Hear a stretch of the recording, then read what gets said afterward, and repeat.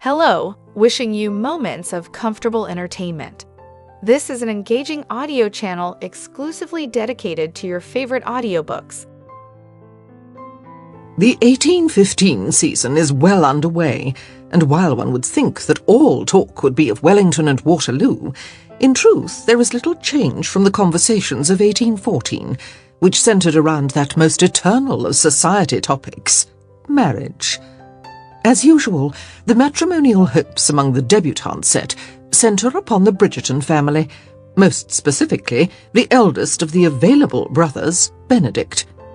He might not possess a title, but his handsome face, pleasing form, and heavy purse appear to have made up for that lack handily. Indeed, this author has heard, on more than one occasion, an ambitious mamma saying of her daughter, "She'll marry a duke or a Bridgerton." For his part, Mr. Bridgerton seems most uninterested in the young ladies who frequent society events. He attends almost every party, yet he does nothing but watch the doors, presumably waiting for some special person. Perhaps a potential bride? Lady Whistledown's Society Papers, 12th of July, 1815. Prologue. Everyone knew that Sophie Beckett was a bastard. The servants all knew it, but they loved little Sophie, had loved her since she'd arrived at Penwood Park at the age of 3, a small bundle wrapped in a too-big coat, left on the doorstep on a rainy July night. And because they loved her, they pretended that she was exactly what the 6th Earl of Penwood said she was, the orphaned daughter of an old friend. Never mind that Sophie's moss-green eyes and dark blonde hair matched the Earl's precisely. Never mind that the shape of her face looked remarkably like that of the Earl's recently deceased mother, or that her smile was an exact replica of the Earl's sister's. No one wanted to hurt Sophie's feelings, or risk their livelihoods, by pointing that out. The Earl, one Richard Gunningworth, never discussed Sophie or her origins, but he must have known she was his bastard. No one knew what had been in the letter the housekeeper had fished from Sophie's pocket when she'd been discovered that rainy midnight. The Earl had burned the missive mere seconds after reading it.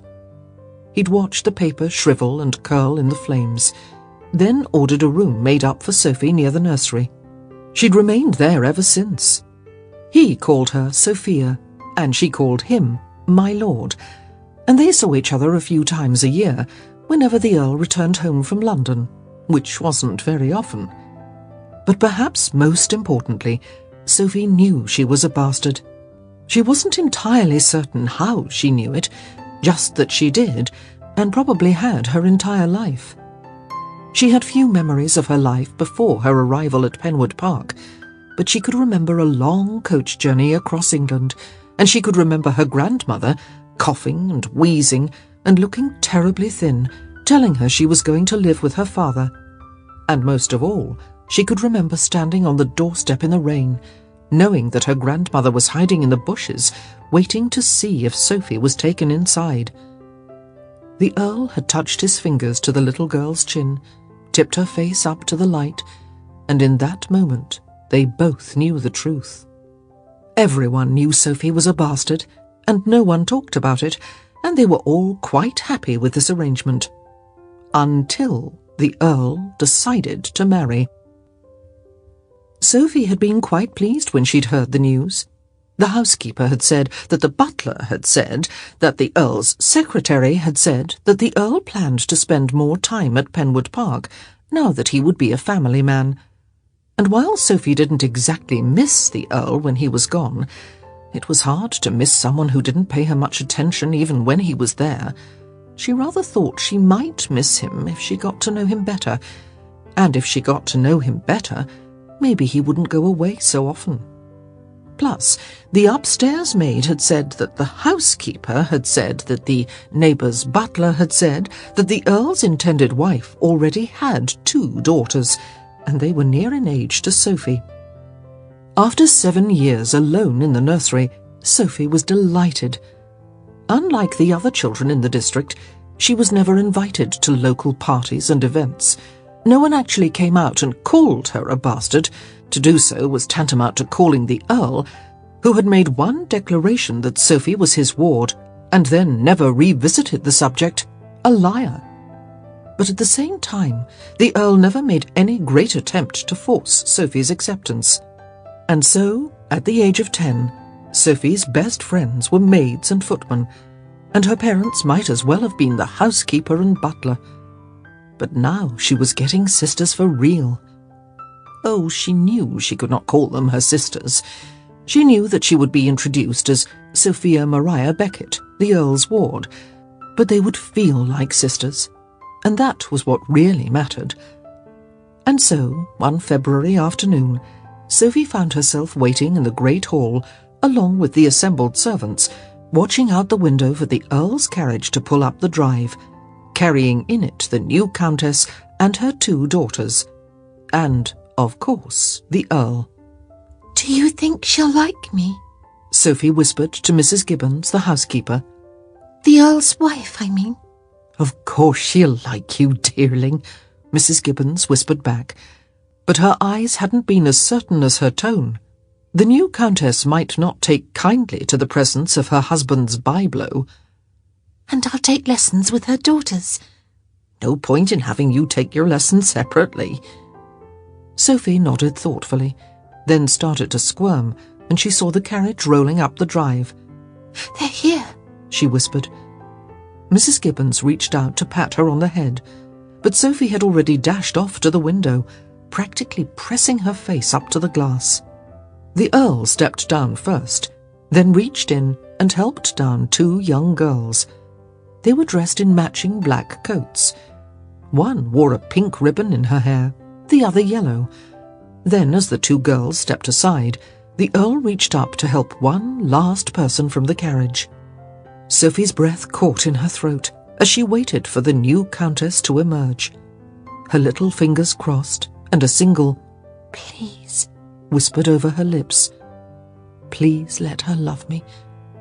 Maybe if the Countess loved her, then the Earl would love her as well, and maybe, even if he didn't actually call her daughter, he'd treat her as one, and they'd be a family truly. As Sophie watched through the window, the new Countess stepped down from the carriage, her every movement so graceful and pure that Sophie was reminded of the delicate lark that occasionally came to splash in the bird bath in the garden. Even the Countess's hat was adorned by a long feather, its turquoise plume glittering in the hard winter sun. "She's beautiful," Sophie whispered. She darted a quick look back at Mrs. Gibbons to gauge her reaction, but the housekeeper was standing at strict attention, eyes straight ahead, waiting for the Earl to bring his new family inside for introductions. Sophie gulped, not exactly certain where she was meant to stand. Everyone else seemed to have a designated place. The servants were lined up according to rank, from the butler right down to the lowliest scullery maid. Even the dogs were sitting dutifully in the corner, their leads held tight by the keeper of the hounds. But Sophie was rootless. If she were truly the daughter of the house, she'd be standing with her governess, awaiting the new Countess. If she were truly the Earl's ward, she'd be in much the same place. But Miss Timmins had caught a head cold, and refused to leave the nursery and come downstairs. None of the servants believed for a second that the governess was truly ill. She'd been fine the night before, but no one blamed her for the deception. Sophie was, after all, the Earl's bastard, and no one wanted to be the one to offer potential insult to the new Countess by introducing her to her husband's byblow. And the Countess would have to be blind, stupid, or both not to realise in an instant that Sophie was something more than the Earl's ward. Suddenly overcome with shyness, Sophie shrank into a corner as 2 footmen threw open the front doors with a flourish. The 2 girls entered first, then stepped to the side as the Earl led the Countess in. The Earl introduced the Countess and her daughters to the butler, and the butler introduced them to the servants. And Sophie waited. The butler presented the footman, the chef, the housekeeper, the grooms. And Sophie waited. He presented the kitchen maids, the upstairs maids, the scullery maids, and Sophie waited. And then finally the butler, Rumsey was his name, presented the lowliest of the lowest of maids, a scullery girl named Dulcie, who had been hired a mere week earlier. The Earl nodded and murmured his thanks, and Sophie was still waiting, completely unsure of what to do. So she cleared her throat and stepped forward, a nervous smile on her face. She didn't spend much time with the Earl, but she was trotted out before him whenever he visited Penwood Park, and he always gave her a few minutes of his time, asking about her lessons before shooing her back up to the nursery. Surely he'd still want to know how her studies were progressing, even now that he'd married. Surely he'd want to know that she'd mastered the science of multiplying fractions, and that Miss Timmins had recently declared her French accent perfection. But he was busy saying something to the Countess's daughters, and he didn't hear her. Sophie cleared her throat again, this time more loudly, and said, "My lord," in a voice that came out a bit more squeaky than she'd intended. The Earl turned around. "Ah, Sophia," he murmured. "I didn't realize you were in the hall." Sophie beamed.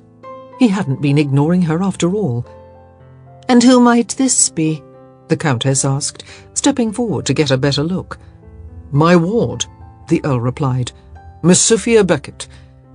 The Countess speared Sophie with an assessing look. Then her eyes narrowed, and narrowed, and narrowed some more. "I see," she said. And everyone in the room knew instantly that she did see. "Rosamond," the Countess said, turning to her two girls. "Posy, come with me." The girls moved immediately to their mother's side. Sophie hazarded a smile in their direction.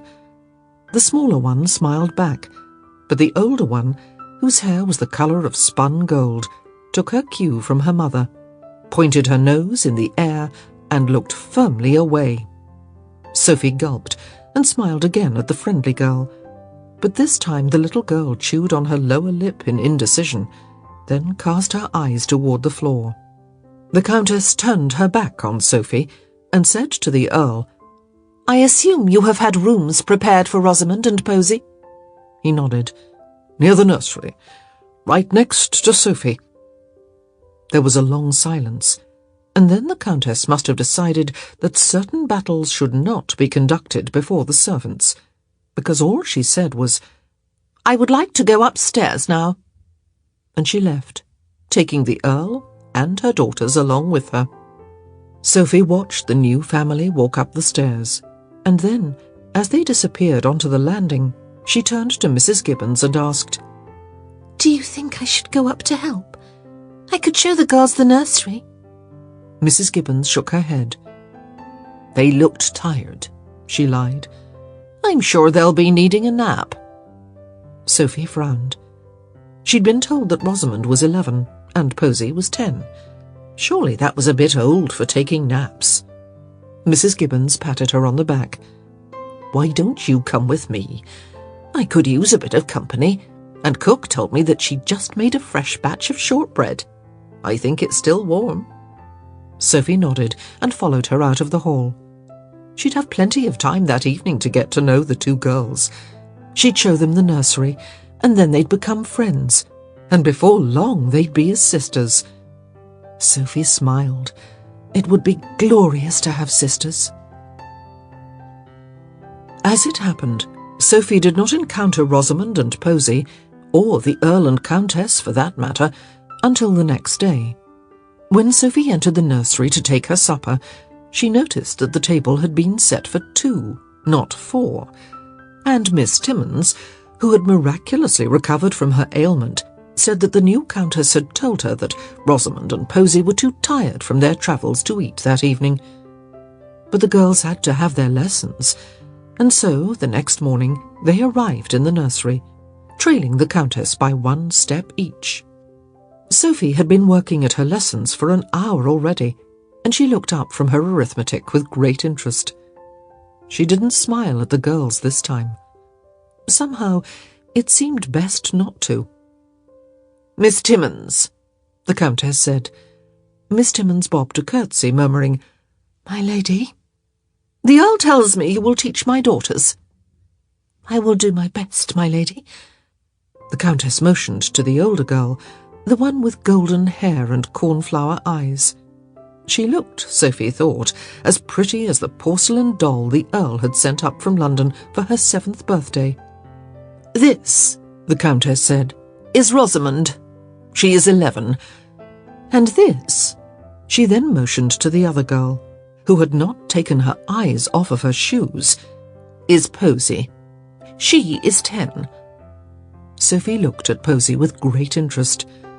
Unlike her mother and sister, her hair and eyes were quite dark, and her cheeks were a bit pudgy. "Sophie is also 10, Miss Timmins replied. The Countess's lips thinned. "I would like you to show the girls around the house and garden." Miss Timmins nodded. "Very well. Sophie, put your slate down.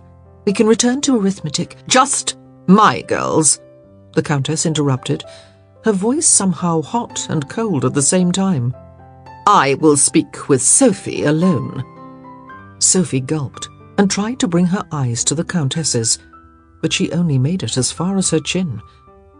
As Miss Timmins ushered Rosamond and Posy out of the room, she stood up, awaiting further direction from her father's new wife.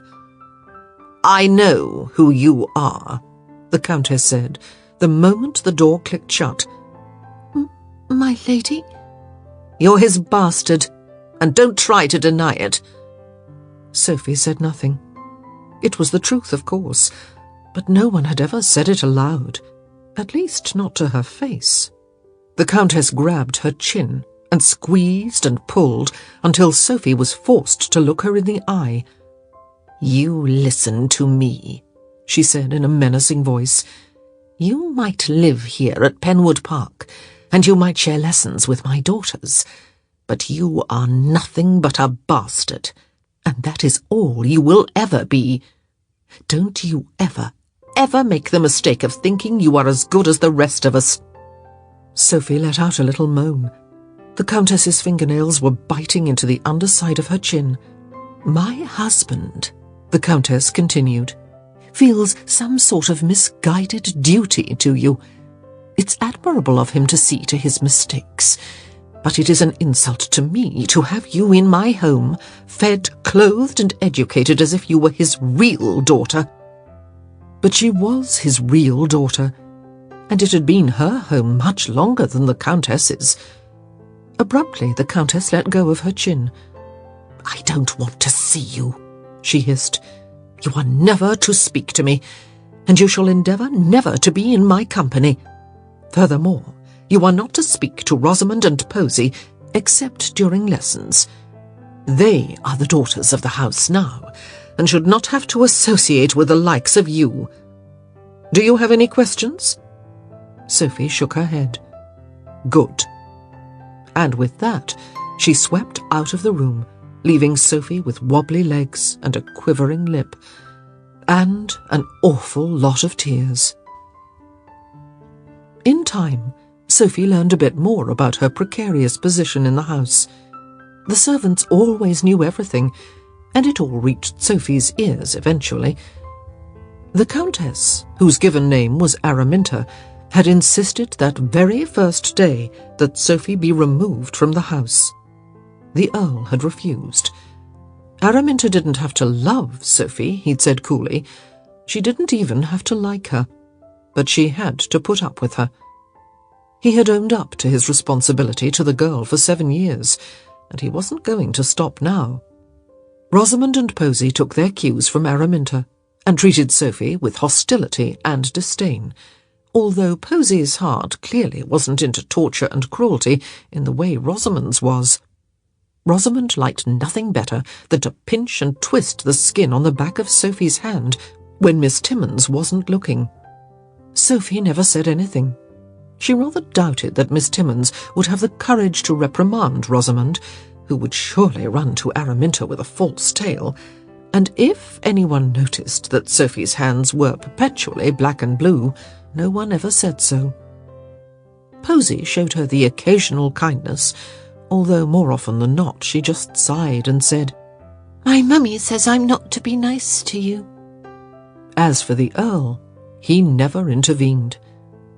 Sophie's life continued in this vein for 4 years, until the Earl surprised everyone by clutching his hand to his chest while taking tea in the rose garden, letting out one ragged gasp and falling face first to the stone cobbles. He never regained consciousness. Everyone was quite shocked. The Earl was only 40 years old. Who could have known that his heart would give out at such a young age? No one was more stunned than Araminta, who had been trying quite desperately since her wedding night to conceive the all-important heir. "I might be with child," she hastened to tell the Earl's solicitors. "You can't give the title over to some distant cousin. I could very well be with child." But she wasn't with child, and when the Earl's will was read 1 month later, the solicitors had wanted to be sure to give the Countess enough time to know for sure if she was pregnant. Araminta was forced to sit next to the new Earl, a rather dissolute young man who was more often drunk than not. Most of the Earl's wishes were standard fare. He left bequests to loyal servants. He settled funds on Rosamond, Posy, and even Sophie, ensuring that all 3 girls would have respectable dowries. And then the solicitor reached Araminta's name. "To my wife, Araminta Gunningworth, Countess of Penwood, I leave a yearly income of £2,000. "That's all?" Araminta cried out. "Unless she agrees to shelter and care for my ward, Miss Sophia Maria Beckett, until the latter reaches the age of 20, in which case her yearly income shall be trebled to £6,000. "I don't want her," Araminta whispered. "You don't have to take her," the solicitor reminded her. "You can live on a measly 2,000 a year," she snapped. "I don't think so."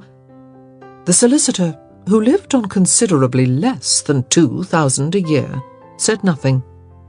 The new Earl, who'd been drinking steadily throughout the meeting, just shrugged.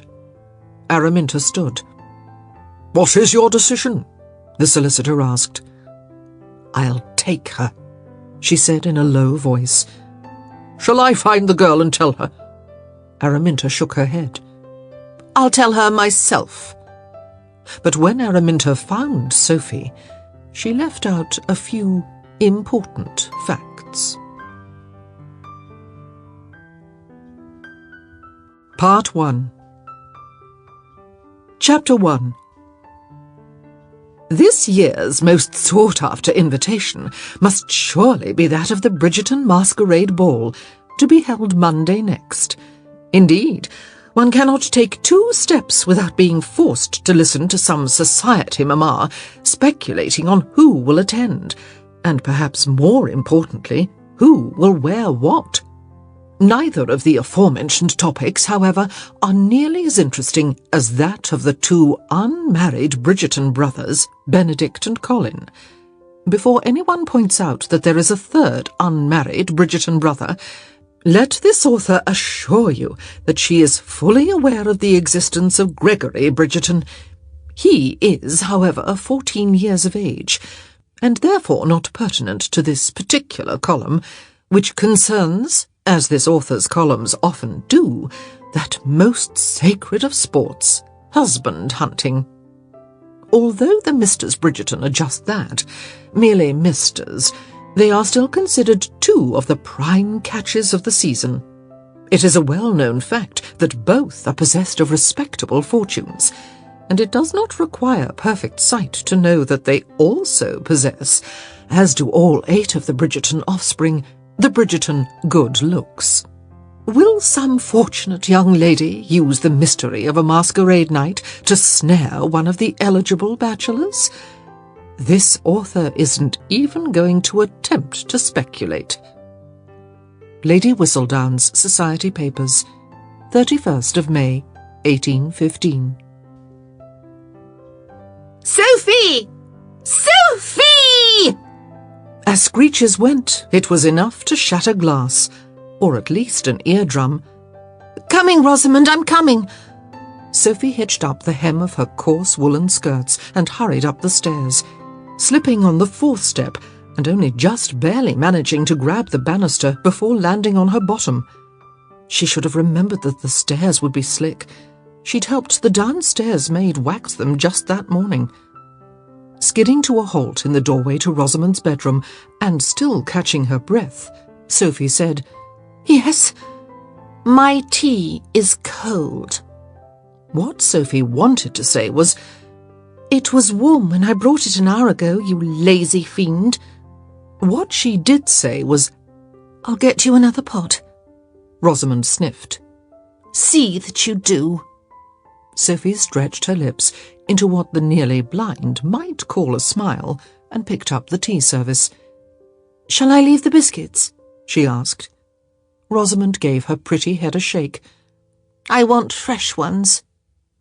Shoulders slightly stooped from the weight of the overloaded tea service, Sophie exited the room, careful not to start grumbling until she'd safely reached the hall.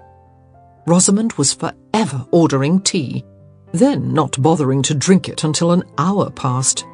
By then, of course, it was cold, so she had to order a fresh pot, which meant Sophie was forever running up and down the stairs, up and down, up and down. Sometimes it seemed that was all she did with her life, up and down, up and down. And, of course, the mending, the pressing, the hairdressing, the shoe polishing, the darning, the bed-making. Sophie! Sophie turned around to see Posy heading toward her. Sophie, I've been meaning to ask you, do you think this colour is becoming on me? Sophie assessed Posy's mermaid costume. The cut wasn't quite right for Posy, who had never lost all of her baby fat, but the colour did indeed bring out the best in her complexion. It is a lovely shade of green, Sophie replied quite honestly. It makes your cheeks very rosy. Oh, good. I'm so glad you like it. You do have such a knack for picking out my clothing. Posy smiled as she reached out and plucked a sugared biscuit from the tray. Mother has been an absolute bear all week about the masquerade ball, and I know I shall never hear the end of it if I do not look my best. Or, Posy's face twisted into a grimace, if she thinks I do not look my best. She is determined that one of us snare one of the remaining Bridgerton brothers, you know. I know. And to make matters worse, that Whistledown woman has been writing about them again. It only... Posy finished chewing and paused while she swallowed. Whets her appetite. Was the column very good this morning? Sophie asked, shifting the tray to rest on her hip. I haven't had a chance to read it yet. Oh, the usual stuff, Posy said with a wave of her hand. Really, it can be quite humdrum, you know. Sophie tried to smile and failed. She'd like nothing more than to live a day of Posy's humdrum life. Well, perhaps she wouldn't want Araminta for a mother, but she wouldn't mind a life of parties, routs, and musicales. Let's see, Posy mused. There was a review of Lady Worth's recent ball, a bit about Viscount Guelph, who seems rather smitten with some girl from Scotland, and then a longish piece on the upcoming Bridgerton masquerade. Sophie sighed. She'd been reading about the upcoming masquerade for weeks, and even though she was nothing but a lady's maid, and occasionally a housemaid as well, whenever Araminta decided she wasn't working hard enough, she couldn't help but wish that she could attend the ball. I, for one, will be thrilled if that Guelph Viscount gets himself engaged, Posy remarked, reaching for another biscuit. It will mean one fewer bachelor for Mother to go on and on about as a potential husband. It's not as if I have any hope of attracting his attention anyway. She took a bite of the biscuit. It crunched loudly in her mouth. I do hope Lady Whistledown is right about him. She probably is, Sophie answered. She had been reading Lady Whistledown's society papers since it had debuted in 1813, and the gossip columnist was almost always correct when it came to matters of the marriage mart. Not, of course, that Sophie had ever had the chance to see the marriage mart for herself, but if one read Whistledown often enough, one could almost feel a part of London society without actually attending any balls. In fact, reading Whistledown was really Sophie's one true enjoyable pastime. She'd already read all of the novels in the library, and as neither Araminta, Rosamond nor Posy was particularly enamoured of reading, Sophie couldn't look forward to a new book entering the house. But Whistledown was great fun. No one actually knew the columnist's true identity. When the single-sheet newspaper had debuted 2 years earlier, speculation had been rampant. Even now, whenever Lady Whistledown reported a particularly juicy bit of gossip, people started talking and guessing anew, wondering who on earth was able to report with such speed and accuracy. And for Sophie, Whistledown was a tantalizing glimpse into the world that might have been hers had her parents actually made their union legal. She would have been an earl's daughter, not an earl's bastard. Her name Gunningworth instead of Beckett. Just once, she'd like to be the one stepping into the coach and attending the ball. Instead, she was the one dressing others for their nights on the town, cinching Posy's corset, or dressing Rosamond's hair, or polishing a pair of Araminta's shoes. But she could not, or at least should not, complain. She might have to serve as maid to Araminta and her daughters, but at least she had a home, which was more than most girls in her position had. When her father had died, he'd left her nothing. Well, nothing but a roof over her head. His will had ensured that she could not be turned out until she was 20.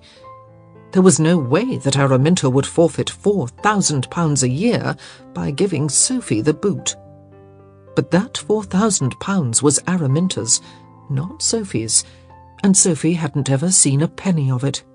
Gone were the fine clothes she'd used to wear, replaced by the coarse wool of the servants.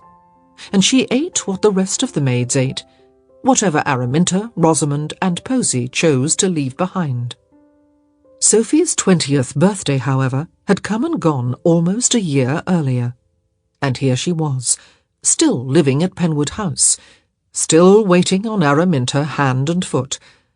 For some unknown reason, probably because she didn't want to train or pay a new maid, Araminta had allowed Sophie to remain in her household. And Sophie had stayed.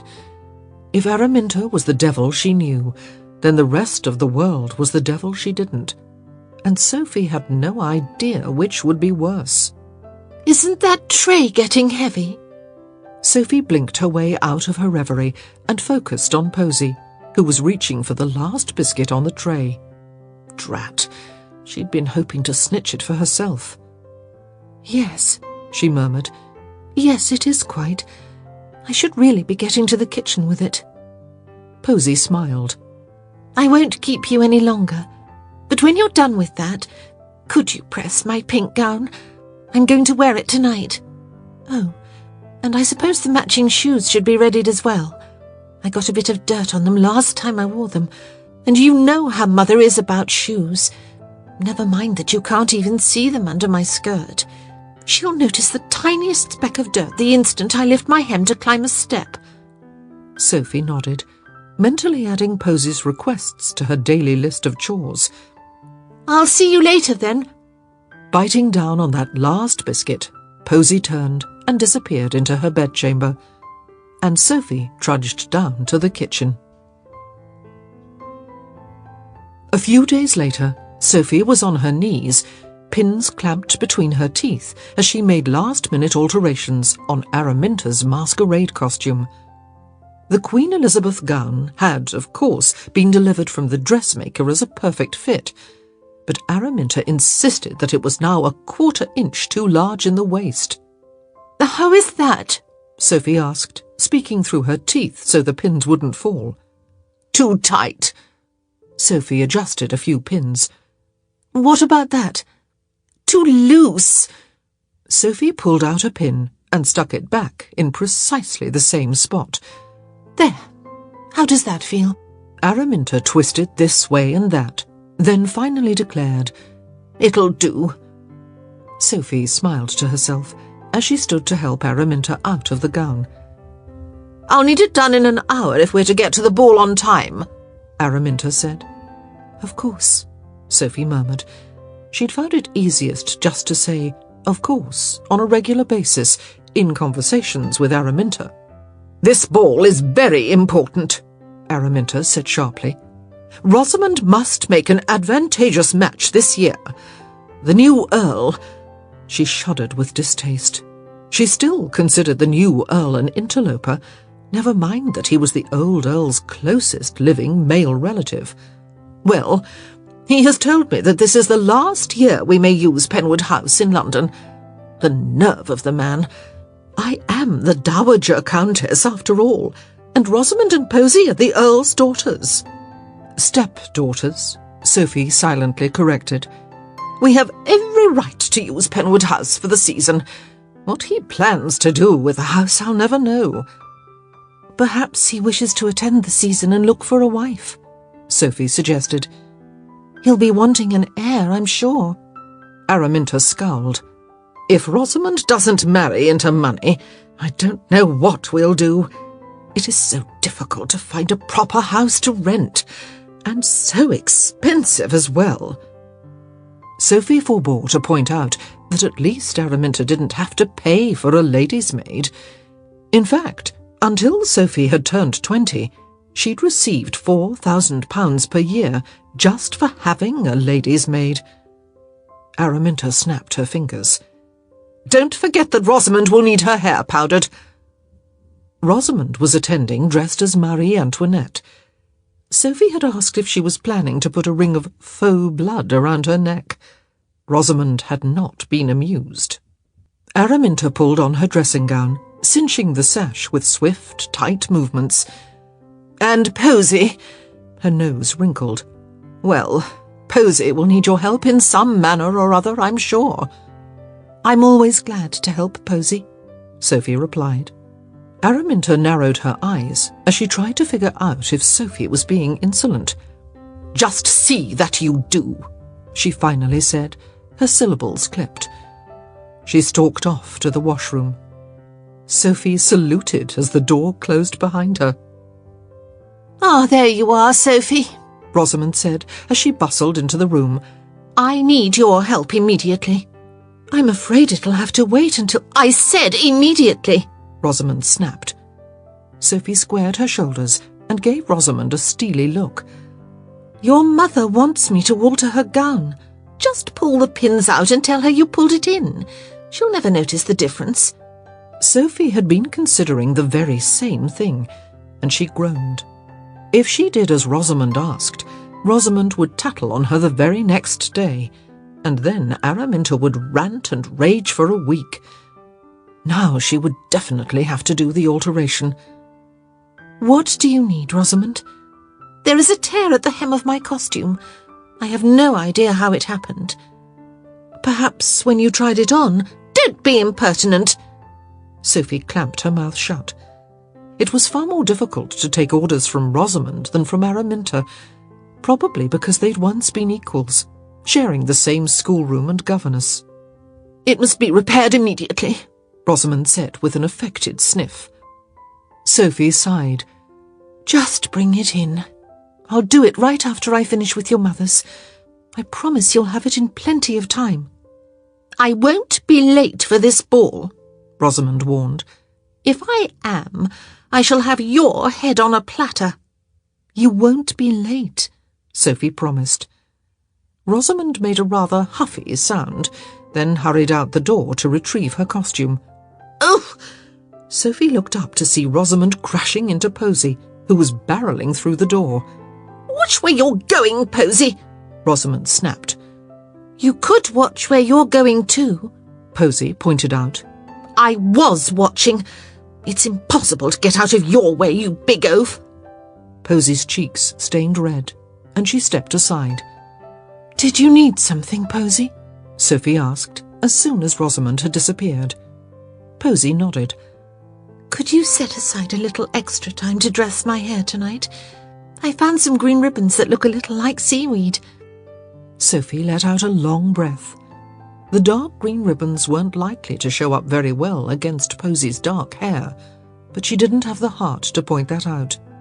"I'll try, Posy, but I have to mend Rosamond's dress and alter your mother's." "Oh." Posy looked crestfallen. It nearly broke Sophie's heart. Posy was the only person who was even halfway nice to her in Araminta's household, save for the servants.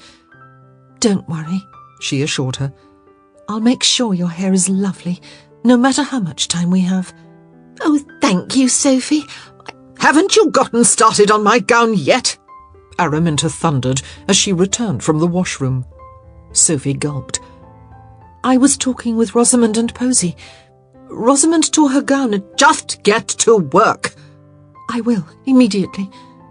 Sophie plopped down on the settee and turned the gown inside out so that she could take in the waist. "Faster than immediately," she muttered. "Faster than a hummingbird's wings. Faster than—" "What are you chattering about?" Araminta demanded. "Nothing." "Well, cease your prattle immediately. I find the sound of your voice particularly grating." Sophie ground her teeth together. "Mamma," Posy said. "Sophie is going to dress my hair tonight like—" "Of course she's going to dress your hair. Quit your dilly-dallying this minute and go put compresses on your eyes so they don't look so puffy." Posy's face fell. "My eyes are puffy." Sophie shook her head on the off chance that Posy decided to look down at her. "Your eyes are always puffy," Araminta replied. "Don't you think so, Rosamond?" Posy and Sophie both turned toward the door. Rosamond had just entered, carrying her Marie Antoinette gown. "Always," she agreed. "But a compress will help, I'm sure." "You look stunning tonight," Araminta told Rosamond. "And you haven't even started getting ready. That gold in your gown is an exquisite match to your hair." Sophie shot a sympathetic look at the dark-haired Posy, who never received such compliments from her mother. "You shall snare one of those Bridgerton brothers," Araminta continued. "I'm sure of it." Rosamond looked down demurely. It was an expression she'd perfected, and Sophie had to admit it looked lovely on her. But then again, most everything looked lovely on Rosamond. Her golden hair and blue eyes were all the rage that year, and thanks to the generous dowry settled upon her by the late Earl, it was widely assumed that she would make a brilliant match before the season was through.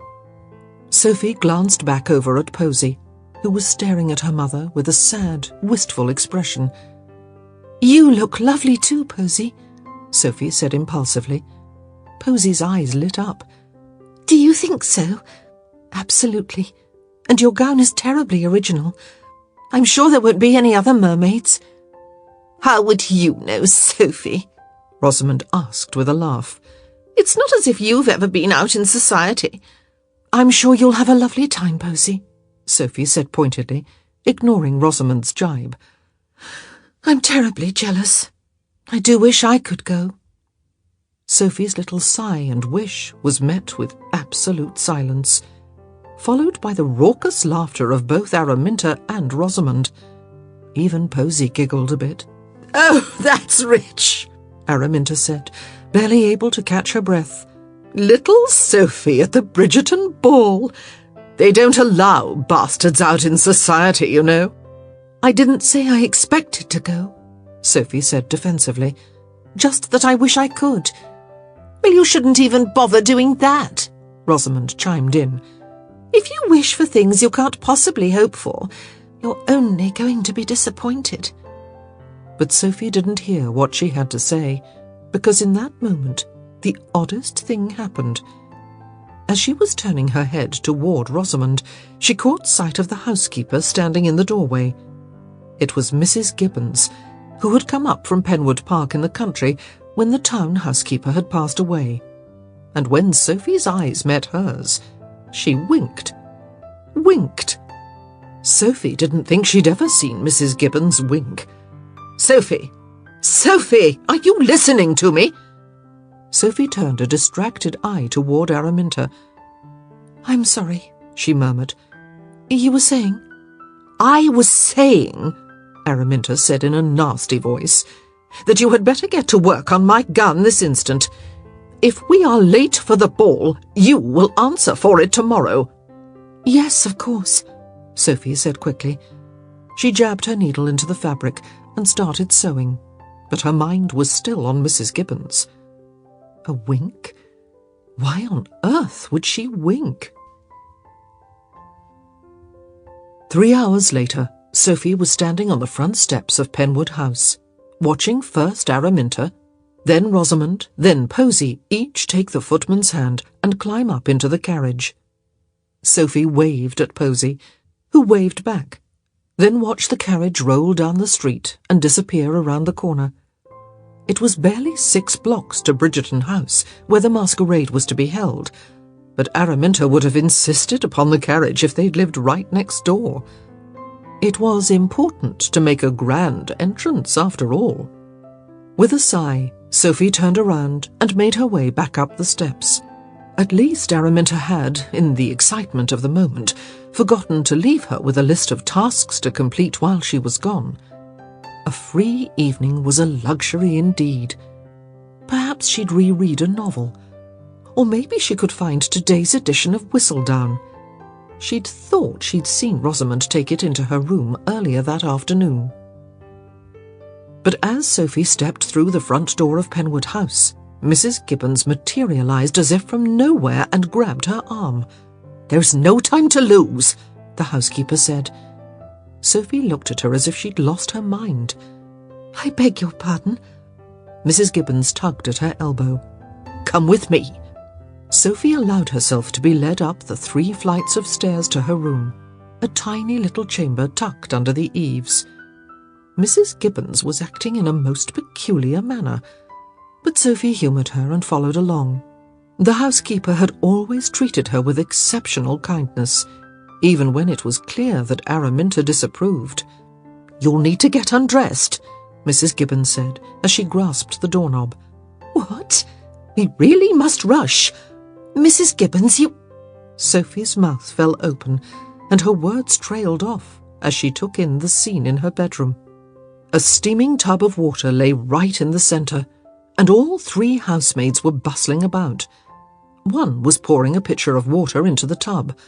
Another was fiddling with the lock on a rather mysterious-looking trunk, and the third was holding a towel and saying, "Hurry, hurry!" Sophie cast bewildered eyes at the lot of them. "What is going on?" Mrs. Gibbons turned to her and beamed. "You, Miss Sophia Maria Beckett, are going to the masquerade."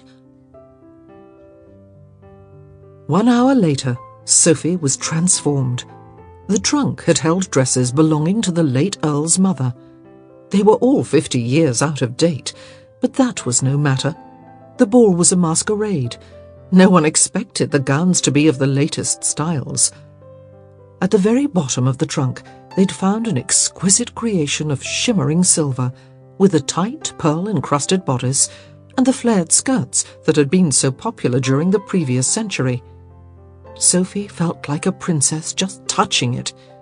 It was a bit musty from its years in the trunk, and one of the maids quickly took it outside to dab a bit of rose water on the fabric and air it out.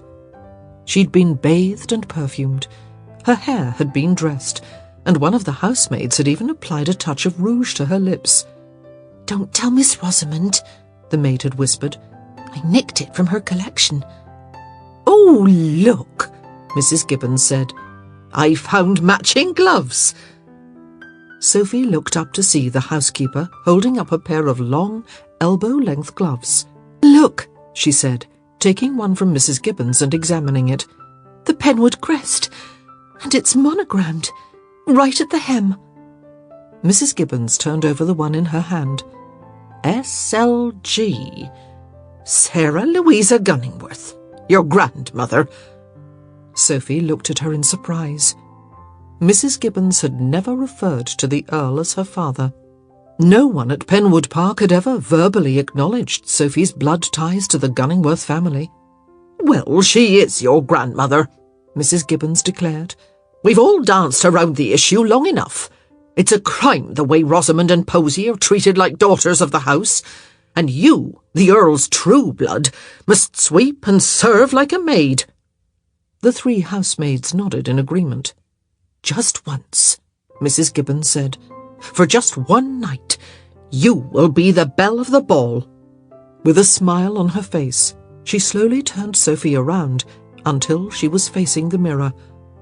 Sophie's breath caught. Is that me?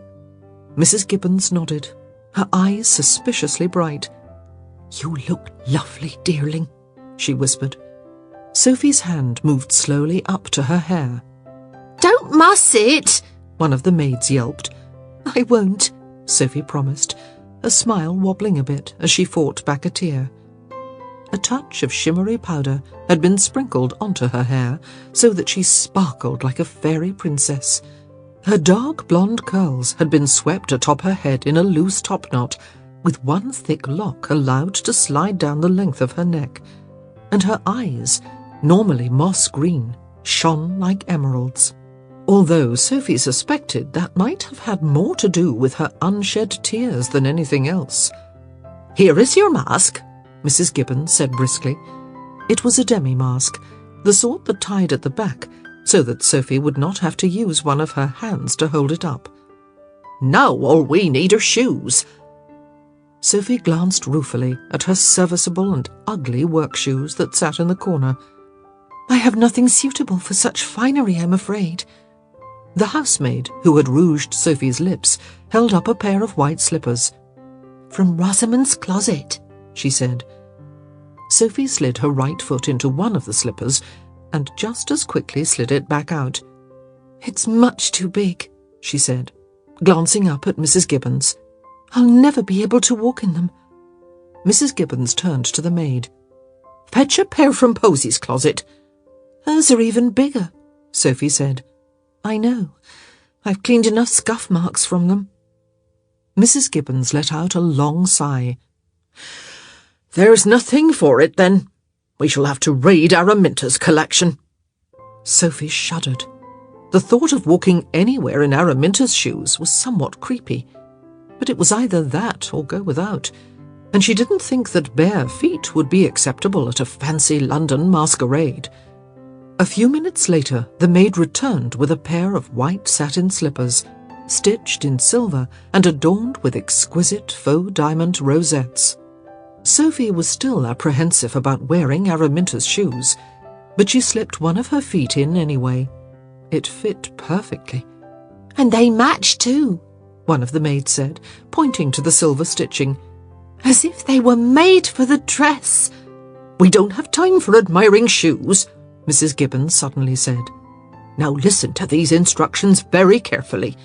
The coachman has returned from taking the Countess and her girls, and he will take you to Bridgerton House, but he has to be waiting outside when they wish to depart, which means you must leave by midnight and not a second later. Do you understand?" Sophie nodded and looked at the clock on the wall. It was a bit after 9, which meant she'd have more than 2 hours at the masquerade. Thank you, she whispered. Oh, thank you so much. Mrs. Gibbons dabbed her eyes with a handkerchief. "You just have a good time, dearling. That's all the thanks I need." Sophie looked again at the clock. 2 hours. 2 hours that she'd have to make last a lifetime. Chapter 2. The Bridgertons are truly a unique family. Surely there cannot be anyone in London who does not know that they all look remarkably alike, or that they are famously named in alphabetical order: Anthony, Benedict, Colin, Daphne, Eloise, Francesca, Gregory, and Hyacinth. It does make one wonder what the late Viscount and, still very much alive, Dowager Viscountess would have named their next child had their offspring numbered 9. Imogen? Inigo? Perhaps it is best they stopped at 8. Lady Whistledown's Society Papers, 2nd of June, 1815. Benedict Bridgerton was the second of 8 children, but sometimes it felt more like 100. This ball his mother had insisted upon hosting was supposed to be a masquerade, and Benedict had dutifully donned a black demi-mask, but everyone knew who he was, or rather, they all almost knew. "A Bridgerton!" they would exclaim, clapping their hands together with glee. "You must be a Bridgerton! A Bridgerton! I can spot a Bridgerton anywhere." Benedict was a Bridgerton, and while there was no family to which he'd rather belong, he sometimes wished he were considered a little less a Bridgerton and a little more himself. Just then, a woman of somewhat indeterminate age, dressed as a shepherdess, sauntered over. "A Bridgerton!" she trilled. "I'd recognise that chestnut hair anywhere. Which are you? No, don't say. Let me guess. You're not the Viscount, because I just saw him. You must be number 2. Or number 3. Benedict eyed her coolly. "Which one? Number 2 or number 3? 2, he bit off. She clapped her hands together. "That's what I thought. Oh, I must find Portia. I told her you were number 2. "Benedict," he nearly growled. "But she said, no, he's the younger one. But I—" Benedict suddenly had to get away. It was either that or kill the twittering ninny-hammer, and with so many witnesses, he didn't think he could get away with it. "If you'll excuse me," he said smoothly, "I see someone with whom I must speak." It was a lie, but he didn't much care. With a curt nod toward the over-aged shepherdess, he made a beeline toward the ballroom's side door, eager to escape the throng and sneak into his brother's study, where he might find some blessed peace and quiet, and perhaps a glass of fine brandy. "Benedict!" Damn! He'd nearly made a clean escape. He looked up to see his mother hurrying toward him. She was dressed in some sort of Elizabethan costume. He supposed she was meant to be a character in one of Shakespeare's plays, but for the life of him he had no idea which. "What can I do for you, Mother?" he asked. "And don't say, 'Dance with Hermione Smythe-Smith.' Last time I did that, I nearly lost 3 toes in the process." "I wasn't going to ask anything of the sort," Violet replied. "I was going to ask you to dance with Prudence Featherington." "Have mercy, Mother," he moaned. "She's even worse." "I'm not asking you to marry the chit," she said. "Just dance with her." Benedict fought a groan. Prudence Featherington, while essentially a nice person, had a brain the size of a pea, and a laugh so grating he'd seen grown men flee with their hands over their ears. "I'll tell you what," he wheedled. "I'll dance with Penelope Featherington if you keep Prudence at bay." "That'll do," his mother said with a satisfied nod, leaving Benedict with a sinking sensation that she'd wanted him to dance with Penelope all along. "She's over there by the lemonade table," Violet said, "dressed as a leprechaun, poor thing.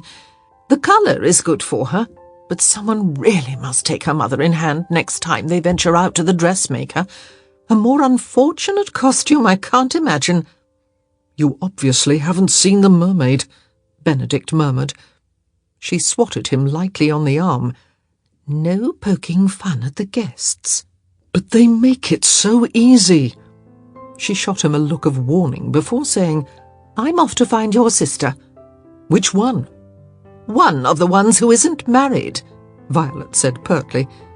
"Viscount Guelph might be interested in that Scottish girl, but they aren't betrothed yet." Benedict silently wished Guelph luck. The poor bloke was going to need it. "And thank you for dancing with Penelope," Violet said pointedly.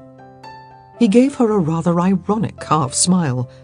They both knew that her words were meant as a reminder, not as thanks. His arms crossed in a somewhat forbidding stance, he watched his mother depart, before drawing a long breath and turning to make his way to the lemonade table. He adored his mother to distraction, but she did tend to err on the side of meddlesome when it came to the social lives of her children. And if there was one thing that bothered her even more than Benedict's unmarried state, it was the sight of a young girl's glum face when no one asked her to dance.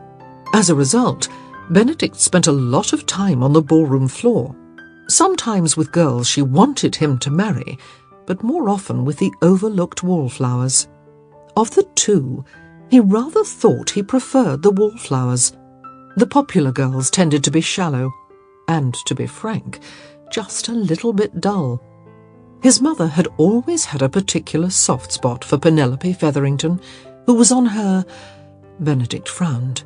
On her third season? It must be her third, and with no marriage prospects in sight. Oh, well, he might as well do his duty. Penelope was a nice enough girl, with a decent wit and personality. Some day she'd find herself a husband. It wouldn't be him, of course, and in all honesty it probably wouldn't be anyone he even knew. But surely she'd find someone. With a sigh, Benedict started to make his way toward the lemonade table. He could practically taste that brandy, smooth and mellow in his mouth, but he supposed that a glass of lemonade would tide him over for a few minutes. "Miss Featherington," he called out, trying not to shudder when 3 Miss Featheringtons turned around. With what he knew could not possibly be anything but the weakest of smiles, he added, Penelope, that is."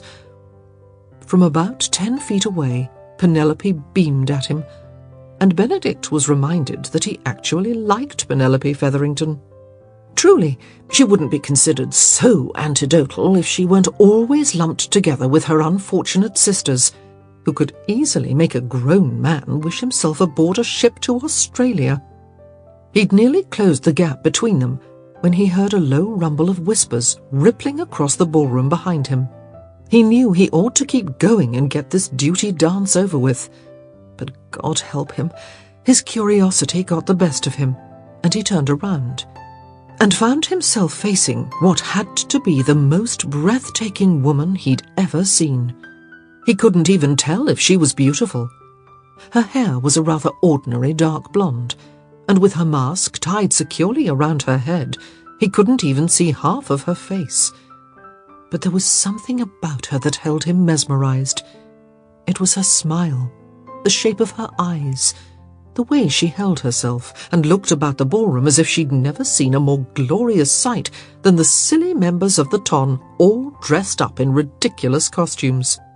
Her beauty came from within. She shimmered. She glowed.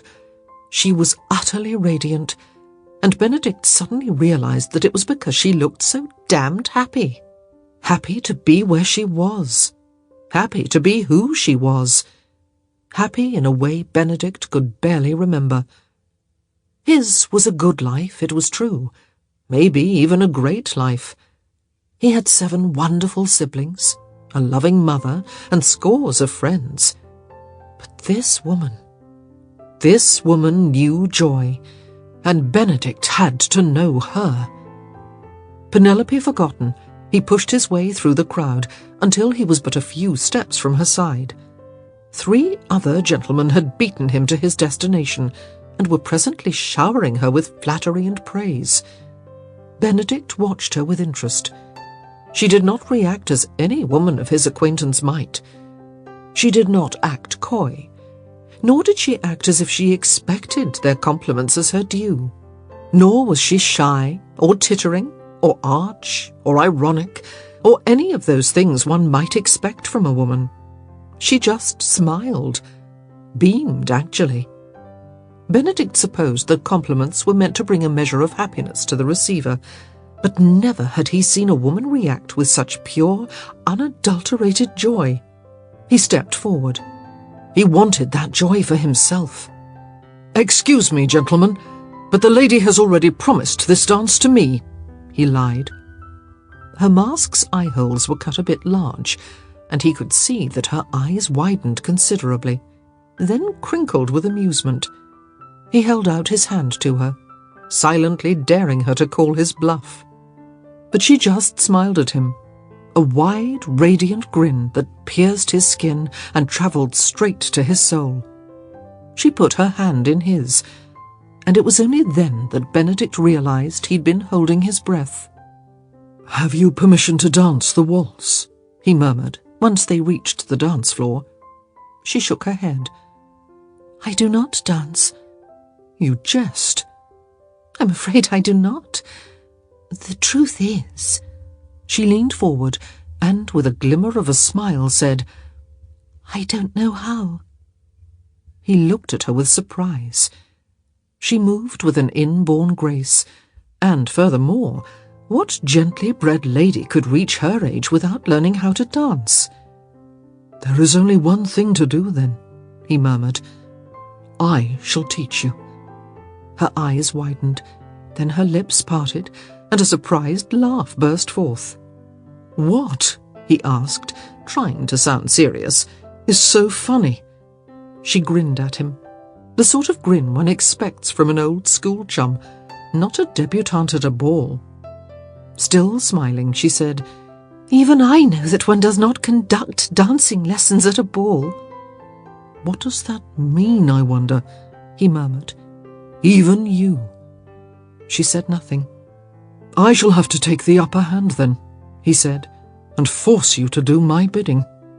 "Force me?" But she was smiling as she said it, so he knew she took no offence, and he said, "It would be ungentlemanly of me to allow this sorrowful state of affairs to continue." "Sorrowful, you say?" He shrugged. "A beautiful lady who cannot dance. It seems a crime against nature." "If I allow you to teach me—" "When you allow me to teach you—" "If I allow you to teach me, where shall you conduct the lesson?" Benedict lifted his chin and scanned the room. It wasn't difficult to see over the heads of most of the party-goers. At an inch above 6 feet, he was one of the tallest men in the room. "We shall have to retire to the terrace," he said finally. "The terrace?" she echoed. "Won't it be terribly crowded? It's a warm night after all." He leaned forward. "Not the private terrace." "The private terrace, you say?" she asked, amusement in her voice. "And how, pray tell, would you know of a private terrace?" Benedict stared at her in shock. Could she possibly not know who he was? It wasn't that he held such a high opinion of himself that he expected all of London to be aware of his identity. It was just that he was a Bridgerton, and if a person met one Bridgerton, that generally meant he could recognise another. And as there was no one in London who had not crossed paths with one Bridgerton or another, Benedict was generally recognised everywhere. Even, he thought ruefully, when that recognition was simply as number 2. "You did not answer my question," his mystery lady reminded him. "About the private terrace?" Benedict raised her hand to his lips and kissed the fine silk of her glove. "Let us just say that I have my ways." She appeared undecided, and so he tugged at her fingers, pulling her closer, only by an inch, but somehow it seemed she was only a kiss away. "Come," he said. "Dance with me." She took a step forward, and he knew his life had been changed forever. Sophie hadn't seen him when she'd first walked into the room, but she'd felt magic in the air, and when he'd appeared before her, like some charming prince from a children's tale, she somehow knew that he was the reason she'd stolen into the ball. He was tall, and what she could see of his face was very handsome, with lips that hinted of irony and smiles, and skin that was just barely touched by the beginnings of a beard. His hair was a dark, rich brown, and the flickering candlelight lent it a faint reddish cast. People seemed to know who he was as well. Sophie noticed that when he moved, the other party-goers stepped out of his path, and when he'd lied so brazenly and claimed her for a dance, the other men had deferred and stepped away. He was handsome and he was strong, and for this one night he was hers. When the clock struck midnight, she'd be back to her life of drudgery, of mending and washing and attending to Araminta's every wish. Was she so wrong to want this one heady night of magic and love? She felt like a princess, a reckless princess, and so when he asked her to dance, she put her hand in his. And even though she knew that this entire evening was a lie, that she was a nobleman's bastard and a countess's maid, that her dress was borrowed and her shoes practically stolen, none of that seemed to matter as their fingers twined. For a few hours at least, Sophie could pretend that this gentleman could be her gentleman, and that from this moment on, her life would be changed forever. It was nothing but a dream, but it had been so terribly long since she'd let herself dream. Banishing all caution, she allowed him to lead her out of the ballroom. He walked quickly, even as he wove through the pulsing crowd, and she found herself laughing as she tripped along after him. "Why is it," he said, halting for a moment when they reached the hall outside the ballroom, "that you always seem to be laughing at me?" She laughed again. She couldn't help it. "I'm happy," she said with a helpless shrug. "I'm just so happy to be here." "And why is that? A ball such as this must be routine for one such as yourself." Sophie grinned. If he thought she was a member of the Ton, an alumna of dozens of balls and parties, then she must be playing her role to perfection. He touched the corner of her mouth. "You keep smiling," he murmured. "I like to smile." His hand found her waist, and he pulled her toward him. The distance between their bodies remained respectable, but the increasing nearness robbed her of breath. "I like to watch you smile," he said. His words were low and seductive, but there was something oddly hoarse about his voice, and Sophie could almost let herself believe that he really meant it, that she wasn't merely that evening's conquest.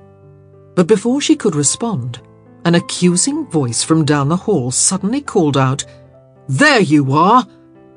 Sophie's stomach lurched well into her throat. She'd been found out.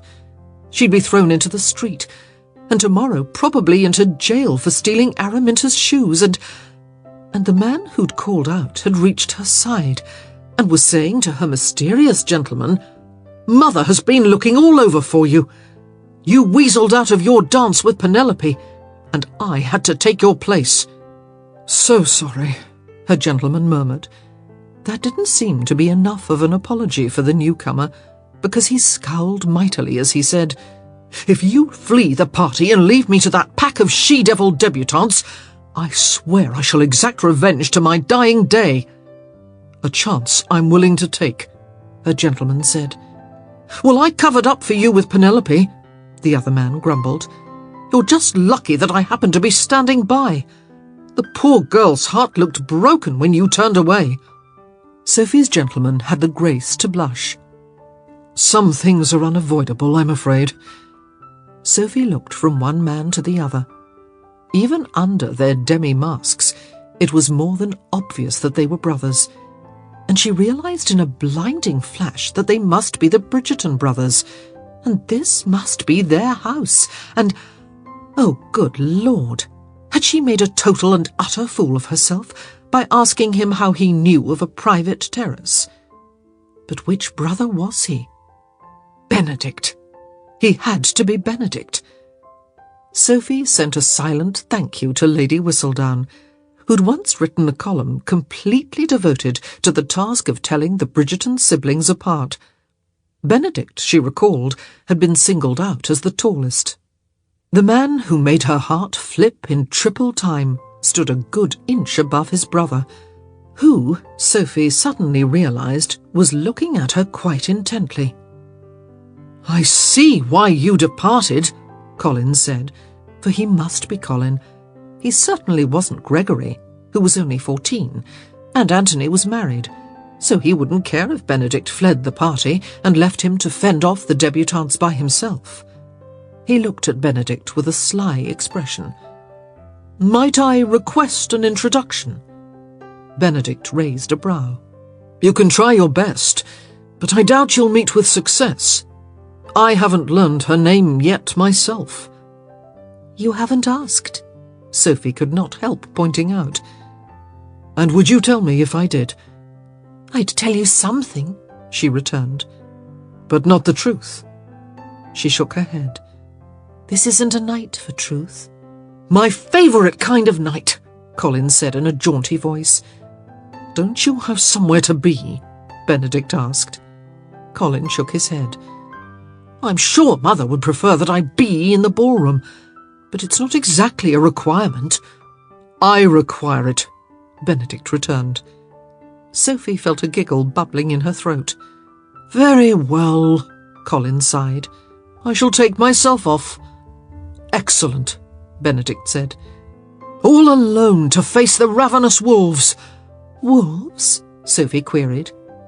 Eligible young ladies, Colin clarified. A pack of ravenous wolves, the lot of them. Present company excluded, of course. Sophie thought it best not to point out that she was not an eligible young lady at all. My mother, Colin began. Benedict groaned. Would like nothing better than to see my dear elder brother married off. He paused and pondered his words. Except, perhaps, to see me married off. If only to get you out of the house, Benedict said dryly. This time, Sophie did giggle. But then again, he's considerably more ancient, Colin continued. So perhaps we should send him to the gallows, altar, first. Do you have a point? Benedict growled. None whatsoever, Colin admitted. But then again, I rarely do. Benedict turned to Sophie. He speaks the truth. So then, Colin said to Sophie with a grand flourish of his arm, will you take pity on my poor, long-suffering mother and chase my dear brother up the aisle? Well, he hasn't asked, Sophie said, trying to join the humour of the moment. How much have you had to drink? Benedict grumbled. Me? Sophie queried. Him. Nothing at all, Colin said jovially. But I'm thinking quite seriously of remedying that. In fact, it might be the only thing that will make this eve bearable.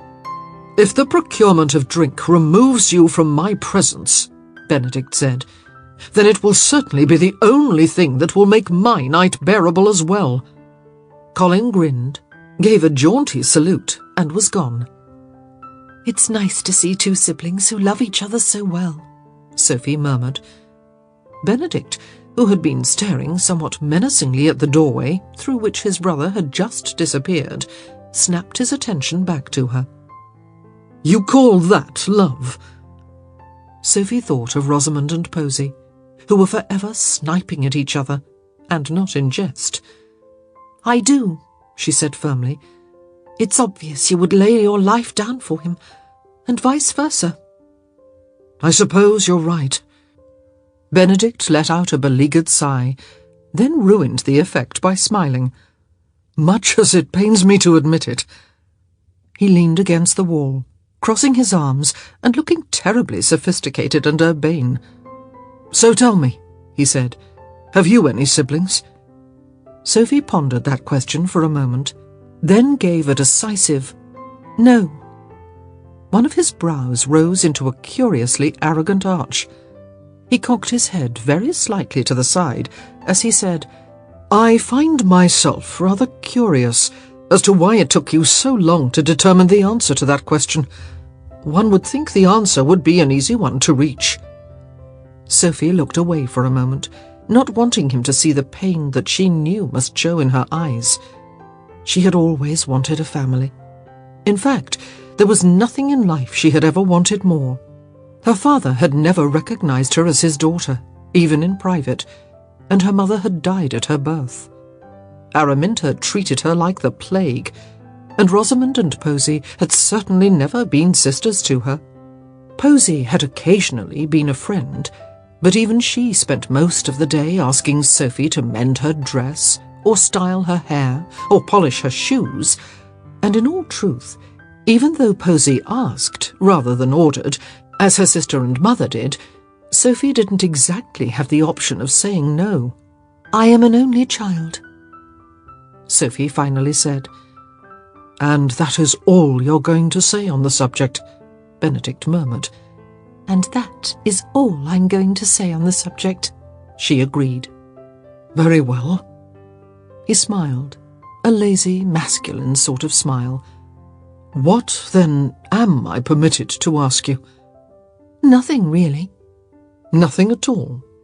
I suppose I might be induced to tell you that my favourite colour is green, but beyond that I shall leave you with no clues to my identity.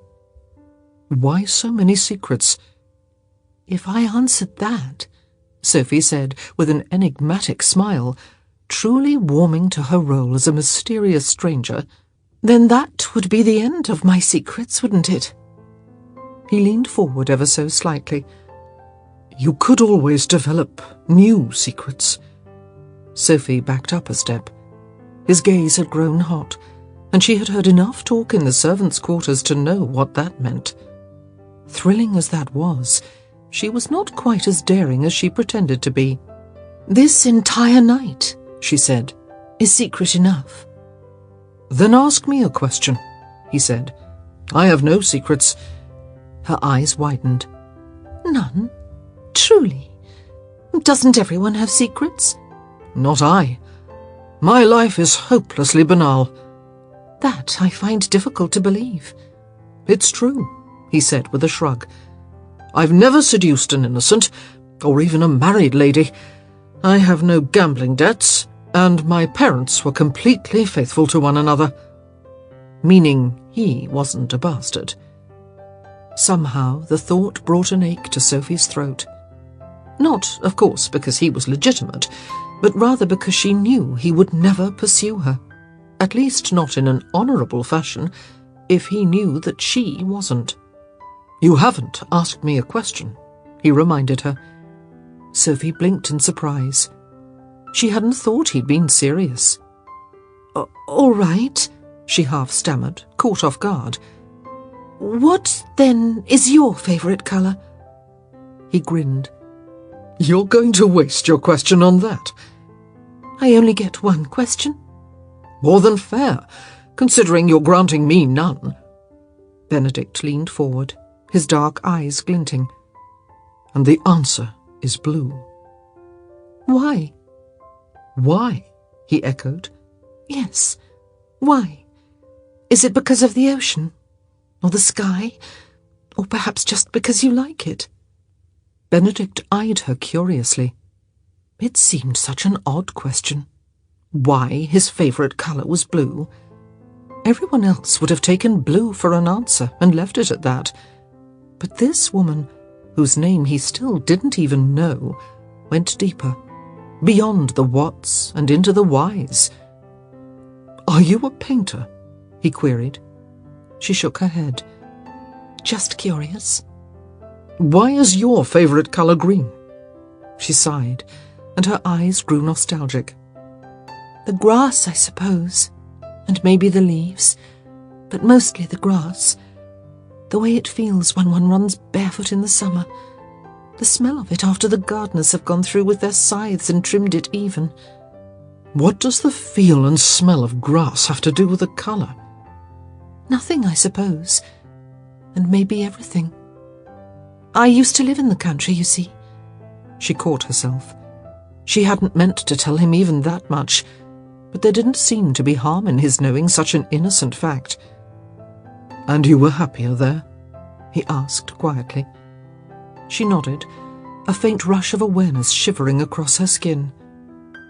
Lady Whistledown must never have had a conversation with Benedict Bridgerton beyond the superficial, because she'd never written that he was quite the most perceptive man in London. When he looked into her eyes, Sophie had the oddest sense that he could see straight into her soul. You must enjoy walking in the park, then, he said. Yes, Sophie lied. She never had time to go to the park. Araminta didn't even give her a day off like the other servants received. "We shall have to take a stroll together," Benedict said. Sophie avoided a reply by reminding him, "You never did tell me why your favourite colour is blue." His head cocked slightly to the side, and his eyes narrowed just enough so that Sophie knew that he had noticed her evasion. But he simply said, "I don't know. Perhaps, like you, I'm reminded of something I miss. There is a lake at Aubrey Hall. That is where I grew up in Kent, but the water always seemed more grey than blue." "It probably reflects the sky," Sophie commented. "Which is, more often than not, more grey than blue," Benedict said with a laugh. "Perhaps that is what I miss. Blue skies and sunshine." "If it weren't raining," Sophie said with a smile, "this wouldn't be England." "I went to Italy once," Benedict said. "The sun shone constantly." "It sounds like heaven." "You'd think," he said, "but I found myself missing the rain." "I can't believe it," she said with a laugh. "I feel like I spent half my life staring out the window and grumbling at the rain." "If it were gone, you'd miss it." Sophie grew pensive. Were there things in her life she'd miss if they were gone? She wouldn't miss Araminta, that was for certain, and she wouldn't miss Rosamond. She'd probably miss Posy, and she'd definitely miss the way the sun shone through the window in her attic room in the mornings. She'd miss the way the servants laughed and joked, and occasionally included her in their fun, even though they all knew she was the late Earl's bastard. But she wasn't going to miss these things. She wouldn't even have the opportunity to miss them, because she wasn't going anywhere. After this evening, this one amazing, wonderful, magical evening, it would be back to life as usual. She supposed that if she was stronger, braver, she'd have left Penwood House years ago. But would that have really made much difference? She might not like living with Araminta, but she wasn't likely to improve her lot in life by leaving. She might have liked to have been a governess, and she was certainly well qualified for the position, but jobs were scarce for those without references, and Araminta certainly wasn't going to give her one. "You're very quiet," Benedict said softly. "I was just thinking." "About?" "About what I'd miss, and what I wouldn't miss, should my life drastically change." His eyes grew intense. "And do you expect it to drastically change?" She shook her head and tried to keep the sadness out of her voice when she answered, "No." His voice grew so quiet it was almost a whisper. "Do you want it to change?" "Yes," she sighed, before she could stop herself. "Oh, yes." He took her hands and brought them to his lips, gently kissing each one in turn. "Then we shall begin right now," he vowed, "and tomorrow you shall be transformed." "Tonight I am transformed," she whispered. "Tomorrow I shall disappear." Benedict drew her close and dropped the softest, most fleeting of kisses onto her brow. "Then we must pack a lifetime into this very night." Chapter 3. This author waits with bated breath to see what costumes the Ton will choose for the Bridgerton masquerade. It is rumoured that Eloise Bridgerton plans to dress as Joan of Arc, and Penelope Featherington, out for her 3rd season and recently returned from a visit with Irish cousins, will don the costume of a leprechaun. Miss Posy Riling, stepdaughter to the late Earl of Penwood, plans a costume of mermaid, which this author personally cannot wait to behold. But her elder sister, Miss Rosamond Riling, has been very close-lipped about her own attire. As for the men, if previous masquerade balls are any indication, the portly will dress as Henry VIII, the more fit as Alexander the Great, or perhaps the Devil, and the bored, The eligible Bridgerton brothers sure to be among these ranks, as themselves. Basic black evening kit, with only a demi-mask as a nod to the occasion. Lady Whistledown's Society Papers, 5th of June, 1815. Dance with me. Sophie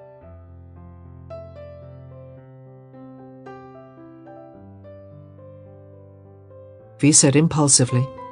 His smile was amused, but his fingers twined tightly with hers as he murmured, "I thought you didn't know how." You said you would teach me. He stared at her for a long moment, his eyes boring into hers. Then he tugged on her hand and said, "Come with me." Pulling her along behind him, they slipped down a hallway, climbed a flight of stairs, and then rounded a corner, emerging in front of a pair of French doors. Benedict jiggled the wrought iron handles and swung the doors open, revealing a small private terrace, adorned with potted plants and 2 chaises longues. Where are we? Sophie asked, looking around. Right above the ballroom terrace. He shut the doors behind them. Can't you hear the music? Mostly, what Sophie could hear was the low rumble of endless conversation. But if she strained her ears, she could hear the faint lilt of the orchestra. Handel, she said with a delighted smile. My governess had a music box with this very tune. You loved your governess very much, he said quietly. Her eyes had been closed as she hummed along with the music, but when she heard his words, she opened them in a startled fashion. How did you know? The same way I knew you were happier in the country. Benedict reached out and touched her cheek, one gloved finger trailing slowly along her skin until it reached the line of her jaw. I can see it in your face. She held silent for a few moments, then pulled away, saying, Yes, well, I spent more time with her than with anyone else in the household.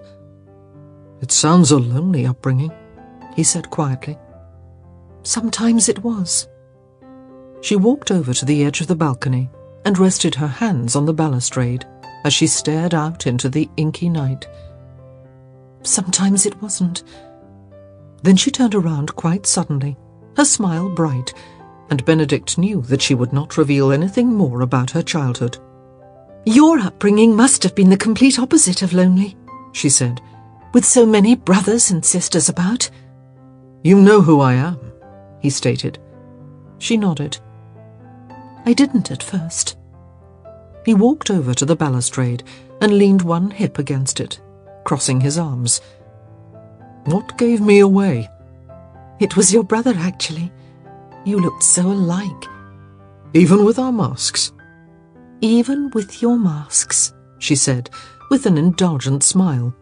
Lady Whistledown writes about you quite often, and she never passes up an opportunity to comment upon how alike you look. And do you know which brother I am? Benedict, she replied.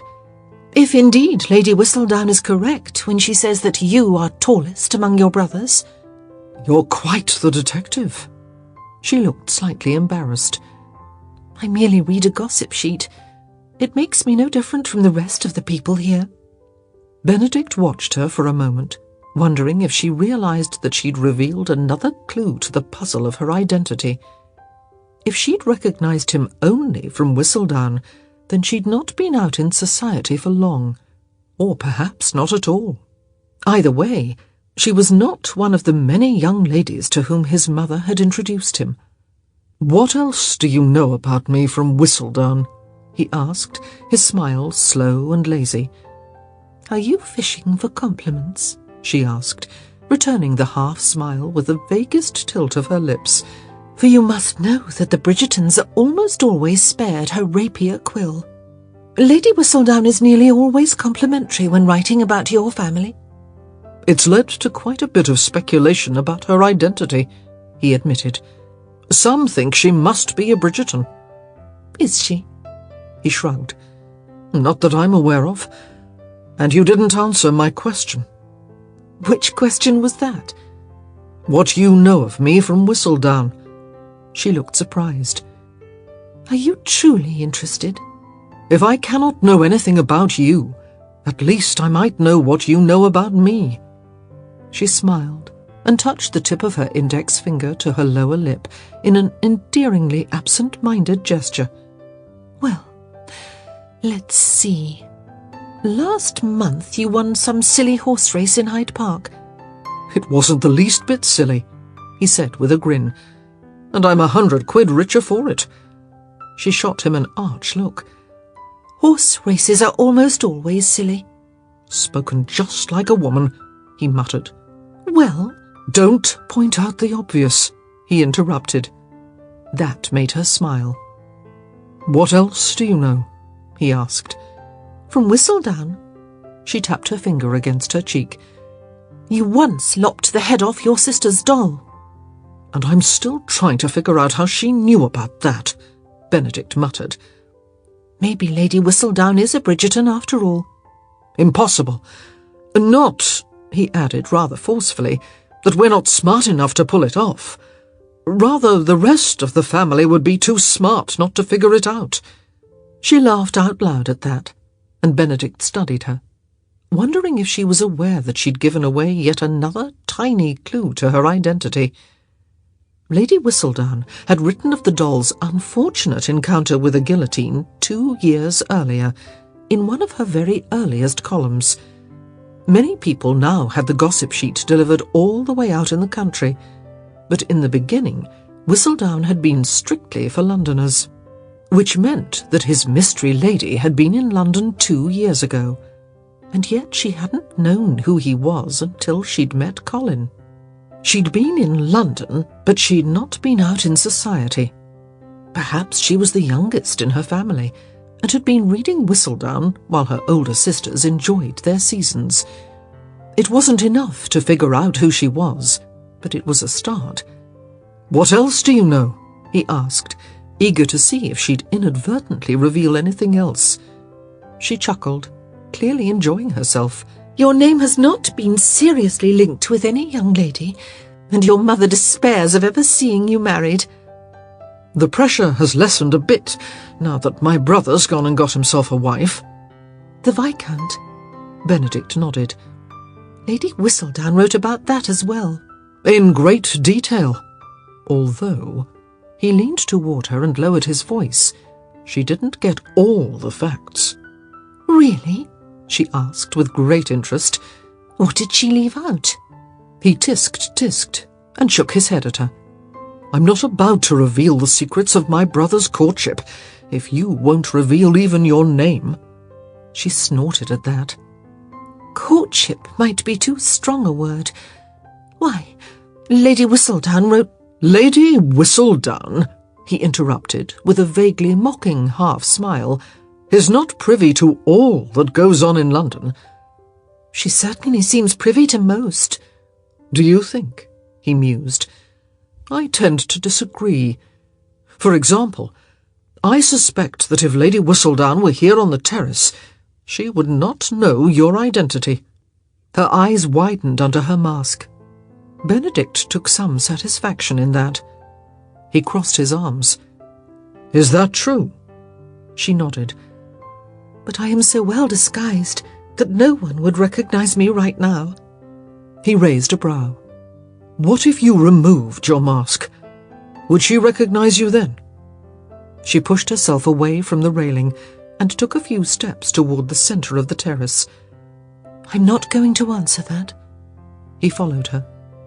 "I didn't think you would, but I wanted to ask nonetheless." Sophie turned around, then caught her breath as she realized he was mere inches away. She'd heard him following her, but she hadn't thought he was quite that close. She parted her lips to speak, but to her great surprise, she hadn't a thing to say. All she could seem to do was stare up at him, at those dark, dark eyes peering at her from behind his mask. Speech was impossible. Even breathing was difficult. "You still haven't danced with me," he said. She didn't move, just stood there, as his large hand came to rest at the small of her back. Her skin tingled where he touched her, and the air grew thick and hot. This was desire, Sophie realised. This was what she'd heard the maids whispering about. This was what no gently bred lady was even supposed to know about. But she was no gently bred lady, she thought defiantly.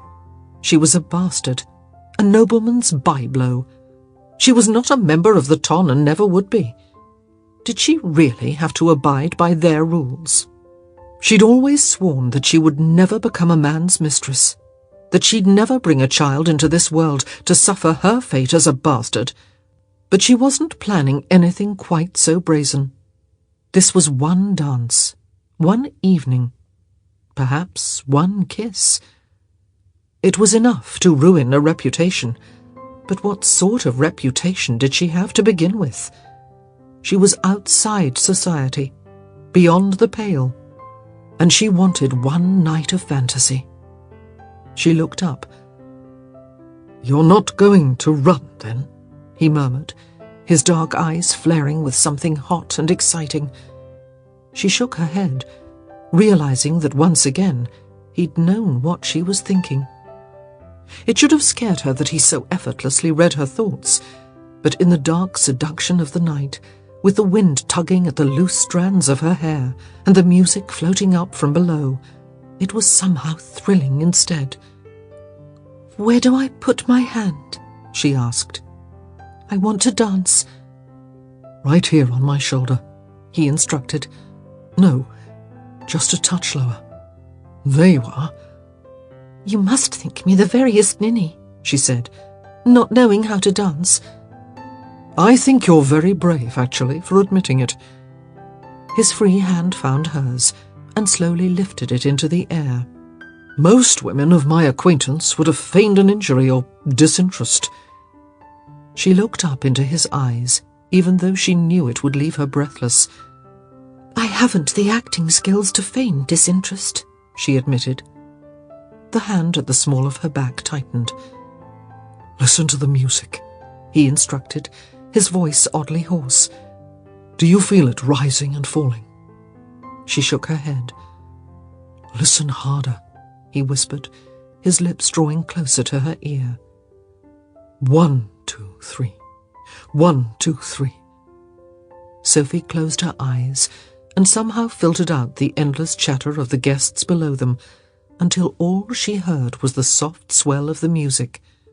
Her breathing slowed, and she found herself swaying in time with the orchestra, her head rocking back and forth with Benedict's softly uttered numerical instructions.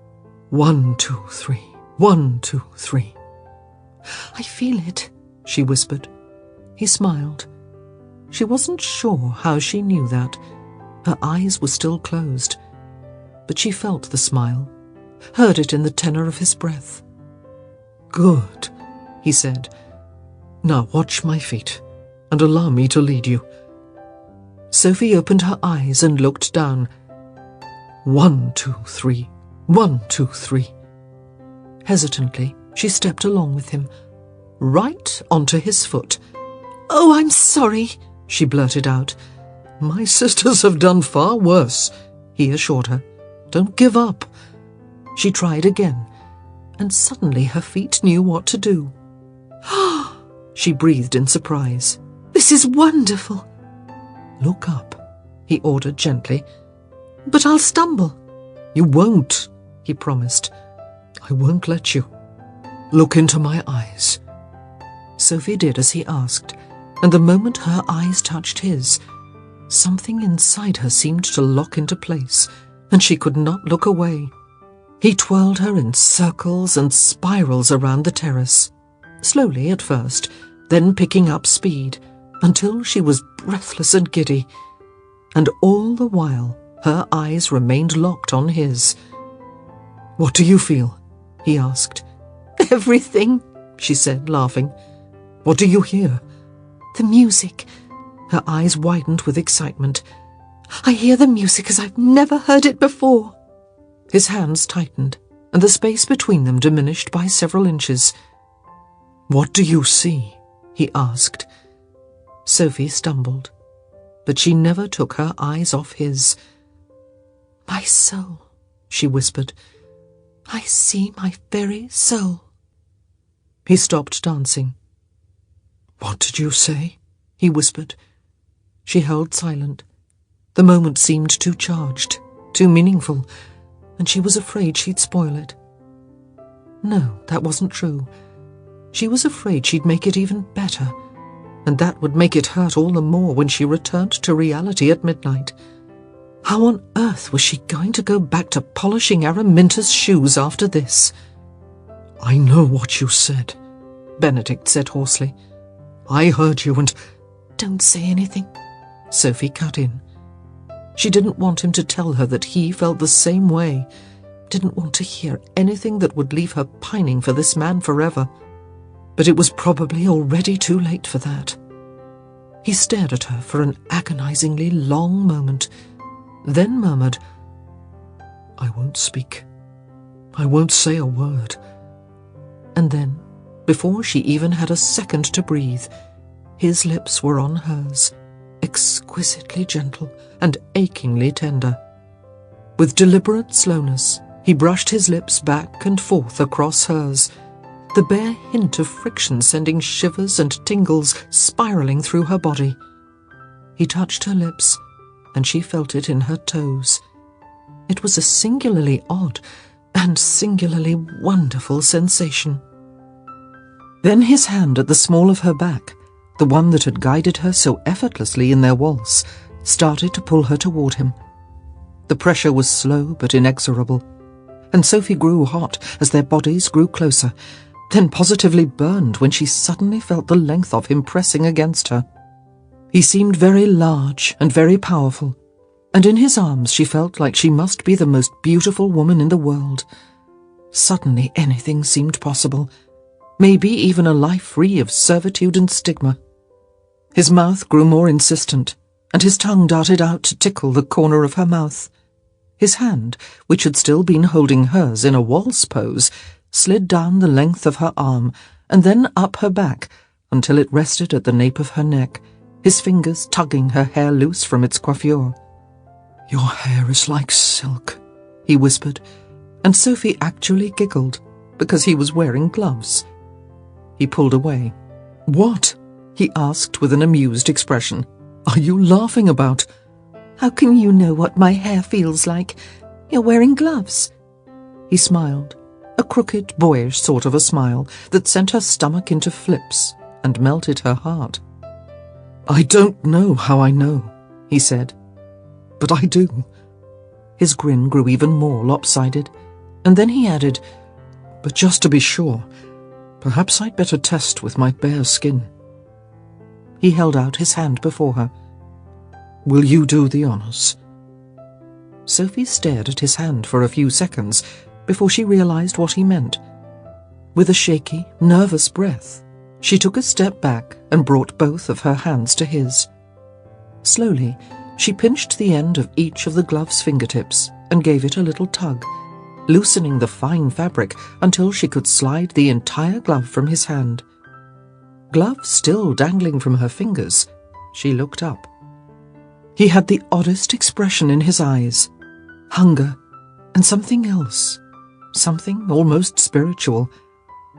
I want to touch you, he whispered, and then his bare hand cupped her cheek, the pads of his fingers lightly stroking her skin, whispering upward until they touched the hair near her ear. He tugged gently until he pulled one lock loose. Freed from the coiffure, her hair sprang into a light curl, and Sophie could not take her eyes off it, wrapped golden around his index finger. I was wrong, he murmured. It's softer than silk.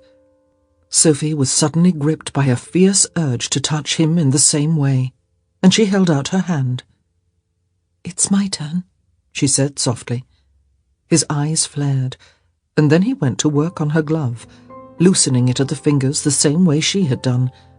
But then, rather than pulling it off, he brought his lips to the edge of the long glove, all the way above her elbow, and kissed the sensitive skin on the inside of her arm. Also softer than silk, he murmured. Sophie used her free hand to grip his shoulder, no longer confident of her ability to stand. He tugged at the glove, allowing it to slide off her arm with agonizing slowness, his lips following its progress until they reached the inside of her elbow. Barely breaking the kiss, he looked up and said, "You don't mind if I stay here for a bit?" Helplessly, Sophie shook her head. His tongue darted out and traced the bend of her arm. "Oh my," she moaned. "I thought you might like that," he said, his words hot against her skin. She nodded. Or rather, she meant to nod. She wasn't sure if she actually did. His lips continued their trail, sliding sensuously down her forearm until they reached the inside of her wrist. They remained there for a moment before finally coming to rest in the absolute center of her palm. "Who are you?" he asked, lifting his head but not letting go of her hand. She shook her head. "I have to know." "I can't say." And then, when she saw that he would not take no for an answer, she lied and added, "Yet." He took one of her fingers and rubbed it gently against his lips. "I want to see you tomorrow," he said softly. "I want to call on you and see where you live." She said nothing, just held herself steady, trying not to cry. "I want to meet your parents and pet your damned dog," he continued, somewhat unsteadily. "Do you understand what I mean?" Music and conversation still drifted up from below, but the only sound on the terrace was the harsh rasp of their breath. "I want—" His voice dropped to a whisper, and his eyes looked vaguely surprised, as if he couldn't quite believe the truth of his own words. "I want your future. I want every little piece of you." "Don't say anything more," she begged him. "Please, not another word." "Then tell me your name. Tell me how to find you tomorrow." But then she heard a strange sound, exotic and ringing. "What is that?" "A gong," he replied, "to signal the unmasking." Panic rose within her. "What?" "It must be midnight." "Midnight?" she gasped. He nodded. "Time to remove your mask." One of Sophie's hands flew up to her temple, pressing the mask harshly against her skin, as if she could somehow glue it onto her face through sheer force of will. "Are you all right?" Benedict asked. "I have to go," she blurted out, and then, with no further warning, she hitched up her skirts and ran from the terrace. "Wait!" she heard him call out, felt the rush of air as his arm swiped forward in a futile attempt to grab her dress. But Sophie was fast, and perhaps more importantly, she was in a state of utter panic, and she tore down the stairs as if the fires of hell were nipping at her heels. She plunged into the ballroom, knowing that Benedict would prove a determined pursuer, and she'd have the best chance of losing him in a large crowd. All she had to do was make it across the room, and then she could exit via the side door and scoot around the outside of the house to her waiting carriage. The revellers were still removing their masks, and the party was loud with raucous laughter. Sophie pushed and jostled, anything to beat her way to the other side of the room. She threw one desperate glance over her shoulder. Benedict had entered the ballroom, his face intense as he scanned the crowd. He didn't seem to have seen her yet, but she knew that he would. Her silver gown would make her an easy target. Sophie kept shoving people out of her way. At least half of them didn't seem to notice. Probably too drunk. "Excuse me," she muttered, elbowing Julius Caesar in the ribs. "Beg pardon," came out more like a grunt. That was when Cleopatra stepped on her toe. "Excuse me, And then the breath was quite literally sucked out of her, because she found herself face to face with Araminta. Or rather, face to mask. Sophie was still disguised, but if anyone could recognize her, it would be Araminta. And, "Watch where you're going," Araminta said haughtily. Then, while Sophie stood open-mouthed, she swished her Queen Elizabeth skirts and swept away. Araminta hadn't recognized her. If Sophie hadn't been so frantic about getting out of Bridgerton House before Benedict caught up with her, she would have laughed with delight. Sophie glanced desperately behind her, Benedict had spotted her and was pushing his way through the crowd with considerably more efficiency than she had done. With an audible gulp and renewed energy, she pushed forth, almost knocking 2 Grecian goddesses to the ground before finally reaching the far door. She looked behind her just long enough to see that Benedict had been waylaid by some elderly lady with a cane, then ran out of the building and around front, where the Penwood carriage was waiting, just as Mrs. Gibbons had said it would. "Go, go, go!" Sophie shouted frantically to the driver, and she was gone. Chapter 4. More than one masquerade at ND has reported to this author that Benedict Bridgerton was seen in the company of an unknown lady dressed in a silver gown. Try as she might, this author has been completely unable to discern the mystery lady's identity, and if this author cannot uncover the truth, you may be assured that her identity is a well-kept secret indeed. Lady Whistledown's Society Papers, 7th of June, 1815. She was gone. Benedict stood on the pavement in front of Bridgerton House, surveying the street. All of Grosvenor Square was a mad crush of carriages. She could be in any one of them, just sitting there on the cobbles, trying to escape the traffic. Or she could be in one of the 3 carriages that had just escaped the tangle and rolled around the corner. Either way, she was gone. He was half ready to strangle Lady Danbury, who'd jammed her cane onto his toe and insisted upon giving him her opinion on most of the party-goers' costumes.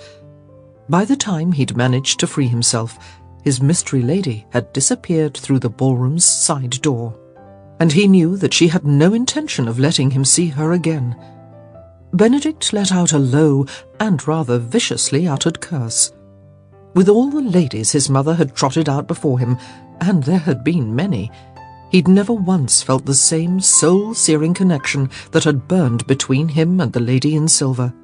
From the moment he'd seen her, no, from the moment before he'd seen her, when he'd only just felt her presence, the air had been alive, crackling with tension and excitement, and he'd been alive too, alive in a way he hadn't felt for years, as if everything was suddenly new and sparkling and full of passion and dreams. And yet, Benedict cursed again, this time with a touch of regret. And yet he didn't even know the colour of her eyes. They definitely hadn't been brown. Of that much he was positive.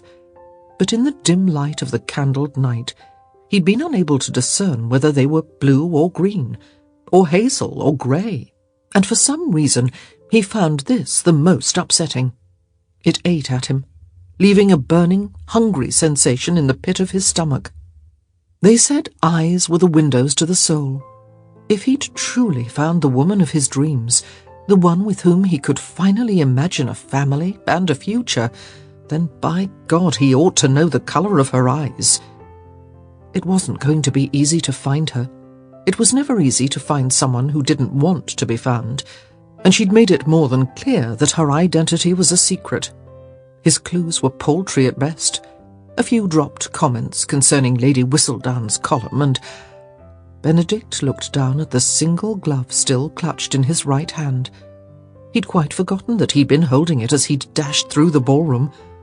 He brought it to his face and inhaled its scent, but much to his surprise, it didn't smell of rosewater and soap, as had his mystery lady. Rather, its scent was a bit musty, as if it had been packed away in an attic trunk for many years. Odd, that. Why would she be wearing an ancient glove? He turned it over in his hand, as if the motion would somehow bring her back, and that was when he noticed a tiny bit of stitching at the hem. S.L.G. Someone's initials. Were they hers? And a family crest, one he did not recognize. But his mother would. His mother always knew that sort of thing. And chances were, if she knew the crest, she'd know who the initials S.L.G. belonged to. Benedict felt his first glimmer of hope. He would find her. He would find her, and he would make her his. It was as simple as that. It took a mere half-hour to return Sophie to her regular, drab state. Gone were the dress, the glittering earbobs, and the fancy coiffure. The jewelled slippers were tucked neatly back in Araminta's closet, and the rouge the maid had used for her lips was resting in its place on Rosamond's dressing table. She'd even taken 5 minutes to massage the skin on her face to remove the indentations left by the mask. Sophie looked as she always looked before bed, plain, simple and unassuming, her hair pulled into a loose braid, her feet tucked into warm stockings to keep out the chill night air. She was back to looking what she was, in truth, nothing more than a housemaid. Gone were all traces of the fairy princess she'd been for one short evening. And saddest of all, gone was her fairy prince. Benedict Bridgerton had been everything she'd read in Whistledown. Handsome, strong, debonair. He was the stuff of a young girl's dreams, but not, she thought glumly, of her dreams. A man like that didn't marry an earl's byblow, and he certainly didn't marry a housemaid. But for one night he'd been hers, and she supposed that would have to be enough. She picked up a little stuffed dog she'd had since she'd been a small girl. She'd kept it all these years as a reminder of happier times. It usually sat on her dresser, but for some reason she wanted it closer right now. She crawled into bed, the little dog tucked under her arm and curled up under the covers. Then she squeezed her eyes shut, biting her lip as silent tears trickled onto her pillow. It was a long, long night. "Do you recognize this?" Benedict Bridgerton was sitting next to his mother in her very feminine rose and cream drawing room, holding out his only link to the woman in silver. Violet Bridgerton took the glove and examined the crest. She needed only a second before she announced, "Penwood." "As in Earl of?" Violet nodded. "And the G would be for Gunningworth. The title recently passed out of their family, if I recall correctly. The Earl died without issue. Oh, it must have been 6 or 7 years ago. The title went to a distant cousin. And," she added with a disapproving nod of her head, "you forgot to dance with Penelope Featherington last night. You're lucky your brother was there to dance in your stead." Benedict fought a groan and tried to ignore her scolding. "Who, then, is SLG?" Violet's blue eyes narrowed. "Why are you interested?" "I don't suppose," Benedict said on a groan, "that you will simply answer my question without posing one of your own." She let out a ladylike snort. "You know me far better than that." Benedict just managed to stop himself from rolling his eyes. "Who," Violet asked, "does the glove belong to, Benedict?"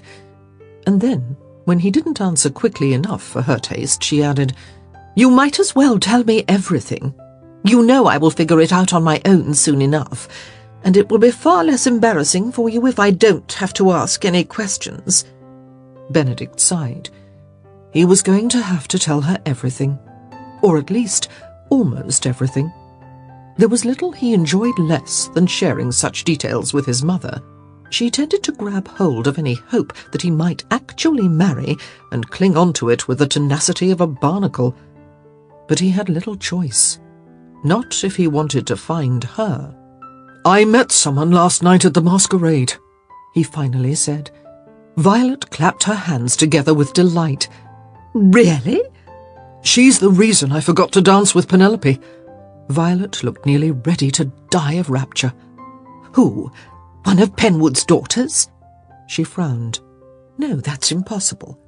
He had no daughters, but he did have 2 stepdaughters." She frowned again, although I must say, having met those 2 girls, well... "Well, what?" Violet's brow wrinkled as she fumbled for polite words. "Well, I simply wouldn't have guessed you'd be interested in either of them, that's all. But if you are," she added, her face brightening considerably, "then I shall surely invite the Dowager Countess over for tea." It's the very least I can do." Benedict started to say something, then stopped when he saw that his mother was frowning yet again. "What now?" he asked. "Oh, nothing," Violet said. "Just that, well—" "Spit it out, Mother." She smiled weakly. "Just that I don't particularly like the Dowager Countess. I've always found her rather cold and ambitious." "Some would say you're ambitious as well, Mother," Benedict pointed out. Violet pulled a face. "Of course I have great ambition that my children marry well and happily, but I am not the sort who'd marry her daughter off to a 70-year-old man just because he was a duke." "Did the Dowager Countess do that?" Benedict couldn't recall any 70-year-old dukes making recent trips to the altar. "No," Violet admitted, "but she would.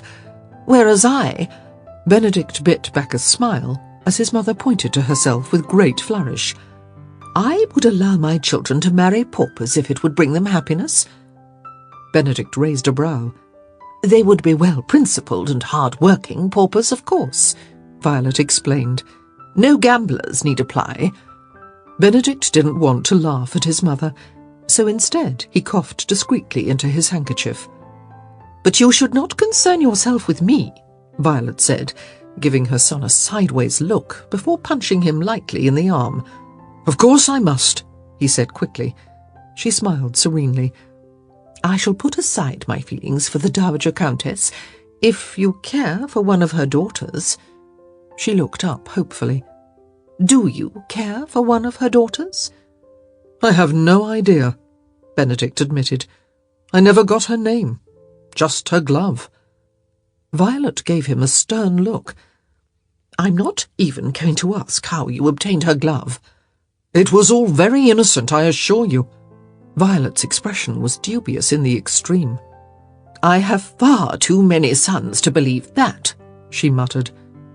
"The initials?" Benedict reminded her. Violet examined the glove again. "It's rather old," she said. Benedict nodded. "I thought so as well. It smelled a bit musty, as if it had been packed away for some time." "And the stitches show wear," she commented. "I don't know what the L is for, but the S could very well be for Sarah, the late Earl's mother, who has also passed on, which would make sense given the age of the glove." Benedict stared down at the glove in his mother's hands for a moment before saying, "As I'm fairly certain I did not converse with a ghost last night, who do you think the glove might belong to?" "I have no idea. Someone in the Gunningworth family, I imagine." "Do you know where they live?" "At Penwood House, actually," Violet replied. "The new Earl hasn't given them the boot yet. Don't know why. Perhaps he's afraid they'll want to live with him once he takes up residence.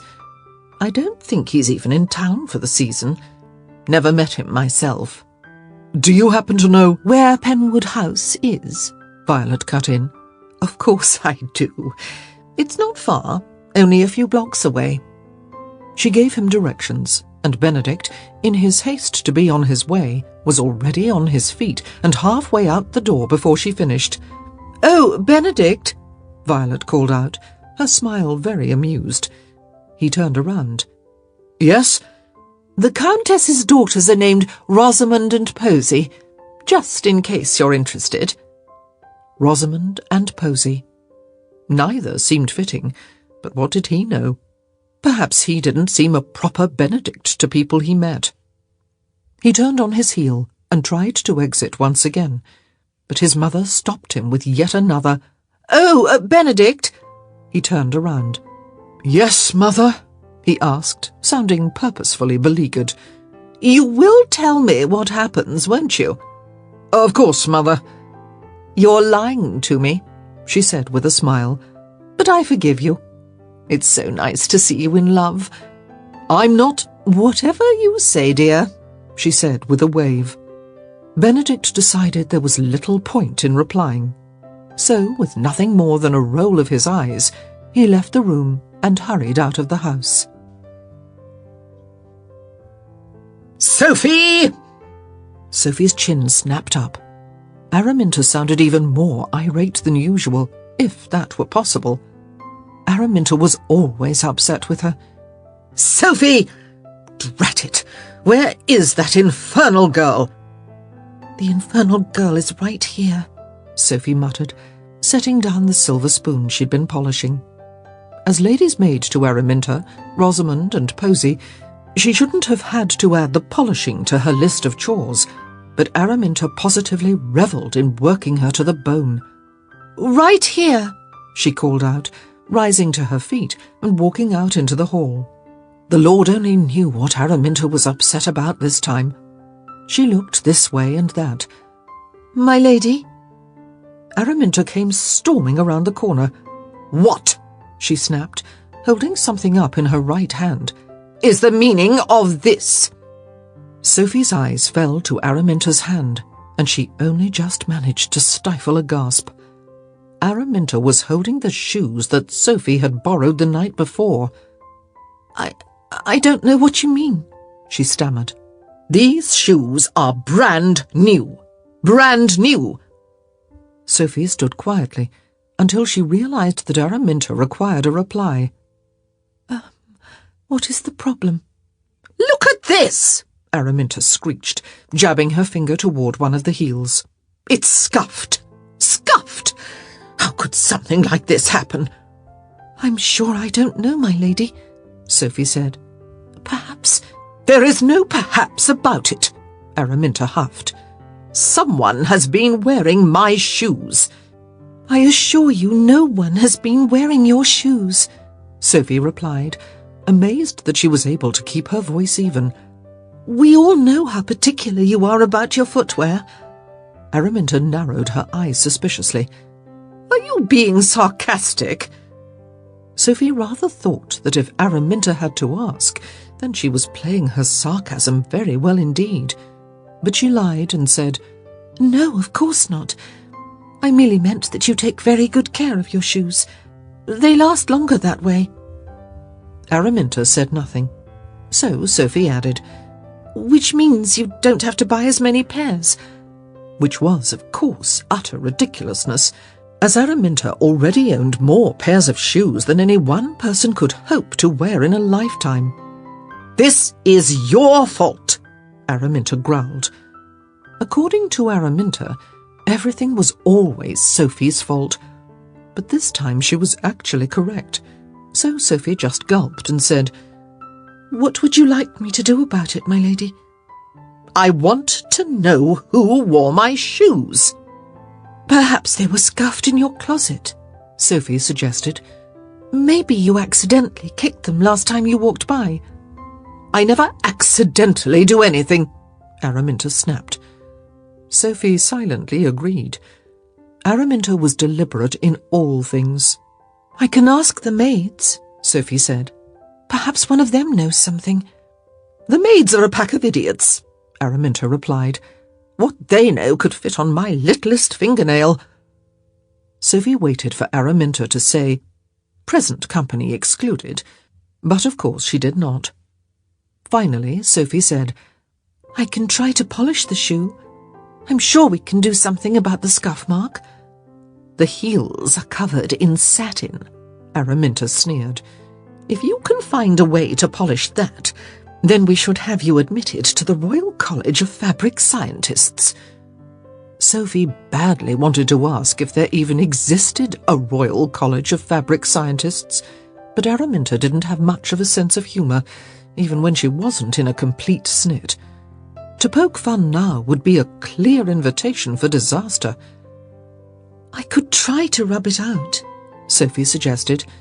Or brush it. "You do that," Araminta said. "In fact, while you're at it..." Oh, blast. All bad things began with Araminta saying, "While you're at it." "You might as well polish all of my shoes." All of them? Sophie gulped. Araminta's collection must have numbered at least 80 pair. "All of them. And while you're at it..." "Not again." "Lady Penwood..." Araminta blessedly stopped in mid-command to turn and see what the butler wanted. "A gentleman is here to see you, my lady," he said, handing her a crisp white card. Araminta took it from him and read the name. Her eyes widened, and she let out a little "Oh!" before turning back to the butler and barking out, "Tea and biscuits, the best silver, at once!" The butler hurried out, leaving Sophie staring at Araminta with unfeigned curiosity. "May I be of any help?" Sophie asked. Araminta blinked twice, staring at Sophie as if she'd forgotten her presence. "No," she snapped. "I'm far too busy to bother with you. Go upstairs at once." She paused, then added, "What are you doing down here, anyway?" Sophie motioned toward the dining room she'd recently exited. "You asked me to polish—" "I asked you to see to my shoes!" Araminta fairly yelled. All right," Sophie said slowly.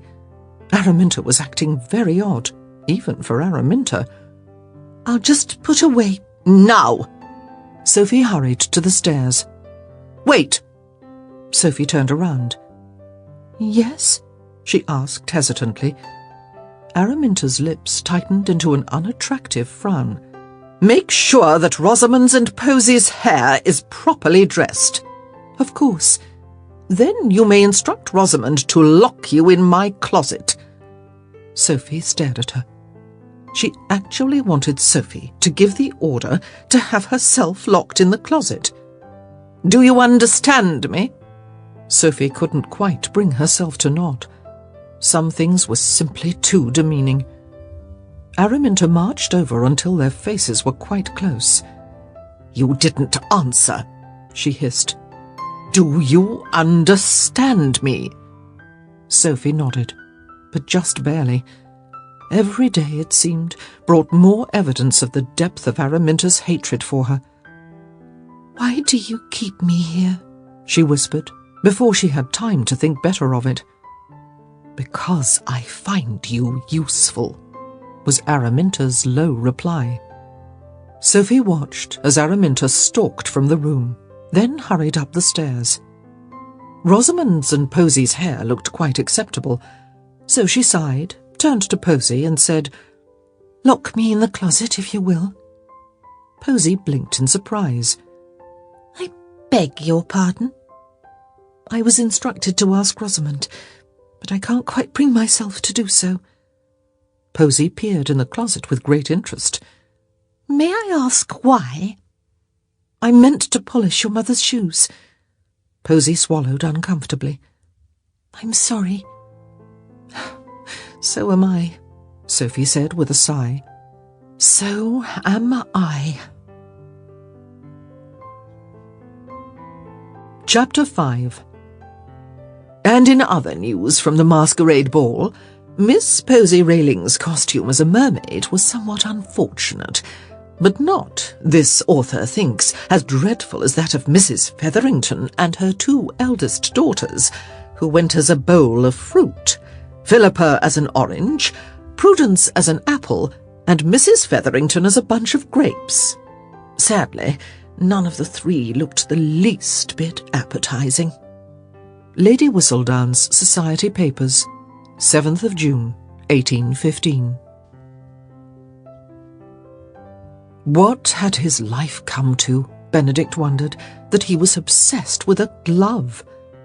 He'd patted his coat pocket about a dozen times since he'd taken a seat in Lady Penwood's sitting room, silently reassuring himself that it was still there.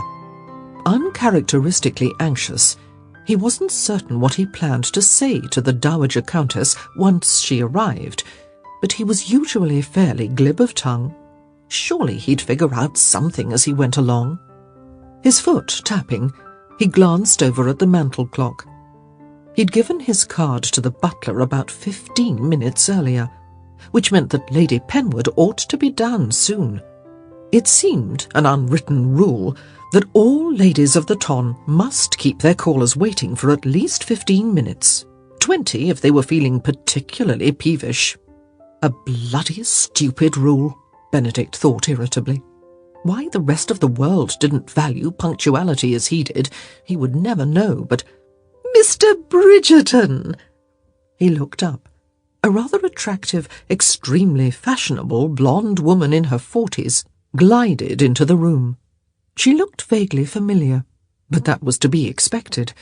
They'd surely attended many of the same society functions, even if they had not been introduced. "You must be Lady Penwood," he murmured, rising to his feet and offering her a polite bow. "Indeed," she replied with a gracious incline of her head. "I am so delighted that you have chosen to honour us with a call. I have, of course, informed my daughters of your presence. They shall be down shortly." Benedict smiled. That was exactly what he'd hoped she'd do. He would have been shocked if she'd behaved otherwise. No mother of marriageable daughters ever ignored a Bridgerton brother. "I look forward to meeting them," he said. Her brow furrowed slightly. "Then you have not yet met them?" Blast! Now she'd be wondering why he was there. "I have heard such lovely things about them," he improvised, trying not to groan. If Lady Whistledown caught hold of this, and Lady Whistledown seemed to catch hold of everything, it would soon be all over town that he was looking for a wife, and that he'd zeroed in on the Countess's daughters. Why else would he call upon two women to whom he had not even been introduced? Lady Penwood beamed. "My Rosamond is considered one of the loveliest girls of the season." "And your Posy?" Benedict asked, somewhat perversely. The corners of her mouth tightened. "Posy is, delightful." He smiled benignly. "I cannot wait to meet Posy." Lady Penwood blinked, then covered up her surprise with a slightly hard smile. "I'm sure Posy will be delighted to meet you." A maid entered with an ornate silver tea service, then set it down on a table at Lady Penwood's nod. Before the maid could depart, however, the Countess said, somewhat sharply in Benedict's opinion, "Where are the Penwood spoons?" The maid bobbed a rather panicked curtsy, then replied, "Sophie was polishing the silver in the dining room, my lady, but she had to go upstairs when you—" "Silence!" Lady Penwood cut in, even though she'd been the one to ask about the spoons in the first place. "I'm sure Mr. Bridgerton is not so high in the instep that he needs monogrammed spoons for his tea."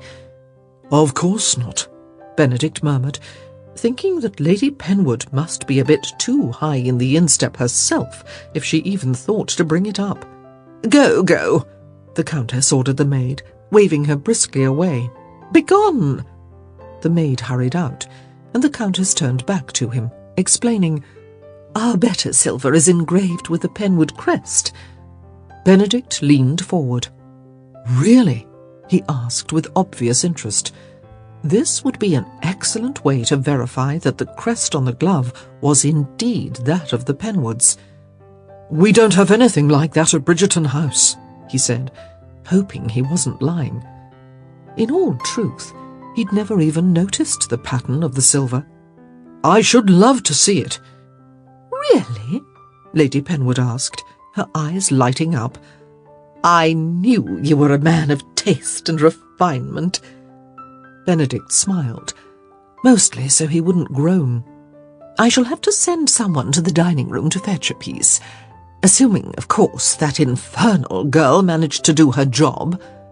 The corners of her lips turned down in a most unattractive manner, and Benedict noticed that her frown lines were deep indeed. "Is there a problem?" he asked politely. She shook her head and waved her hand dismissively. "Merely that it is so difficult to find good help. I'm sure your mother says the same thing all the time." His mother never said any such thing, but that was probably because all of the Bridgerton servants were treated very well, and thus were utterly devoted to the family.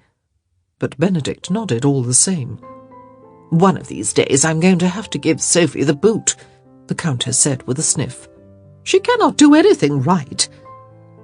Benedict felt a vague pang of pity for the poor, unseen Sophie. But the last thing he wanted to do was get into a discussion on servants with Lady Penwood, and so he changed the subject by motioning to the teapot and saying, "I imagine it's well steeped by now." Of course, of course." Lady Penwood looked up and smiled. "How do you take yours?" "Milk, no sugar." As she prepared his cup, Benedict heard the clatter of feet coming down the stairs, and his heart began to race with excitement. Any minute now, the Countess's daughters would slip through the door, and surely one of them would be the woman he'd met the night before. It was true that he had not seen most of her face, but he knew her approximate size and height, and he was fairly certain that her hair was a long, light brown. Surely he'd recognize her when he saw her. How could he not? But when the two young ladies entered the room, he knew instantly that neither was the woman who'd haunted his every thought.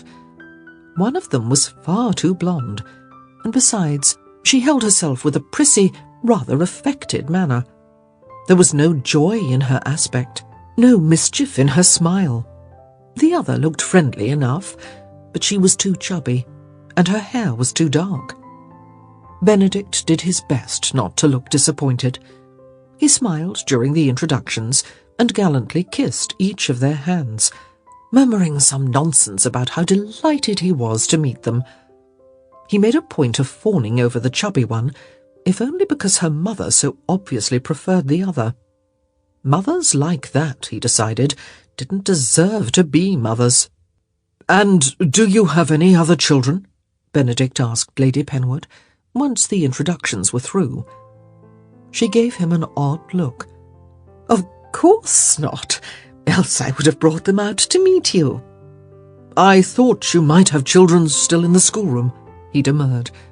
"Perhaps from your union with the Earl." She shook her head. "Lord Penwood and I were not blessed with children. Such a pity it was that the title left the Gunningworth family." Benedict could not help but notice that the Countess looked more irritated than saddened by her lack of Penwood progeny. "Did your husband have any brothers or sisters?" he asked. Maybe his mystery lady was a Gunningworth cousin. The Countess shot him a suspicious look, which Benedict had to admit was well deserved, considering that his questions were not at all the usual fare for an afternoon call. "Obviously," she replied, "my late husband did not have any brothers, as the title passed out of the family." Benedict knew he should keep his mouth shut, but something about the woman was so bloody irritating he had to say, "He could have had a brother who predeceased him." "Well, he did not." Rosamond and Posy were watching the exchange with great interest, their heads bobbing back and forth like balls at a tennis match. "And any sisters?" Benedict inquired. "The only reason I ask is that I come from such a large family." He motioned to Rosamond and Posy. "I cannot imagine having only one sibling. I thought perhaps that your daughters might have cousins to keep them company." It was, he thought, rather paltry as far as explanations went, but it would have to do. "He did have one sister," the Countess replied with a disdainful sniff. "But she lived and died a spinster. She was a woman of great faith," she explained, "and chose to devote her life to charitable works." So much for that theory. "I very much enjoyed your masquerade ball last night," Rosamond suddenly said. Benedict looked at her in surprise. The two girls had been so silent he'd forgotten they could even speak. "It was really my mother's ball," he answered. "I had no part in the planning, but I shall convey your compliments." "Please do," Rosamond said. "Did you enjoy the ball, Mr. Bridgerton?" Benedict stared at her for a moment before answering. She had a hard look in her eyes, as if she was searching for a specific piece of information. "I did indeed," he finally said. "I noticed you spent a great deal of time with one lady in particular," Rosamond persisted. Lady Penwood twisted her head sharply to look at him, but she did not say anything. "Did you?" Benedict murmured. She was wearing silver, Rosamond said. Who was she? A mystery woman, he said with an enigmatic smile. No need for them to know that she was a mystery to him as well. Surely you can share her name with us, Lady Penwood said. Benedict just smiled and stood. He wasn't going to get any more information here. I'm afraid I must be going, ladies, he said affably, offering them a smooth bow. You never did see the spoons, Lady Penwood reminded him. I'll have to save them for another time, Benedict said. It was unlikely that his mother would have incorrectly identified the Penwood crest, and besides, if he spent much more time in the company of the hard and brittle Countess of Penwood, he might retch. It has been lovely, he lied. Indeed, Lady Penwood said, rising to walk him to the door. Brief, but lovely. Benedict didn't bother to smile again. What? Araminta said as she heard the front door close behind Benedict Bridgerton. Do you suppose that was about? Well, Posy said. He might. I didn't ask you, Araminta bit off. Well then, who did you ask? Posy returned with uncharacteristic gumption. Perhaps he saw me from afar, Rosamond said. And he didn't see you from afar, Araminta snapped as she strode across the room. Rosamond lurched backward in surprise. Her mother rarely spoke to her in such impatient tones. Araminta continued. You yourself said he was besotted with some woman in a silver dress. I didn't say besotted precisely. Don't argue with me over such trivialities. Besotted or not, he didn't come here looking for either of you, Araminta said with a fair amount of derision. I don't know what he was up to. Her words trailed off as she reached the window. Pulling the sheer curtain back, she saw Mr. Bridgerton standing on the pavement, pulling something from his pocket. What is he doing? She whispered. I think he's holding a glove, Posy said helpfully. It's not a... Araminta said automatically, too used to contradicting everything Posy had to say. Why, it is a glove. I should think I know a glove when I see one, Posy muttered. What is he looking at? Rosamond asked, nudging her sister out of the way. There's something on the glove, Posy said. Perhaps it's a piece of embroidery. We've some gloves with the Penwood crest embroidered on the hem. Maybe that glove has the same. Araminta went white. Are you feeling all right, Mother? Posy asked. You look rather pale. He came here looking for her, Araminta whispered. Who? Rosamond asked. The woman in silver. Well, he isn't going to find her here, Posy replied.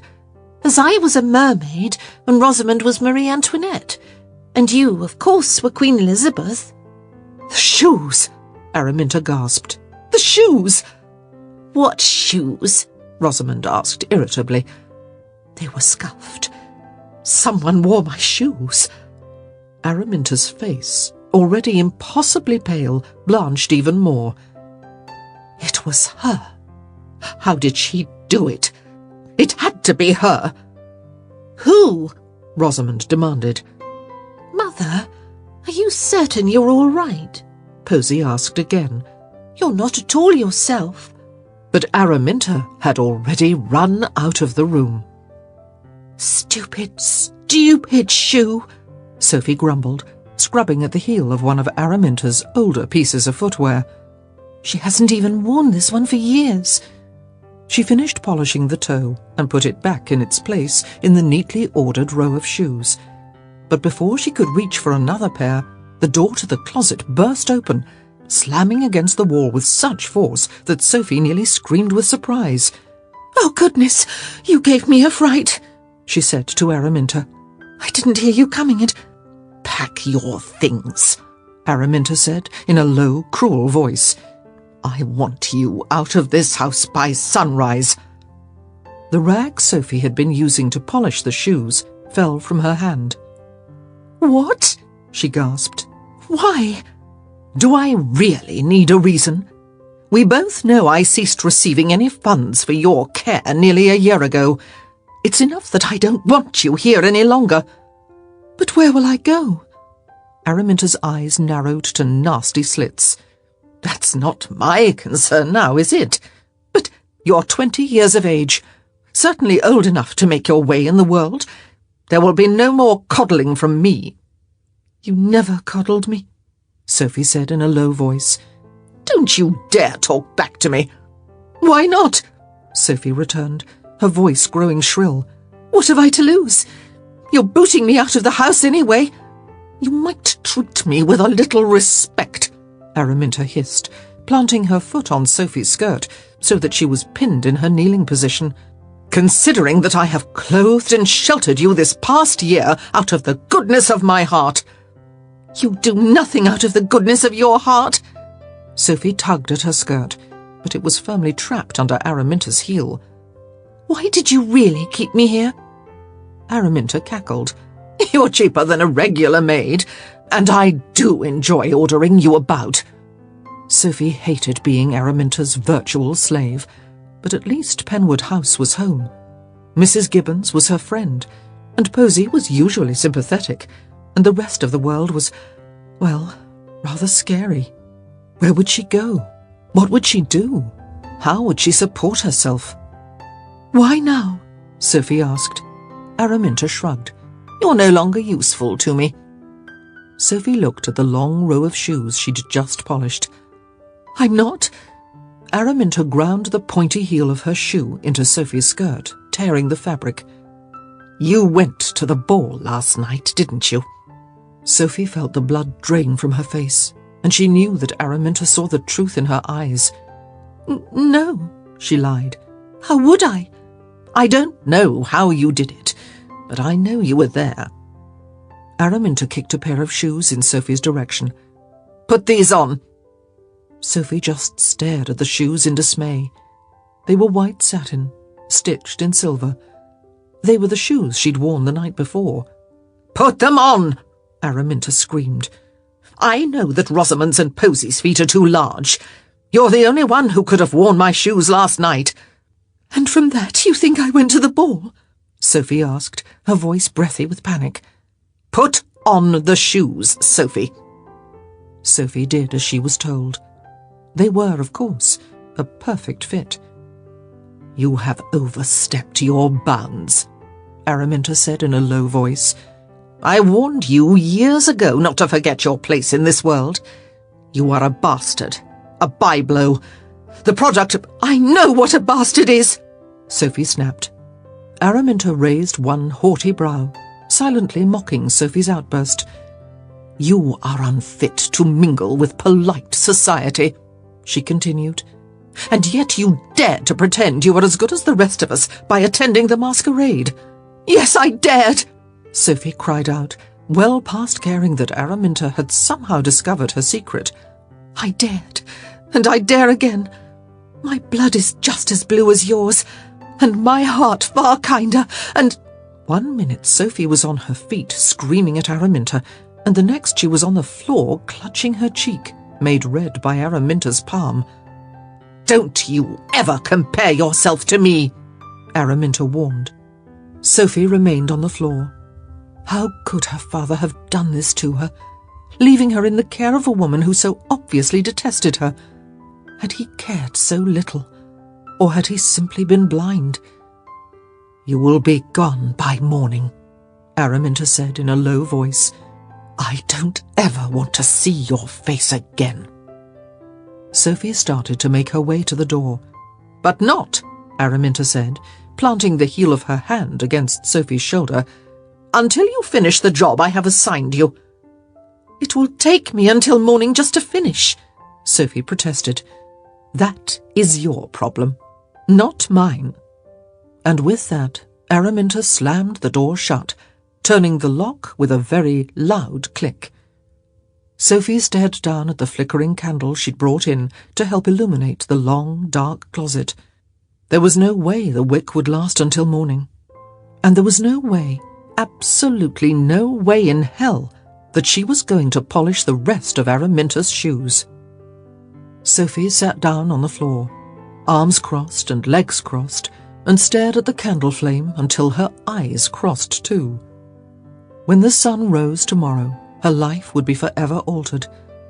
Penwood House might not have been terribly welcoming, but at least it was safe.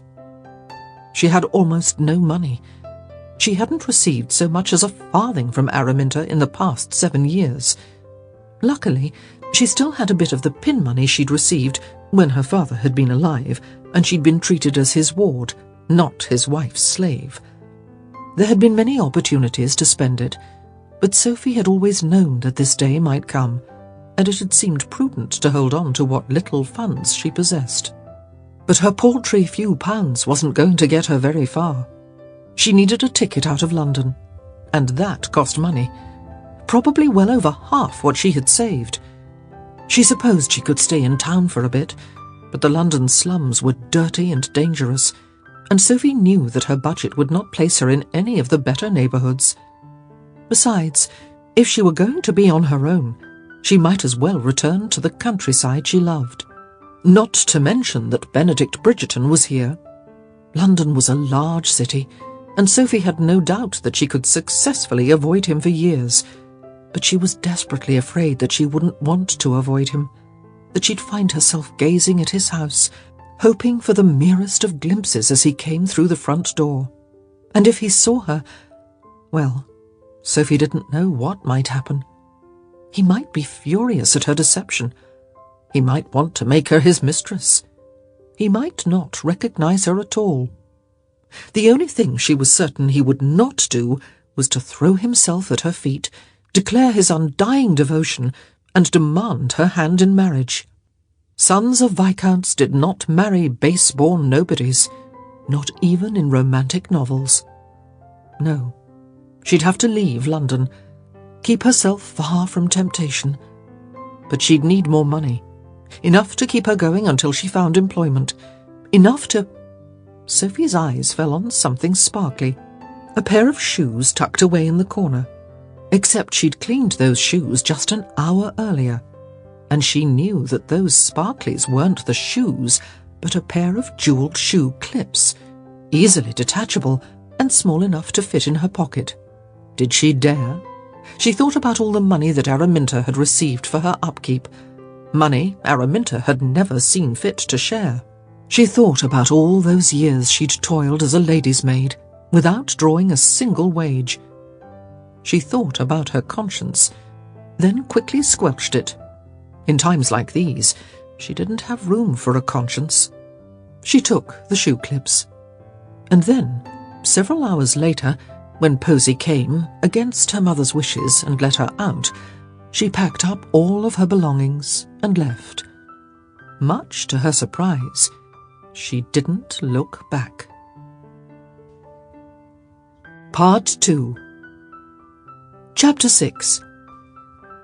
It has now been 3 years since any of the Bridgerton siblings have wed, and Lady Bridgerton has been heard to declare, on several occasions, that she is nearing her wit's end. Benedict has not taken a bride, and it is the opinion of this author that as he has attained the age of 30, he is far past due, and neither has Colin, although he may be forgiven his tardiness, since he is, after all, merely 26. The Dowager Viscountess also has 2 girls about which she must worry. Eloise is nearly 21, and although she has received several proposals, she has shown no inclination to marry. Francesca is nearly 20. The girls quite coincidentally share a birthday, and she, too, seems more interested in the season than she does in marriage. This author feels that Lady Bridgerton does not need to worry. It is inconceivable that any of the Bridgertons might not eventually make an acceptable match, and besides, her 2 married children have already given her a total of 5 grandchildren, and surely that is her heart's desire. Lady Whistledown's Society Papers, 30th of April, 1817. Alcohol and cheroots, card games, and lots of hired women. It was just the sort of party Benedict Bridgerton would have enjoyed immensely when he was fresh out of university. Now he was just bored. He wasn't even certain why he'd agreed to attend. More boredom, he supposed. The London season of 1817 had thus far been a repeat of the previous year, and he hadn't found 1816 terribly scintillating to begin with. To do the whole thing over again was beyond banal. He didn't even really know his host, one Philip Cavender. It was one of those friend of a friend of a friend situations, and now Benedict was fervently wishing he'd remained in London. He'd just gotten over a blistering head cold, and he should have used that as an excuse to cry off. But his friend, whom he hadn't even seen in the past 4 hours, had prodded and cajoled, and finally Benedict had given in. Now he heartily regretted it. He walked down the main hall of Cavender's parents' home. Through the doorway to his left, he could see a high-stakes card game in process. One of the players was sweating profusely. "Stupid idiot," Benedict muttered.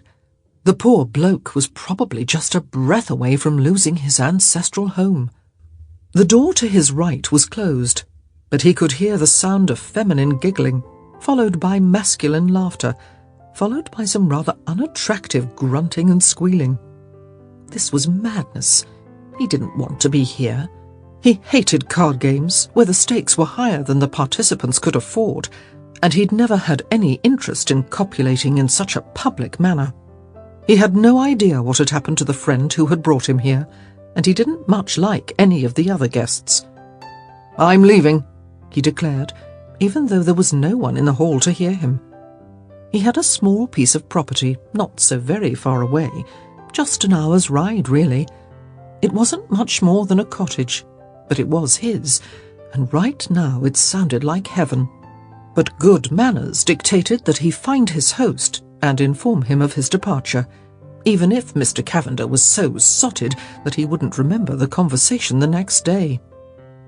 After about 10 minutes of fruitless searching, however, Benedict was beginning to wish that his mother had not been so adamant in her quest to instill good manners in all of her children. It would have been a great deal easier just to leave and be done with it. 3 more minutes, he grumbled. "If I don't find the bloody idiot in 3 more minutes, I'm leaving." Just then, a pair of young men stumbled by, tripping over their own feet as they exploded in raucous laughter. Alcoholic fumes filled the air, and Benedict took a discreet step back, lest one of them was suddenly compelled to cast up the contents of his stomach. Benedict had always been fond of his boots. "Bridgerton!" one of them called out. Benedict gave them a curt nod in greeting. They were both about 5 years younger than he was, and he didn't know them well. "That's not a Bridgerton," the other fellow slurred. "That's a... Why, it is a Bridgerton. Got the hair and the nose." His eyes narrowed. "But which Bridgerton?" Benedict ignored his question. "Have you seen our host?" "We have a host? Of course we have a host," the first man replied. "Cavender. Damned fine fellow, to let us use his house. His parents' house," the other one corrected. "Hasn't inherited yet, poor bloke." "Just so. His parents' house. Still jolly of him." "Have either of you seen him?" growled Benedict. "Just outside," replied the one who previously hadn't recalled that they had a host. "In the front." "Thank you," Benedict said shortly, then strode past them to the front door of the house. He'd head down the front steps, pay his respects to Cavender, then make his way to the stables to collect his phaeton. He'd barely even have to break his stride. It was, thought Sophie Beckett, high time she found a new job. It had been almost 2 years since she'd left London. 2 years since she'd finally stopped being Araminta's virtual slave. 2 years since she'd been completely on her own. After she'd left Penwood House, she'd pawned Araminta's shoe clips, but the diamonds Araminta had liked to boast about had turned out not to be diamonds at all, but rather simple paste, and they hadn't brought much money. She'd tried to find a job as a governess, but none of the agencies she'd queried was willing to take her on. She was obviously well educated, but she'd had no references, and besides, most women did not like to hire someone quite so young and pretty. Sophie had eventually purchased a ticket on a coach to Wiltshire, since that was as far as she could go, while still reserving the bulk of her pin money for emergencies. Luckily, she'd found employment quickly, as an upstairs maid for Mr. and Mrs. John Cavender. They were an ordinary sort of couple, expecting good work from their servants, but not demanding the impossible. After toiling for Araminta for so many years, Sophie found the Cavenders a positive vacation.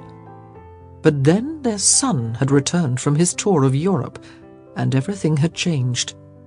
Philip was constantly cornering her in the hall, and when his innuendo and suggestions were rebuffed, he'd grown more aggressive. Sophie had just started to think that maybe she ought to find employment elsewhere when Mr. and Mrs. Cavender had left for a week to visit Mrs. Cavender's sister in Brighton, and Philip had decided to throw a party for 24 of his closest friends. It had been difficult to avoid Philip's advances before, but at least Sophie had felt reasonably protected. Philip would never dare attack her while his mother was in residence. But with Mr. and Mrs. Cavender gone, Philip seemed to think that he could do and take anything he wanted, and his friends were no better. Sophie knew she should have left the grounds immediately, but Mrs. Cavender had treated her well, and she didn't think it was polite to leave without giving 2 weeks' notice. After 2 hours of being chased around the house, however, she decided that good manners were not worth her virtue, and so she'd told the thankfully sympathetic housekeeper that she could not stay, packed her meagre belongings in one small bag, stolen down the side stairs, and let herself out. It was a 2-mile hike into the village, but even in the dead of night, the road to town seemed infinitely safer than remaining at the Cavender home, and besides, she knew of a small inn where she could get a hot meal and a room for a reasonable price. She'd just come round the house and had stepped onto the front drive, however, when she heard a raucous shout. She looked up. Oh, blast! Philip Cavender, looking even drunker and meaner than usual. Sophie broke into a run, praying that alcohol had impaired Philip's coordination, because she knew she could not match him for speed. But her flight must have only served to excite him, because she heard him yell out with glee, then felt his footsteps rumbling on the ground, growing closer and closer, until she felt his hand close round the back collar of her coat, jerking her to a halt. Philip laughed triumphantly, and Sophie had never been so terrified in her entire life. "Look what I have here," he cackled. "Little Miss Sophie! I shall have to introduce you to my friends." Sophie's mouth went dry, and she wasn't sure whether her heart started to beat double time or stopped altogether. "Let me go, Mr. Cavender," she said in her sternest voice. She knew that he liked her helpless and pleading, and she refused to cater to his wishes. "I don't think so," he said, turning her around so that she was forced to watch his lips stretch into a slippery smile. He turned his head to the side and called out, "Heasley! Fletcher! Look what I have here!" Sophie watched with horror as 2 more men emerged from the shadows.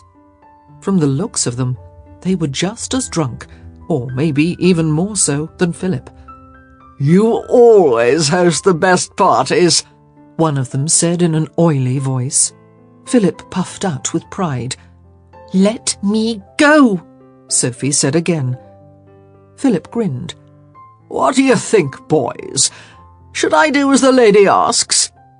"Hell no," came the reply from the younger of the 2 men. "Lady," said the other, the same one who had told Philip that he hosted the best parties. might be a bit of a misnomer, don't you think?" "Quite right," Philip replied. "This one's a housemaid, and as we all know, that breed is born to serve." He gave Sophie a shove, pushing her toward one of his friends. "Here, have a look at the goods." Sophie cried out as she was propelled forward, and she clutched tightly to her small bag. She was about to be raped. That much was clear. But her panicked mind wanted to hold on to some last shred of dignity, and she refused to allow these men to spill her every last belonging onto the cold ground. The man who caught her fondled her roughly, then shoved her toward the third one. He'd just snaked his hand around her waist when she heard someone yell out, "Cavender!" Sophie shut her eyes in agony. A fourth man. Dear God, weren't 3 enough? "Bridgerton!" Philip called out. "Come, join us!" Sophie's eyes snapped open. Bridgerton? A tall, powerfully built man emerged from the shadows, moving forward with easy, confident grace. "What have we here?" Dear God, she'd recognize that voice anywhere. She heard it often enough in her dreams. It was Benedict Bridgerton, her Prince Charming. The night air was chilly, but Benedict found it refreshing after being forced to breathe the alcohol and tobacco fumes inside. The moon was nearly full, glowing round and fat, and a gentle breeze ruffled the leaves on the trees. All in all, it was an excellent night to leave a boring party and ride home. But first things first. He had to find his host, go through the motions of thanking him for his hospitality, and inform him of his departure.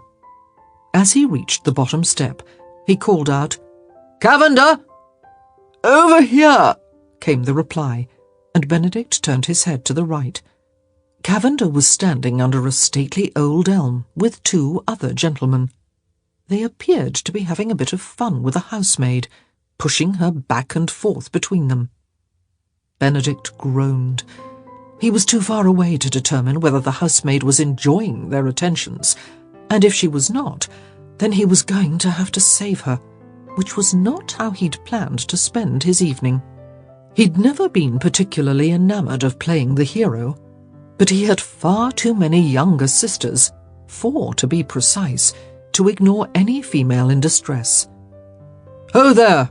he called out as he ambled over, keeping his posture purposefully casual. It was always better to move slowly and assess the situation than it was to charge in blindly. "Bridgerton!" Cavender called out. "Come, join us!" Benedict drew close, just as one of the men snaked an arm around the young woman's waist and pinned her to him, her back to his front. His other hand was on her bottom, squeezing and kneading. Benedict brought his gaze to the maid's eyes. They were huge and filled with terror, and she was looking at him as if he'd just dropped fully formed from the sky. "What have we here?" he asked. "Just a bit of sport," Cavender chortled. "My parents were kind enough to hire this prime morsel as the upstairs maid." "She doesn't appear to be enjoying your attentions," Benedict said quietly. "She likes it just fine," Cavender replied with a grin. "Fine enough for me, anyway." "But not," Benedict said, stepping forward, "for me." "You can have your turn with her," Cavender said, ever jovial, "just as soon as we're through. You misunderstand." There was a hard edge to Benedict's voice, and the 3 men all froze, looking over at him with wary curiosity.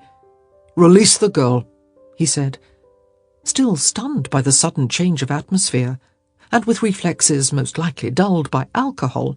The man holding the girl did nothing. "I don't want to fight you," Benedict said, crossing his arms.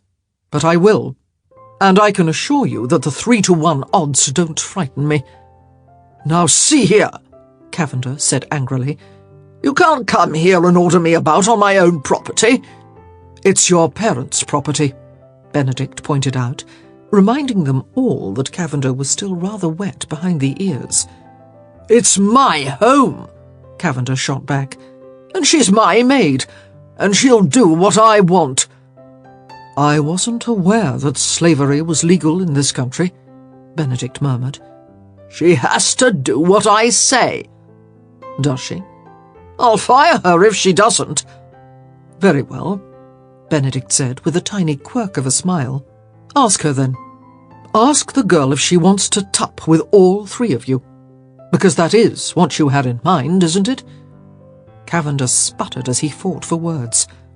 Ask her, Benedict said again, grinning now, mostly because he knew his smile would infuriate the younger man. And if she says no, you can fire her right here on the spot. I'm not going to ask her, Cavender whined. Well then, you can't really expect her to do it, can you? Benedict looked at the girl.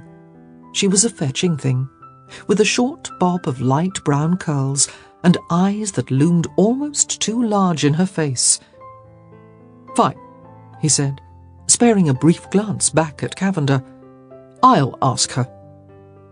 The girl's lips parted slightly, and Benedict had the oddest sensation that they had met before. But that was impossible, unless she'd worked for some other aristocratic family, and even then he would have only seen her in passing.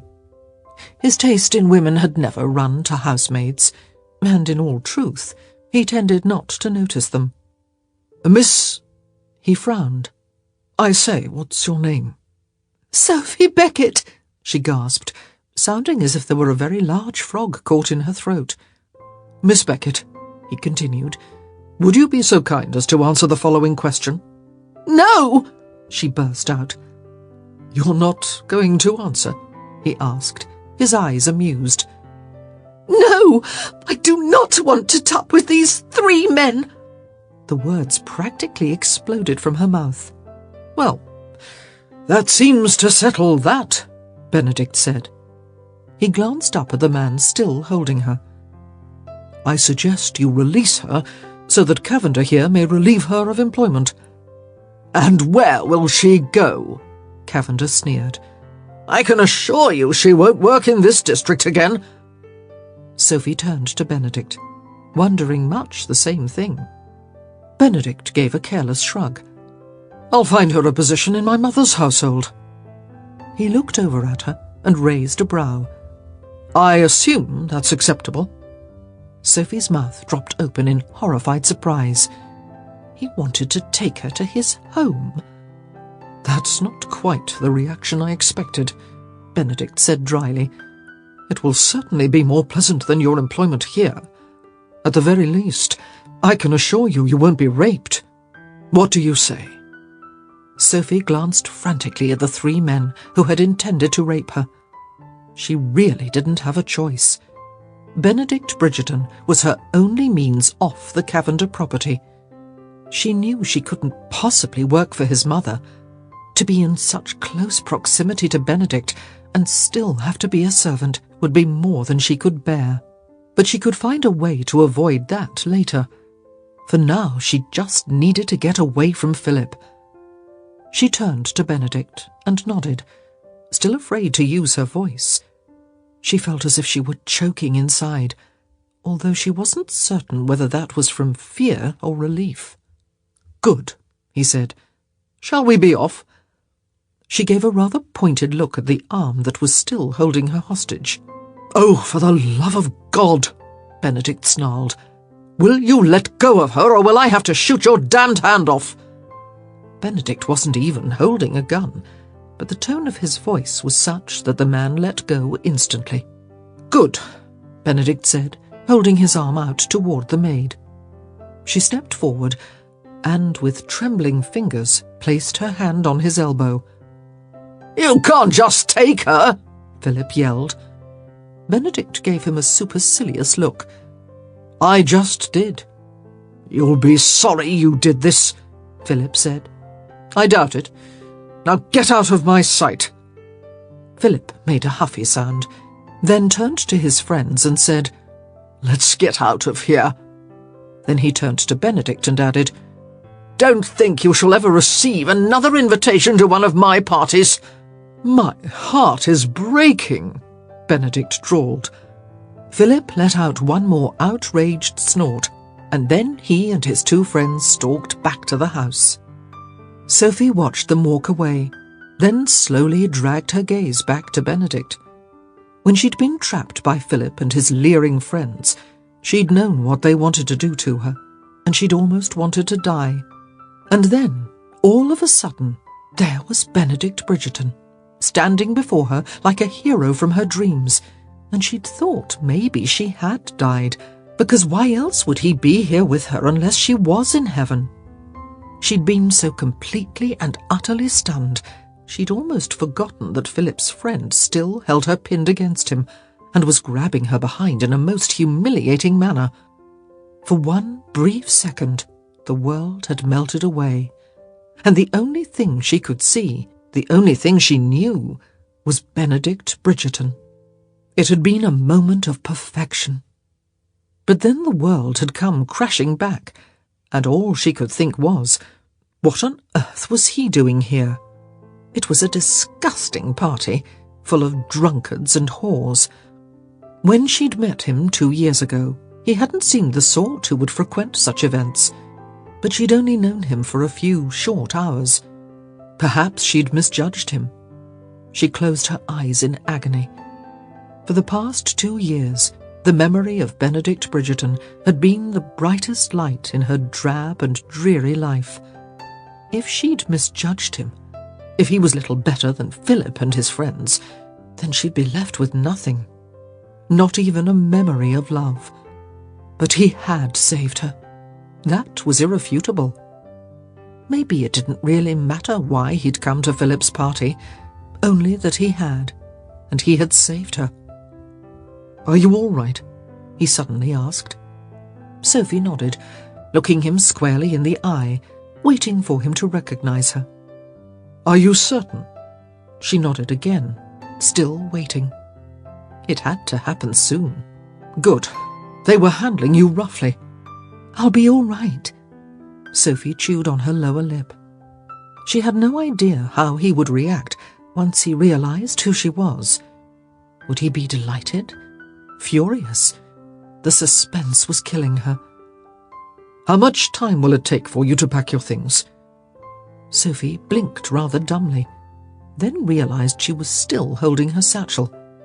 "It's all right here," she said. "I was trying to leave when they caught me." "Smart girl," he murmured approvingly. Sophie just stared at him, unable to believe he hadn't recognized her. "Let's be off then," he said. "It makes me ill just to be on Cavender's property." Sophie said nothing, but her chin jutted slightly forward, and her head tilted to the side as she watched his face. "Are you certain you're all right?" he asked. And then Sophie started to think. 2 years ago, when she'd met him, half of her face had been covered by a mask. Her hair had been lightly powdered, making it seem blonder than it actually was.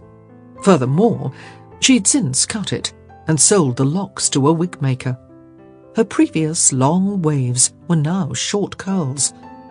Without Mrs. Gibbons to feed her, she'd lost nearly a stone. And when one got right down to it, they'd only been in each other's company a mere hour and a half. She stared at him, right into his eyes, and that was when she knew. He wasn't going to recognize her. He had no idea who she was. Sophie didn't know whether to laugh or to cry.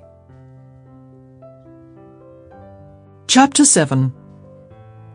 It was clear to all of the guests at the Mottram Ball Thursday last that Miss Rosamond Railing has set her cap for Mr. Philip Cavender. It is the opinion of this author that the two are well matched indeed. Lady Whistledown's Society Papers, 30th of April, 1817. 10 minutes later, Sophie was sitting next to Benedict Bridgerton in his phaeton. "Is there something in your eye?" he asked politely. That caught her attention. I beg your pardon?" "You keep blinking," he explained. I thought perhaps you had something in your eye. Sophie swallowed hard, trying to suppress a round of nervous laughter. What was she supposed to say to him? The truth? That she was blinking because she kept expecting to wake up from what could only be a dream, or maybe a nightmare. "Are you certain you're all right?" he asked. She nodded. "Just the after-effects of shock, I imagine," he said.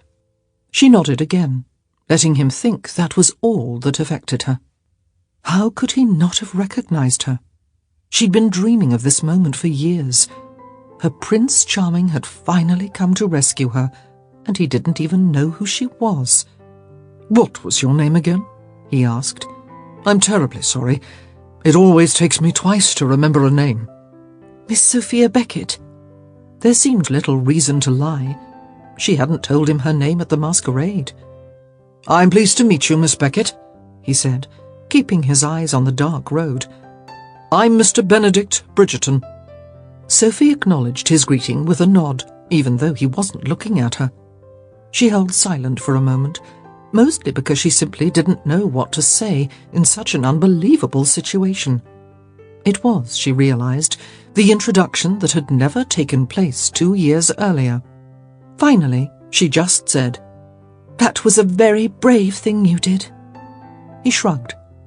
"There were 3 of them and only 1 of you. Most men would not have intervened." This time he did look at her. "I hate bullies," was all he said. She nodded again. "They would have raped me." "I know," he replied, and then he added, "I have 4 sisters."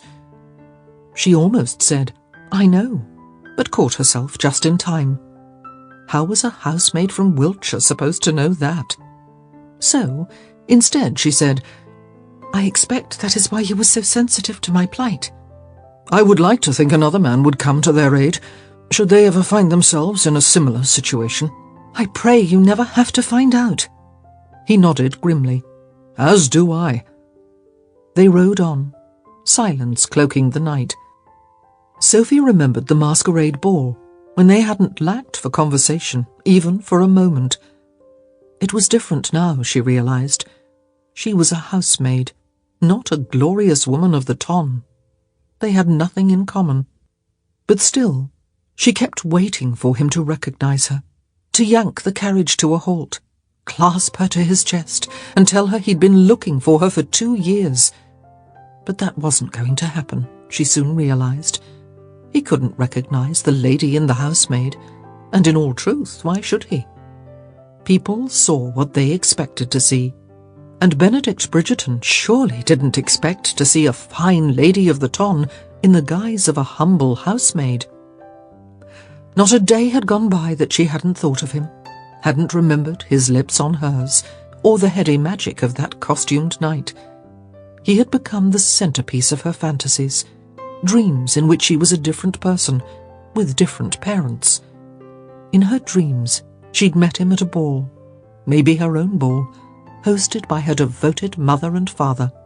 He courted her sweetly, with fragrant flowers and stolen kisses, and then, on a mellow spring day, while the birds were singing and a gentle breeze ruffled the air, he got down on one knee and asked her to marry him, professing his everlasting love and adoration.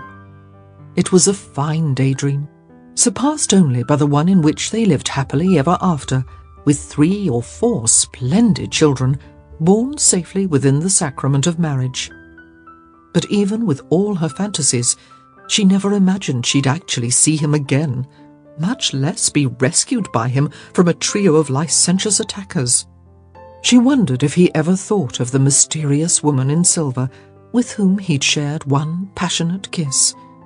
She liked to think that he did, but she doubted that it had meant as much to him as it had to her.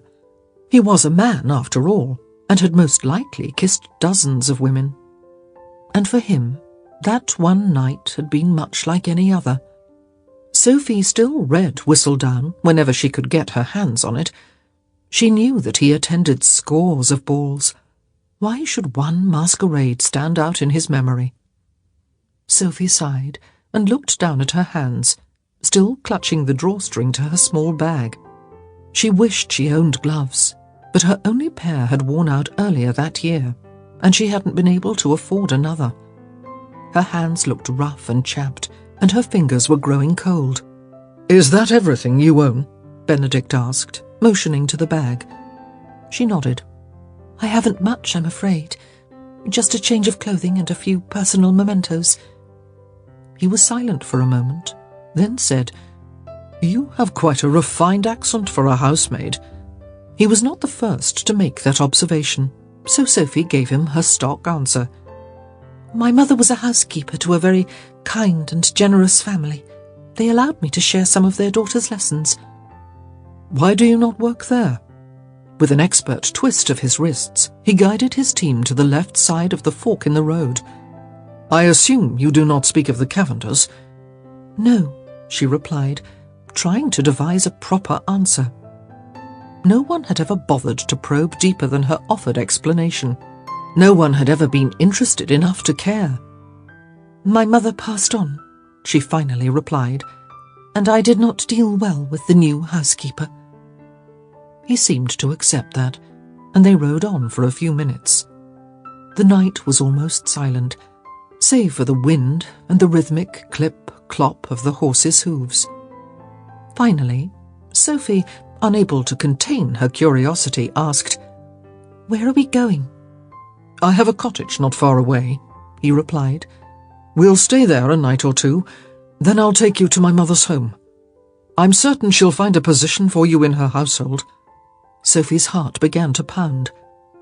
"This cottage of yours—" "You will be properly chaperoned," he said with a faint smile. "The caretakers will be in attendance, and I assure you that Mr. and Mrs. Crabtree are not likely to let anything untoward occur in their house." "I thought it was your house." His smile grew deeper. "I have been trying to get them to think of it as such for years, but I have never been successful." Sophie felt her lips tug up at the corners. "They sound like people I would like very much." "I expect you would." And then there was more silence. Sophie kept her eyes scrupulously straight ahead. She had the most absurd fear that if their eyes met, he would recognize her. But that was mere fancy. He'd already looked her squarely in the eye, more than once even, and he still thought her nothing but a housemaid. After a few minutes, however, she felt the oddest tingling in her cheek, and as she turned to face him, she saw that he kept glancing at her with an odd expression. "Have we met?" he blurted out. "No," she said, her voice a touch more choked than she would have preferred. "I don't believe so." "I'm sure you're right," he muttered, "but still, you do seem rather familiar." "All housemaids look the same," she said with a wry smile. "I used to think so," he mumbled. She turned her face forward, her jaw dropping. Why had she said that? Didn't she want him to recognize her? Hadn't she spent the last half hour hoping and wishing and dreaming and that was the problem. She was dreaming.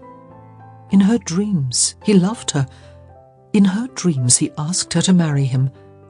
In reality, he might ask her to become his mistress, and that was something she'd sworn she would never do. In reality, he might feel honour-bound to return her to Araminta, who would probably turn her straightaways over to the magistrate for stealing her shoe clips, and Sophie didn't for one moment think that Araminta hadn't noticed their disappearance. No, it was best if he did not recognise her. It would only complicate her life, and considering that she had no source of income, and in fact very little beyond the clothes on her back, her life did not need complications at this point. And yet she felt unaccountably disappointed that he had not instantly known who she was. "Is that a raindrop?" Sophie asked, eager to keep the conversation on more benign topics. Benedict looked up. The moon was now obscured by clouds. "It didn't look like rain when we left," he murmured. A fat raindrop landed on his thigh. "But I do believe you're correct." She glanced at the sky. "The wind has picked up quite a bit. I hope it doesn't storm. It's sure to storm, he said wryly, as we are in an open carriage. If I had taken my coach, there wouldn't be a cloud in the sky. How close are we to your cottage? About half an hour away, I should think. He frowned. Provided we are not slowed by the rain. Well, I do not mind a bit of rain, she said gamely. There are far worse things than getting wet. They both knew exactly what she was talking about. I don't think I remembered to thank you, she said, her words quiet. Benedict turned his head sharply. By all that was holy, there was something damned familiar about her voice. But when his eyes searched her face, all he saw was a simple housemaid. A very attractive housemaid, to be sure, but a housemaid nonetheless. No one with whom he would ever have crossed paths. It was nothing, he finally said. To you, perhaps. To me, it was everything. Uncomfortable with such appreciation, he just nodded and gave one of those grunts men tended to emit when they didn't know what to say. It was a very brave thing you did, she said. He grunted again. And then the heavens opened up in earnest. It took about 1 minute for Benedict's clothes to be soaked through. "I'll get there as quickly as I can," he yelled, trying to make himself heard over the wind. "Don't worry about me," Sophie called back, but when he looked over at her, he saw that she was huddling into herself, her arms wrapped tightly over her chest as she tried to conserve the heat of her body. "Let me give you my coat." She shook her head and actually laughed. "It'll probably make me even wetter, soaked as it is." He nudged the horses into a faster pace, but the road was growing muddy, and the wind was whipping the rain every which way, reducing the already mediocre visibility. Bloody hell, this was just what he needed. He'd had a head cold all last week, and he probably wasn't completely recovered. A ride in the freezing rain would most likely set him back, and he'd spend the next month with a runny nose, watery eyes, all those infuriating, unattractive symptoms. Of course, Benedict couldn't quite contain a smile. Of course, if he were ill again, his mother couldn't try to cajole him into attending every single party in town, all in the hopes that he would find some suitable young lady and settle down into a quiet and happy marriage. To his credit, he always kept his eyes open, was always on the lookout for a prospective bride. He certainly wasn't opposed to marriage on principle. His brother Anthony and his sister Devney had made splendidly happy matches. But Anthony's and Daphne's marriages were splendidly happy because they'd been smart enough to wed the right people. And Benedict was quite certain he had not yet met the right person. No, he thought, his mind wandering back a few years. That wasn't entirely true. He'd once met someone, the lady in silver. When he'd held her in his arms and twirled her around the balcony in her very first waltz, he'd felt something different inside, a fluttering, tingling sensation. It should have scared the hell out of him, but it hadn't. It had left him breathless, excited, and determined to have her. But then she'd disappeared. It was as if the world were actually flat, and she'd fallen right off the edge. He'd learned nothing in that irritating interview with Lady Penwood, and when he'd queried his friends and family, no one knew anything about a young woman wearing a silver dress. She hadn't arrived with anyone, and she hadn't left with anyone.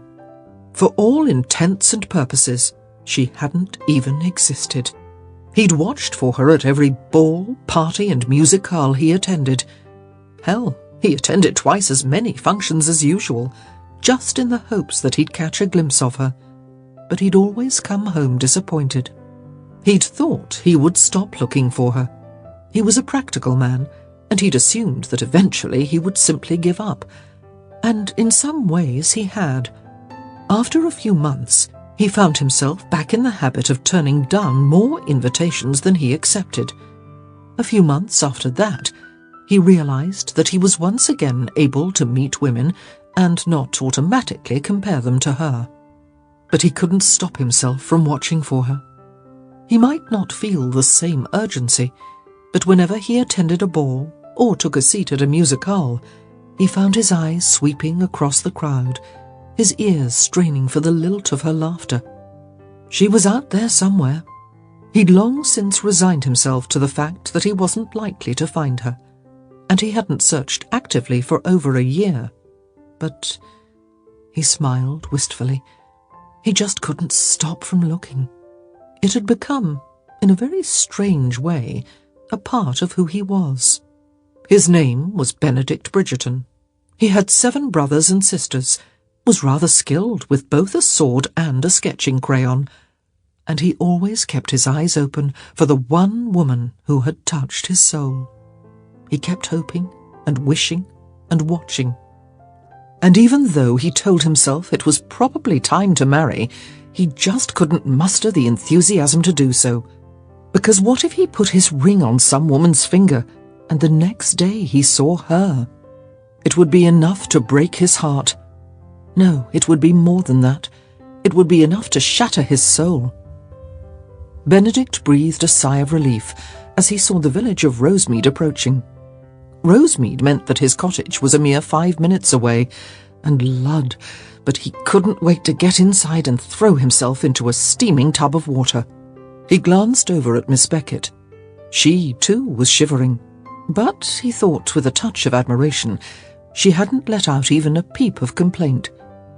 Benedict tried to think of another woman of his acquaintance who would have stood up to the elements with such fortitude, and came up empty-handed. Even his sister Devney, who was as good a sport as any, would have been howling about the cold by now. "We're almost there," he assured her. "I'm all... Oh, are you all right?" Benedict was gripped by a wave of coughs, the deep hacking kind that rumbled down in one's chest. His lungs felt as if they were on fire, and his throat like someone had taken a razor blade to it. "I'm fine," he gasped, jerking slightly on the reins to make up for the lack of direction he'd given the horses while he was coughing. "You don't sound fine." "Had a head cold last week," he said with a wince. Damn, but his lungs felt sore.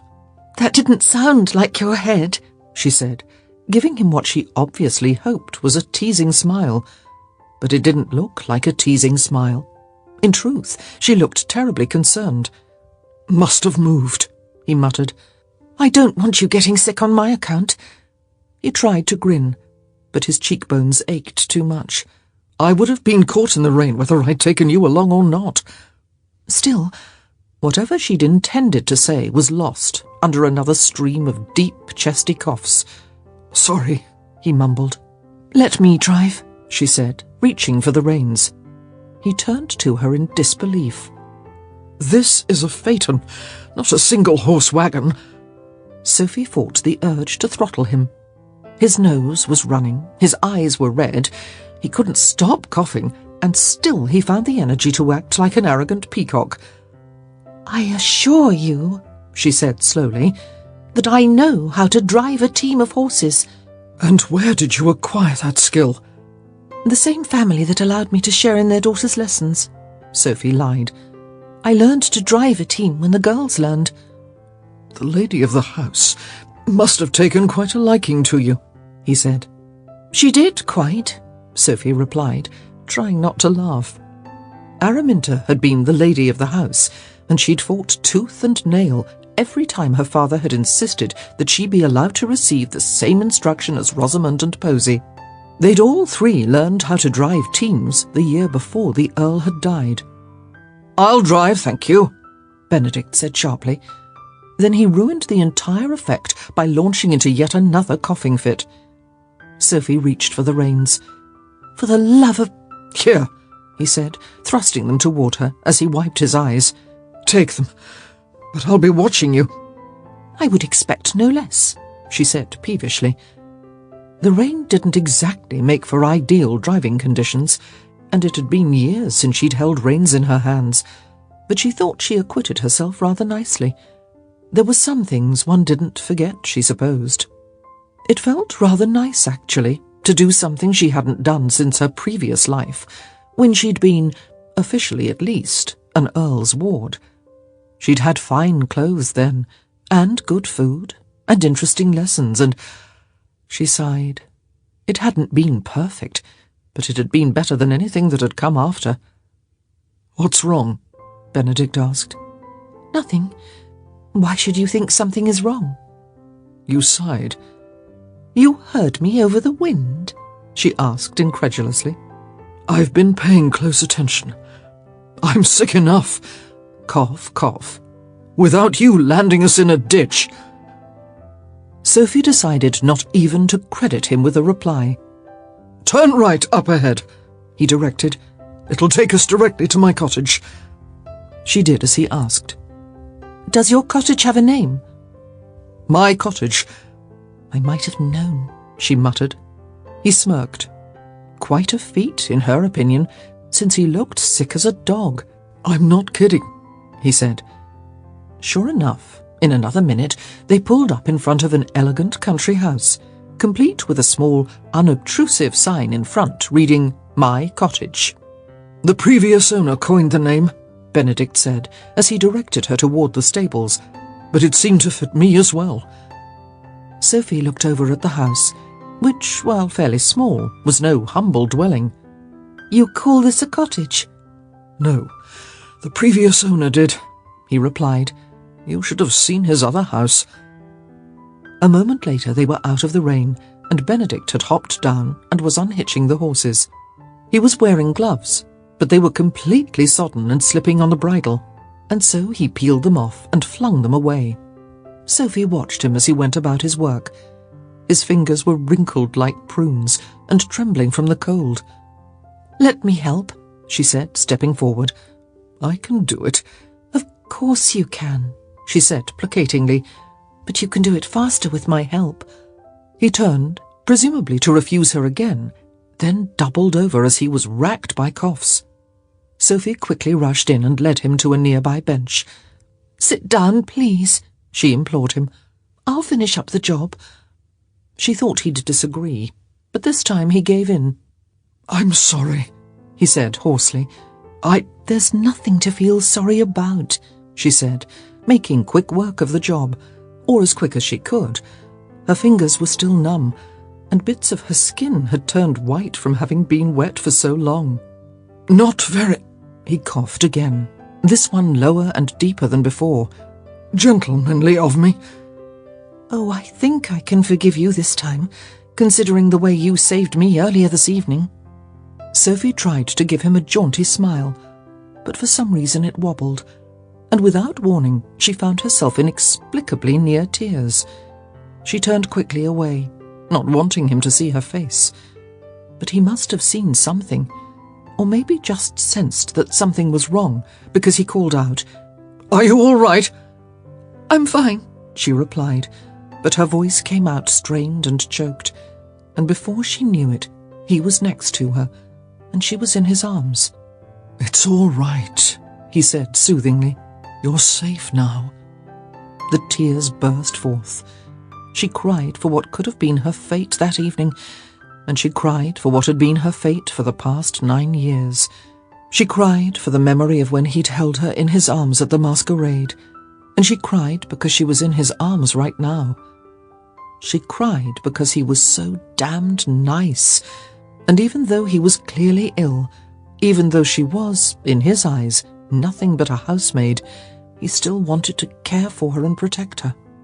She cried because she hadn't let herself cry in longer than she could remember, and she cried because she felt so alone. And she cried because she'd been dreaming of him for so very long, and he hadn't recognized her. It was probably best that he did not, but her heart still ached from it. Eventually, her tears subsided, and he stepped back, touching her chin as he said, Do you feel better now? She nodded, surprised that it was true. Good. You had a scare and... He jerked away from her, doubling over as he coughed. We really need to get you inside, Sophie said, brushing away the last streaks of her tears. Inside the house, that is. He nodded. I'll race you to the door." Her eyes widened in shock. She couldn't believe that he had the spirit to make a joke of this when he was obviously feeling so poorly. But she wrapped the drawstring of her bag around her hands, hitched up her skirts, and ran for the front door to the cottage. By the time she reached the steps, she was laughing from the exertion, giggling at the ridiculousness of running wildly to get out of the rain when she was already soaked to the bone. Benedict had, not surprisingly, beaten her to the small portico. He might have been ill, but his legs were significantly longer and stronger.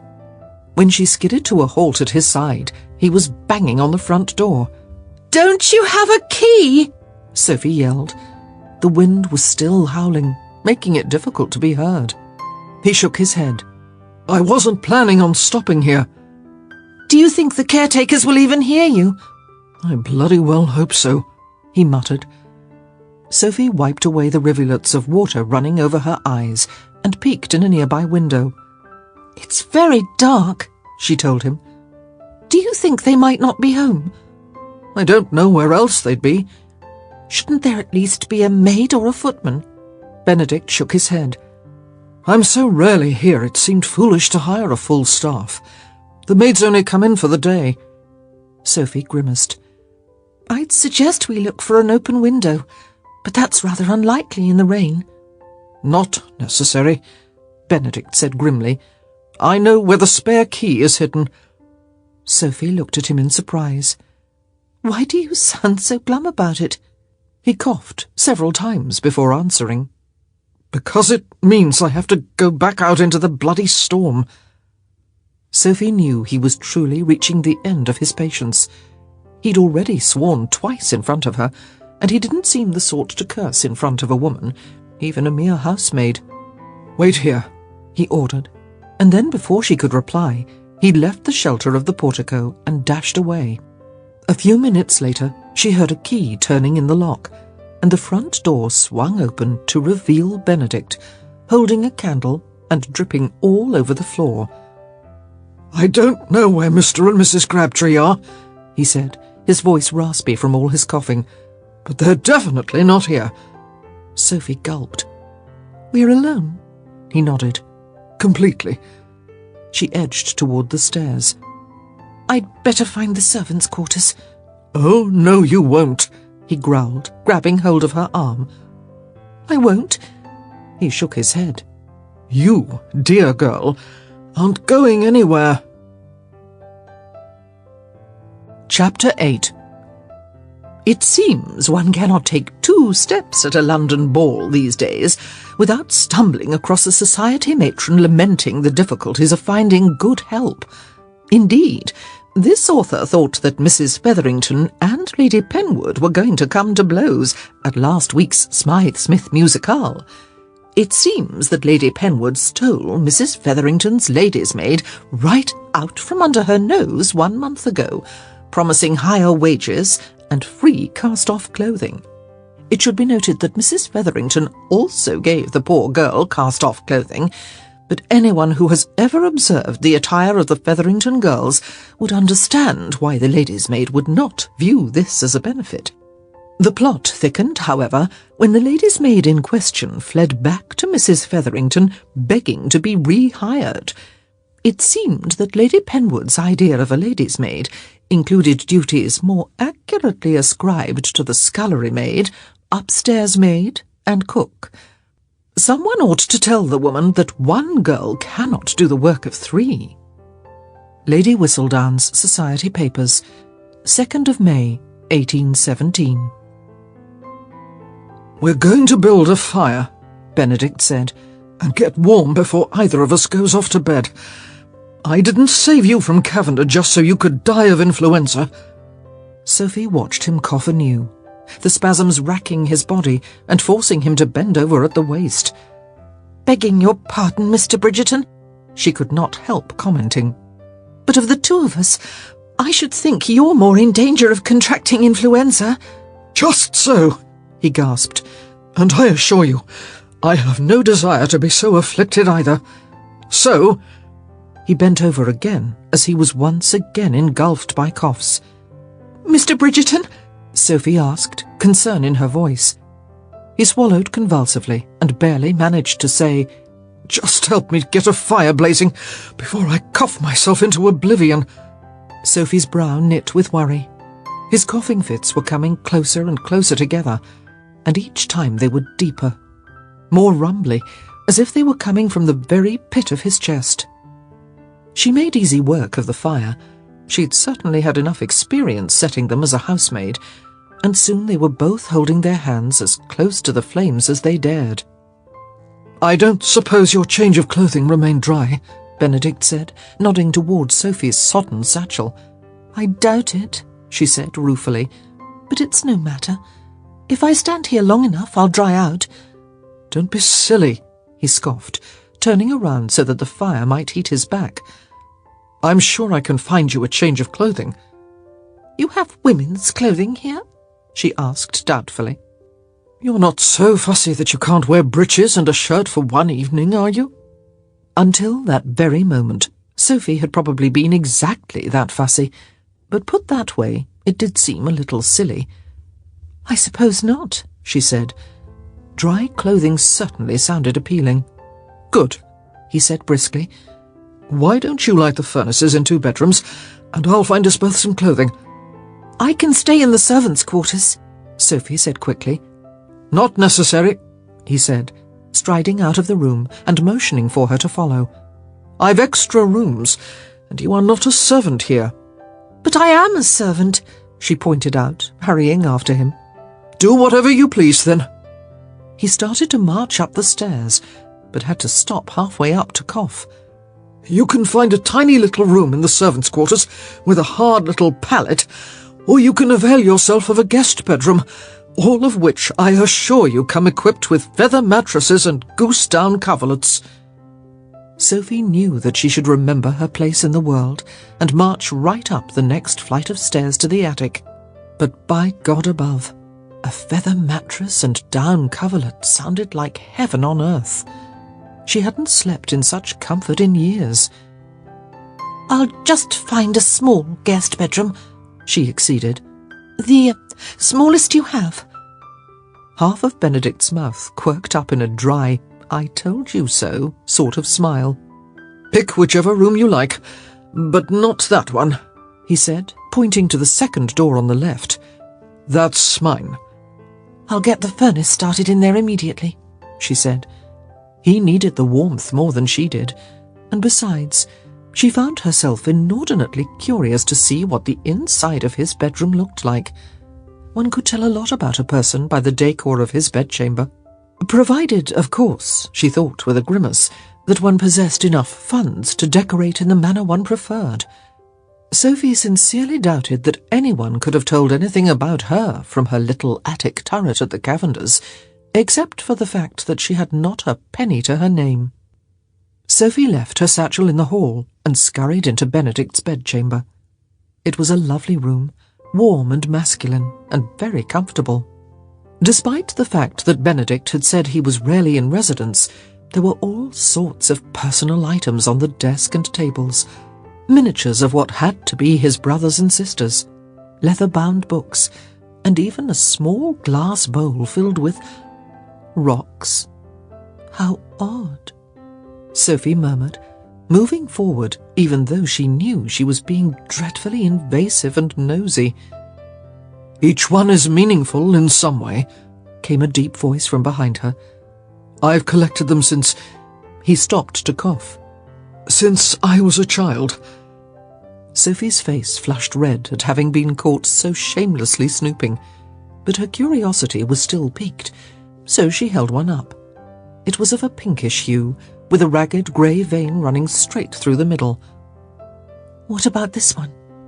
"I picked that one up on a hike," Benedict said softly. "It happened to be the day my father died." "Oh."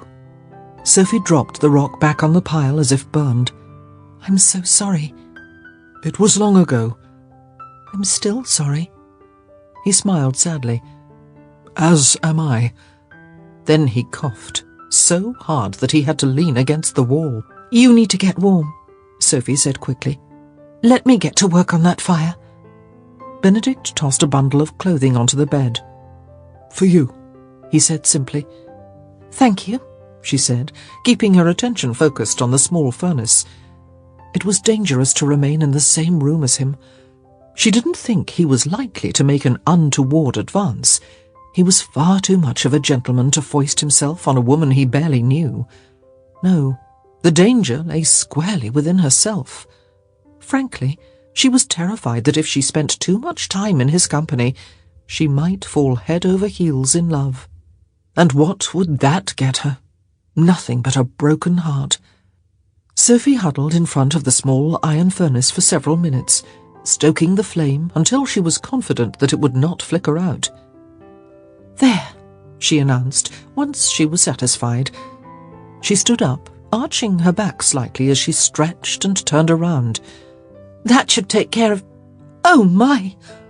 Benedict Bridgerton looked positively green. "Are you all right?" she asked, hurrying to his side. "Don't feel too well," he slurred, leaning heavily against the bedpost. He sounded vaguely intoxicated, but Sophie had been in his company for at least 2 hours, and she knew that he had not been drinking. "You need to get into bed," she said, stumbling under his weight when he decided to lean against her instead of the bedpost. He grinned. "You coming?" She lurched back. "Now I know you're feverish." He lifted his hand to touch his forehead, but he smacked his nose instead. "Ow!" he yelped. Sophie winced in sympathy. His hand crept up to his forehead. Maybe I am a bit hot."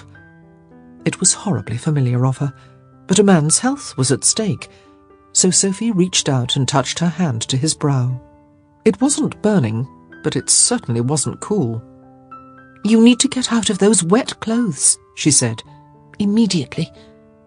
Benedict looked down, blinking as if the sight of his sodden clothing was a surprise. "Yes," he murmured thoughtfully. "Yes, I believe I do." His fingers went to the buttons on his shirt, but they were clammy and numb and kept slipping and sliding.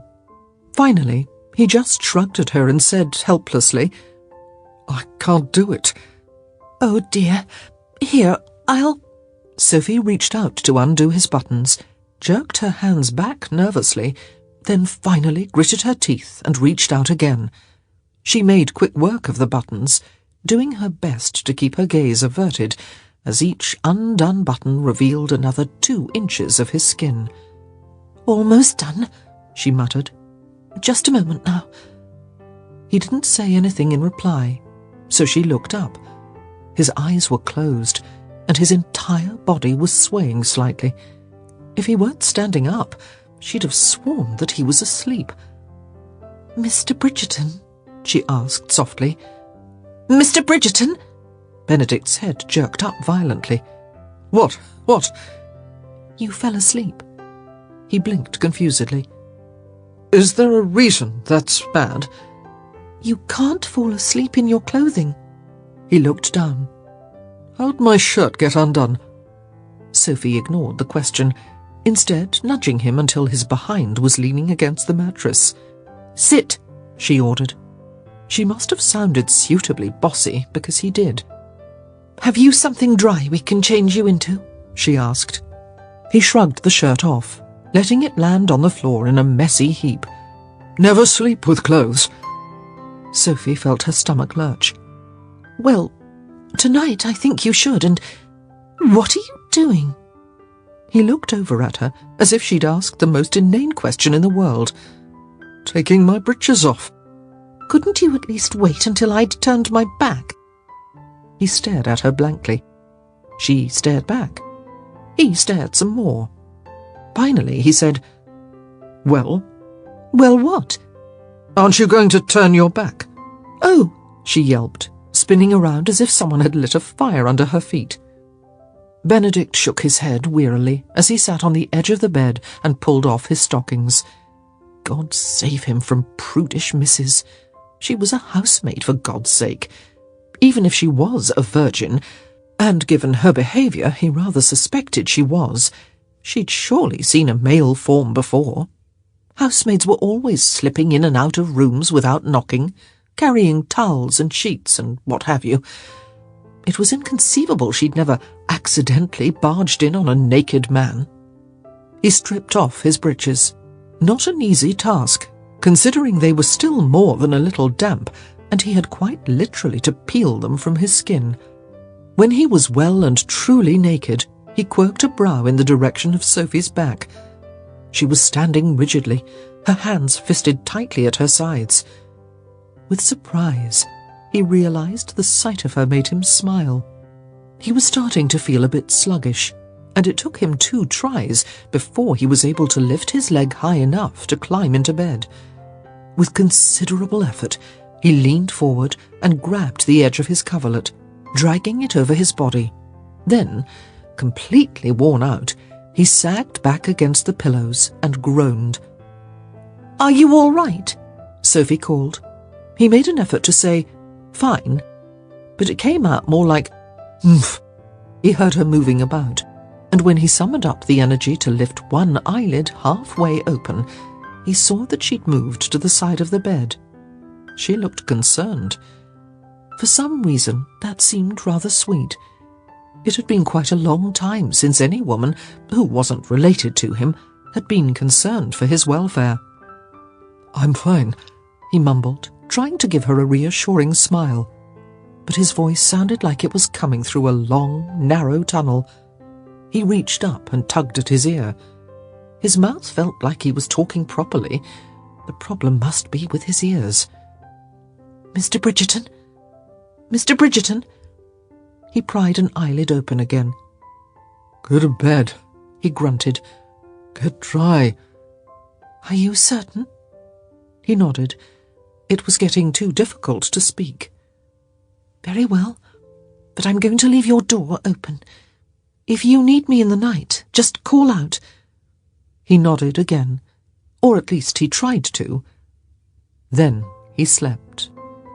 It took Sophie barely a quarter of an hour to get ready for bed. A surfeit of nervous energy kept her going as she changed into dry clothing and readied the furnace in her room.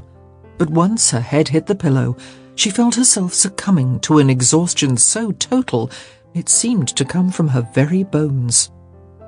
It had been a long day, she thought groggily, a really long day, between attending to her morning chores, dashing around the house to escape Cavender and his friends.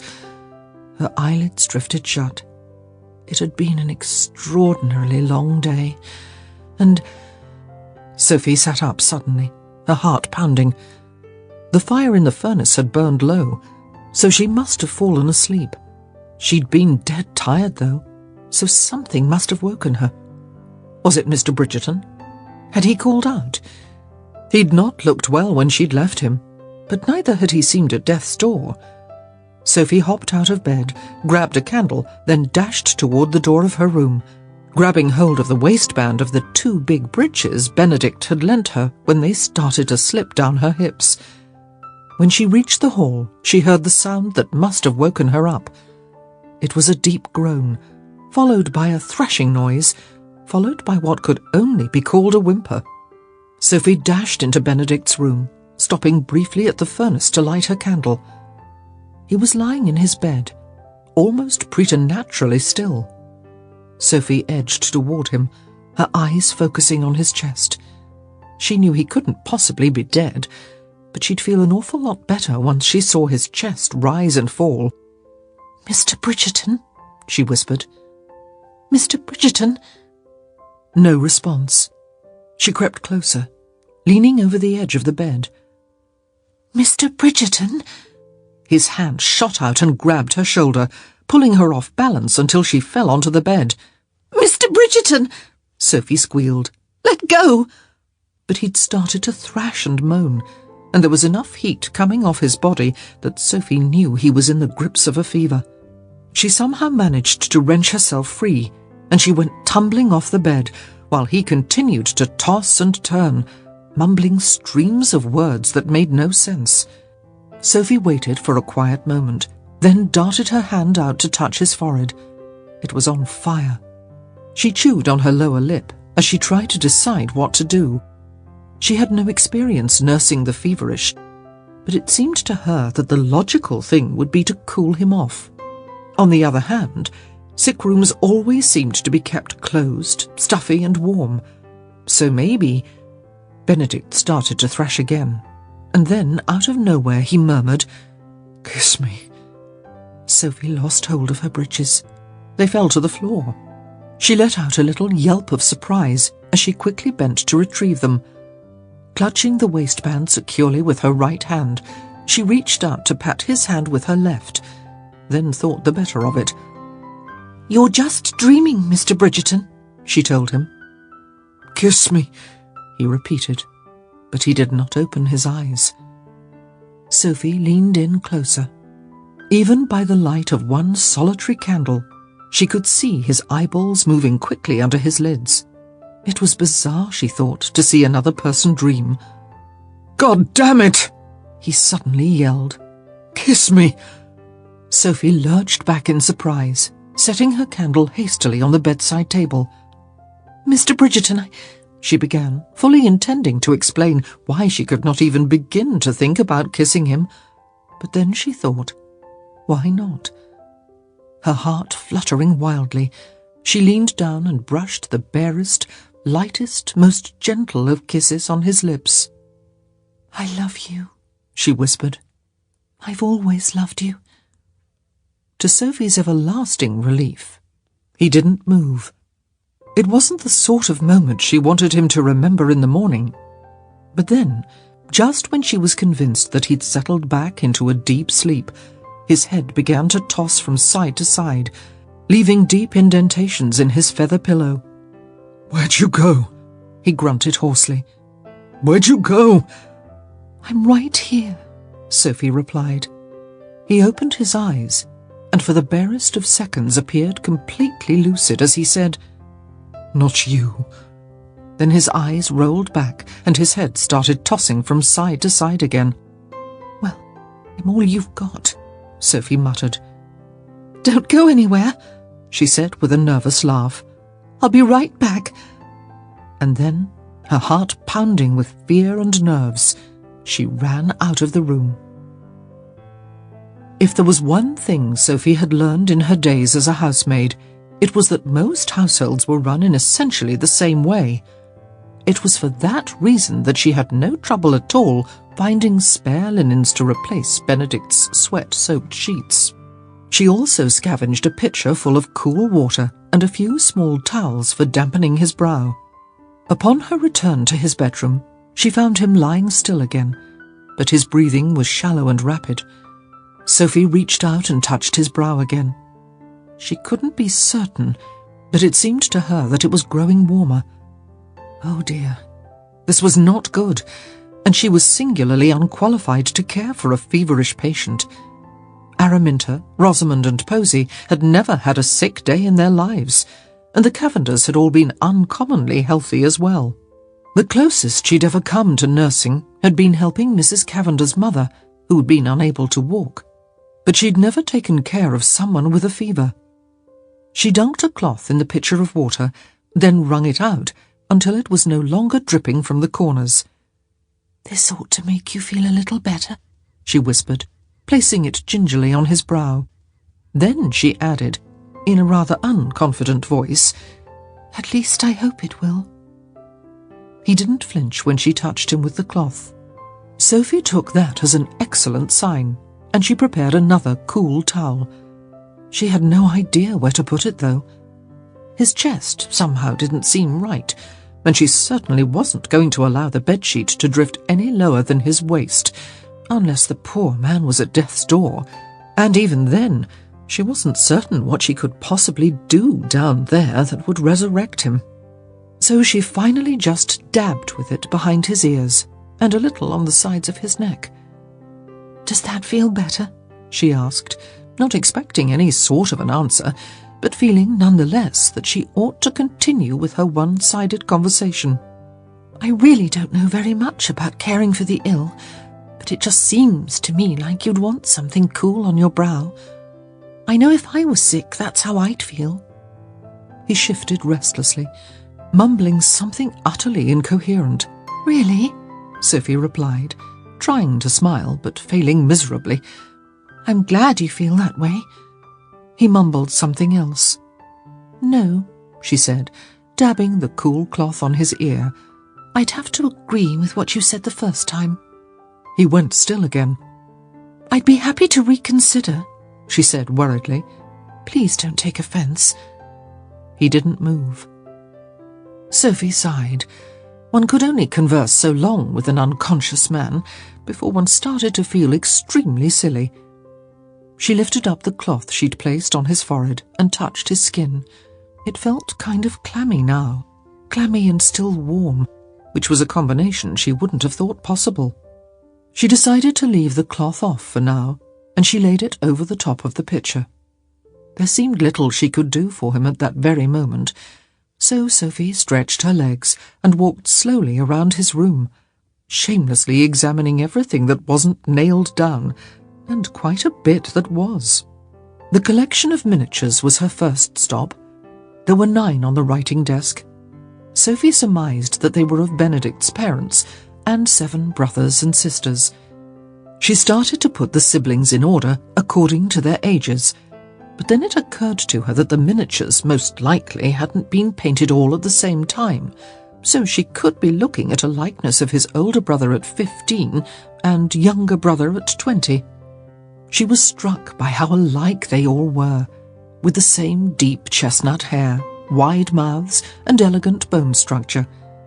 She looked closely to try to compare eye colour, but found it impossible in the dim candlelight, and besides, eye colour often wasn't easily discerned on a miniature anyway. Next to the miniatures was the bowl with Benedict's rock collection. Sophie picked a few of them up in turn, rolling them lightly over her palm. Why are these so special to you, I wonder? She whispered, placing them carefully back in the bowl. They just looked like rocks to her, but she supposed that they might appear more interesting and unique to Benedict if they represented special memories for him. She found a small wooden box that she absolutely could not open. It must have been one of those trick boxes she'd heard about that came from the Orient. And most intriguing, leaning against the side of the desk was a large sketchbook filled with pencil drawings, mostly of landscapes, but with a few portraits as well. Had Benedict drawn them? Sophie squinted at the bottom of each drawing. The small squiggles certainly looked like 2 bees. Sophie sucked in her breath, an unbidden smile lighting her face. She'd never dreamed that Benedict was an artist. There had never even been a peep about it in Whistledown, and it seemed like the sort of thing the gossip columnist would have figured out over the years.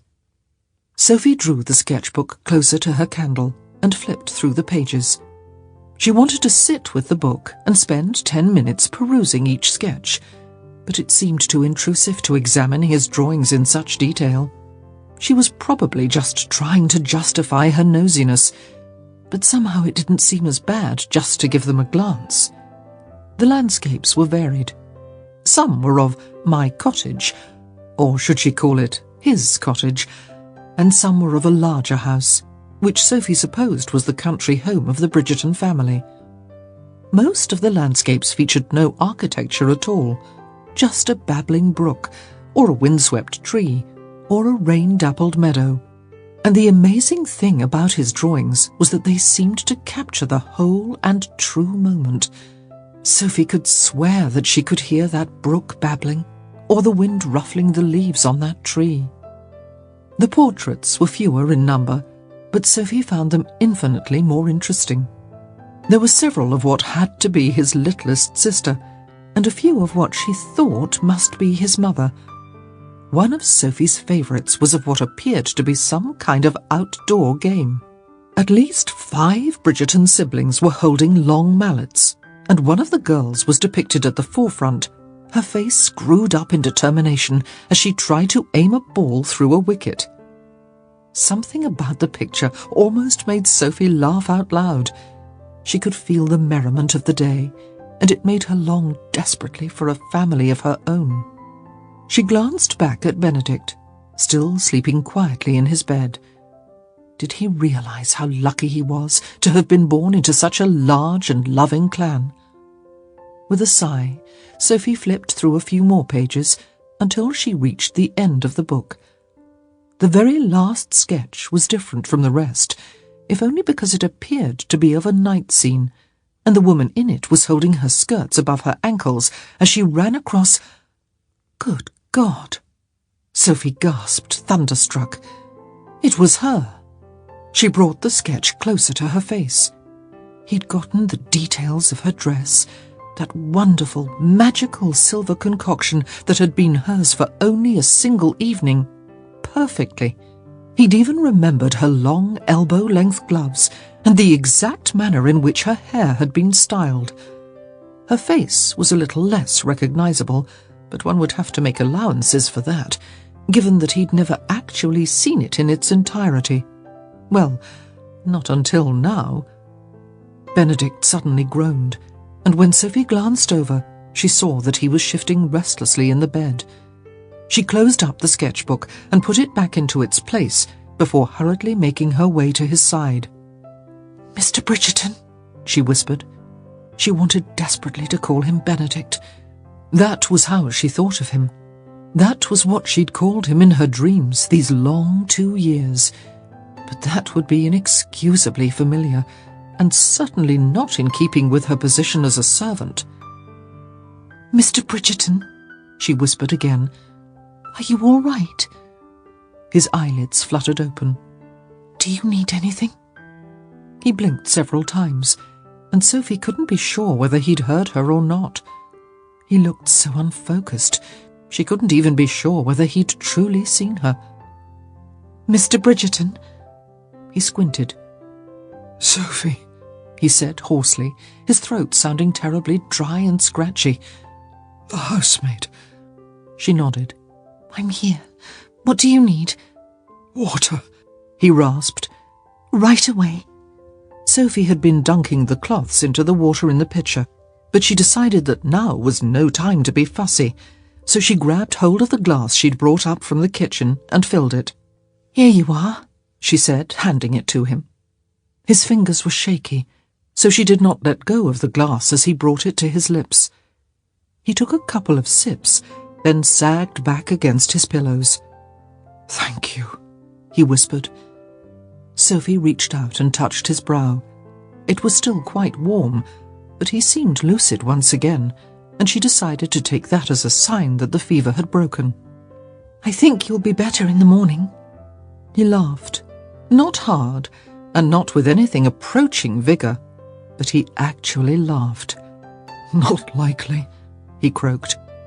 "Well, not recovered," she allowed, "but I think you'll feel better than you do right now." "It would certainly be hard to feel worse." Sophie smiled at him. "Do you think you can scoot to one side of your bed so I can change your sheets?" He nodded and did as she asked, closing his weary eyes as she changed the bed around him. "That's a neat trick," he said when she was done. "Mrs. Cavender's mother often came to visit," Sophie explained. "She was bedridden, so I had to learn how to change the sheets without her leaving the bed. It's not terribly difficult." He nodded. "I'm going back to sleep now." Sophie gave his shoulder a reassuring pat. She just couldn't help herself. "You'll feel better in the morning," she whispered. "I promise." Chapter 9. It has oft been said that physicians make the worst patients, but it is the opinion of this author that any man makes a terrible patient. One might say it takes patience to be a patient, and heaven knows, the males of our species lack an abundance of patience. Lady Whistledown's Society Papers, 2nd of May, 1817. The first thing Sophie did the following morning was scream. She'd fallen asleep in the straight-backed chair next to Benedict's bed, her limbs sprawled most inelegantly, and her head cocked to the side in a rather uncomfortable position. Her sleep had been light at first, her ears perked to listen for any sign of distress from the sickbed. But after an hour or so of complete, blessed silence, exhaustion claimed her, and she fell into a deeper slumber, the kind from which one ought to awaken in peace, with a restful, easy smile on one's face. Which may have been why, when she opened her eyes and saw two strange people staring at her, she had such a fright that it took a full 5 minutes for her heart to stop racing. "Who are you?" The words tumbled out of Sophie's mouth before she realised exactly who they must be. Mr. and Mrs. Crabtree, the caretakers of my cottage. "Who are you?" the man demanded, not a little bit belligerently. Sophie Beckett, she said with a gulp. She pointed desperately at Benedict. He... "Spit it out, girl." "Don't torture her," came a croak from the bed. 3 heads swivelled in Benedict's direction. You're awake, Sophie exclaimed. "Wish to God I weren't," he muttered. "My throat feels like it's on fire." Would you like me to fetch you some more water? Sophie asked solicitously. He shook his head. "Tea, please." She shot to her feet. I'll go get it. "I'll get it," Mrs. Crabtree said firmly. Would you like help? Sophie asked timidly. Something about this pair made her feel like she were 10 years old. They were both short and squat, but they positively exuded authority. Mrs. Crabtree shook her head. "A fine housekeeper I am if I can't prepare a pot of tea." Sophie gulped. She couldn't tell whether Mrs. Crabtree was miffed or joking. I never meant to imply... Mrs. Crabtree waved off her apology. "Shall I bring you a cup?" You shouldn't fetch anything for me, Sophie said. I'm a "Bring her a cup," Benedict ordered. But... He jabbed his finger at her, grunting, "Be quiet," before turning to Mrs. Crabtree and bestowing upon her a smile that could have melted an ice cap. "Would you be so kind as to include a cup for Miss Beckett on the tray?" "Of course, Mr. Bridgerton," she replied. "But may I say—" "You can say anything you please, once you return with the tea," he promised. She gave him a stern look. "I have a lot to say." "Of that I have no doubt." Benedict, Sophie, and Mr. Crabtree waited in silence while Mrs. Crabtree left the room, and then, when she was safely out of earshot, Mr. Crabtree positively chortled and said, "You're in for it now, Mr. Bridgerton." Benedict smiled weakly. Mr. Crabtree turned to Sophie and explained, "When Mrs. Crabtree has a lot to say, she has a lot to say." "Oh," Sophie replied. She would have liked to have said something slightly more articulate, but "oh" was truly the best she could come up with on such short notice. "And when she has a lot to say," Mr. Crabtree continued, his smile growing wide and sly, "she likes to say it with great vigour." "Fortunately," Benedict said in a dry voice, "we'll have our tea to keep us occupied." Sophie's stomach grumbled loudly. "And," Benedict continued, shooting her an amused glance, "a fair bit of breakfast, too, if I know Mrs. Crabtree." Mr. Crabtree nodded. "Already prepared, Mr. Bridgerton. We saw your horses in the stables when we returned from our daughter's house this morning, and Mrs. Crabtree got to work on breakfast straight away. She knows how you love your eggs." Benedict turned to Sophie and gave her a conspiratorial sort of smile. "I do love eggs." Her stomach grumbled again. "We didn't know there'd be 2 of you, though," Mr. Crabtree said. Benedict chuckled, then winced at the pain. "I can't imagine that Mrs. Crabtree didn't make enough to feed a small army." "Well, she didn't have time to prepare a proper breakfast, with beef, pie and fish," Mr. Crabtree said. "But I believe she has bacon and ham and eggs and toast."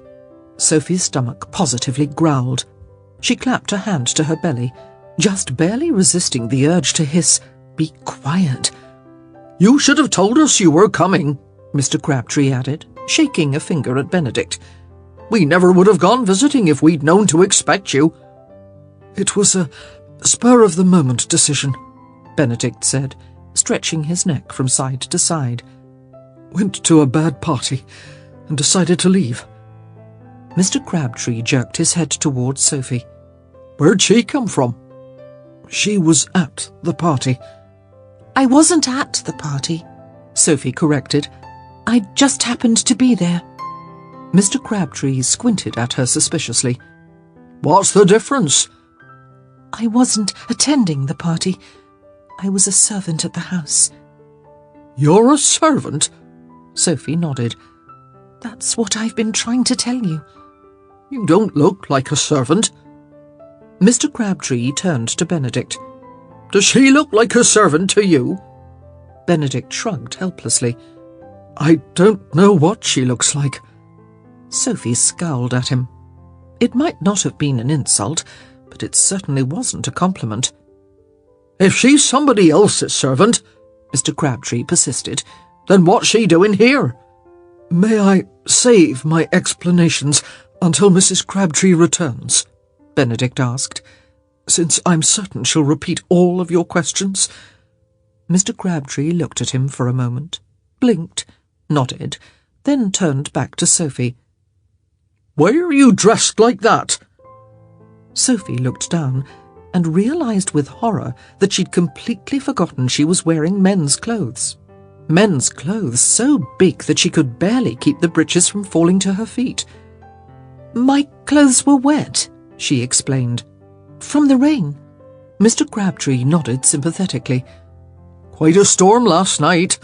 That's why we stayed over at our daughter's. We'd planned to come home, you know." Benedict and Sophie just nodded. "She doesn't live terribly far away," Mr. Crabtree continued. "Just on the other side of the village." He glanced over at Benedict, who nodded immediately. "Has a new baby," he added. "A girl." "Congratulations," Benedict said, and Sophie could see from his face that he was not merely being polite. He truly meant it. A loud clomping sound came from the stairway. Surely Mrs. Crabtree returning with breakfast. "I ought to help," Sophie said, jumping up and dashing for the door. "Once a servant, always a servant," Mr. Crabtree said sagely. Benedict wasn't sure, but he thought he saw Sophie wince. A minute later, Mrs. Crabtree entered, bearing a splendid silver tea service. "Where's Sophie?" Benedict asked. "I sent her down to get the rest," Mrs. Crabtree replied. "She should be up in no time. Nice girl," she added in a matter-of-fact tone. "But she needs a belt for those breeches you lent her." Benedict felt something squeeze suspiciously in his chest at the thought of Sophie the housemaid, with her breeches round her ankles. He gulped uncomfortably when he realised the tight sensation might very well be desire. Then he groaned and grabbed at his throat, because uncomfortable gulps were even more uncomfortable after a night of harsh coughing. "You need one of my tonics," Mrs. Crabtree said. Benedict shook his head frantically. He'd had one of her tonics before. It had had him retching for 3 hours. "I won't take no for an answer," she warned. "She never does," Mr. Crabtree added. "The tea will work wonders," Benedict said quickly. "I'm sure." But Mrs. Crabtree's attention had already been diverted. "Where is that girl?" she muttered, walking back to the door and looking out. "Sophie? Sophie?" "If you can keep her from bringing me a tonic," Benedict whispered urgently to Mr. Crabtree, "it's a $5 in your pocket." Mr. Crabtree beamed. "Consider it done." "There she is," Mrs. Crabtree declared. "Oh, heaven above!" "What is it, dearie?" Mr. Crabtree asked, ambling toward the door. "The poor thing can't carry a tray and keep her breeches up at the same time," she replied, clucking sympathetically. "Aren't you going to help her?" Benedict asked from the bed. "Oh, yes, of course." She hurried out. "I'll be right back," Mr. Crabtree said over his shoulder. "Don't want to miss this." "Someone get the bloody girl a belt!" Benedict yelled grumpily. It didn't seem quite fair that everyone got to go out to the hall and watch the sideshow while he was stuck in bed. And he definitely was stuck there. Just the thought of getting up made him dizzy. He must have been sicker than he'd realized the night before. He no longer felt the urge to cough every few seconds, but his body felt worn out, exhausted. His muscles ached, and his throat was damned sore. Even his teeth didn't feel quite right. He had vague recollections of Sophie taking care of him. She'd put cool compresses on his forehead, watched over him, even sung him a lullaby, but he'd never quite seen her face. Most of the time he hadn't had the energy to open his eyes, and even when he had, the room had been dark, always leaving her in shadows, reminding him of... Benedict sucked in his breath, his heart thumping crazily in his chest, as, in a sudden flash of clarity, he remembered his dream. He'd dreamed of her. It was not a new dream, although it had been months since he'd been visited by it. It was not a fantasy for the innocent either. Benedict was no saint, and when he dreamed of the woman from the masquerade, she was not wearing her silver dress. She was not, he thought with a wicked smile, wearing anything. But what perplexed him was why this dream would return now, after so many months of dormancy. Was there something about Sophie that had triggered it? He'd thought, he'd hoped, that the disappearance of the dream had meant he was over her. Obviously not. Sophie certainly didn't look like the woman he'd danced with 2 years earlier. Her hair was all wrong, and she was far too thin. He distinctly remembered the lush, curvy feel of the masked woman in his arms. In comparison, Sophie could only be called scrawny. He supposed their voices were a bit similar, but he had to admit to himself that, as time passed, his memories of that night grew less vivid, and he could no longer recall his mystery woman's voice with perfect clarity. Besides, Sophie's accent, while exceptionally refined for a housemaid, was not as upper crust as hers had been. Benedict let out a frustrated snort. How he hated calling her her. That seemed the cruelest of her secrets. She'd kept from him even her name. Part of him wished she'd just lied and given him a false name. At least then he'd have something to think of her by in his mind. Something to whisper in the night when he was staring out the window, wondering where in hell she was. Benedict was saved from further reflection by the sounds of stumbling and bumbling in the hallway. Mr. Crabtree was the first to return, staggering under the weight of the breakfast tray. "What happened to the rest?" Benedict asked suspiciously, eyeing the door. "Mrs. Crabtree went off to find Sophie some proper clothing," Mr. Crabtree replied, setting the tray down on Benedict's desk. "Ham or bacon?" "Both. I'm famished. And what the devil does she mean by proper clothing?" "A dress, Mr. Bridgerton. That's what women wear." Benedict seriously considered lobbing a candle stump at him. "I meant," he said, with what he considered saintly patience, "where is she going to find a dress?" Mr. Crabtree walked over with a plate of food on a footed tray that would fit over Benedict's lap. "Mrs. Crabtree has several extras. She's always happy to share." Benedict choked on the bite of egg he'd shuffled into his mouth. "Mrs. Crabtree and Sophie are hardly the same size." "Neither are you," Mr. Crabtree pointed out, "and she wore your clothes just fine." "I thought you said the breeches fell off in the hall." "Well, we don't have to worry about that with the dress, do we? I hardly think her shoulders are going to slip through the neck hole." Benedict decided it was safer for his sanity to mind his own business, and he turned his full attention to his breakfast. He was on his third plate when Mrs. Crabtree bustled in. "Here we are," she announced.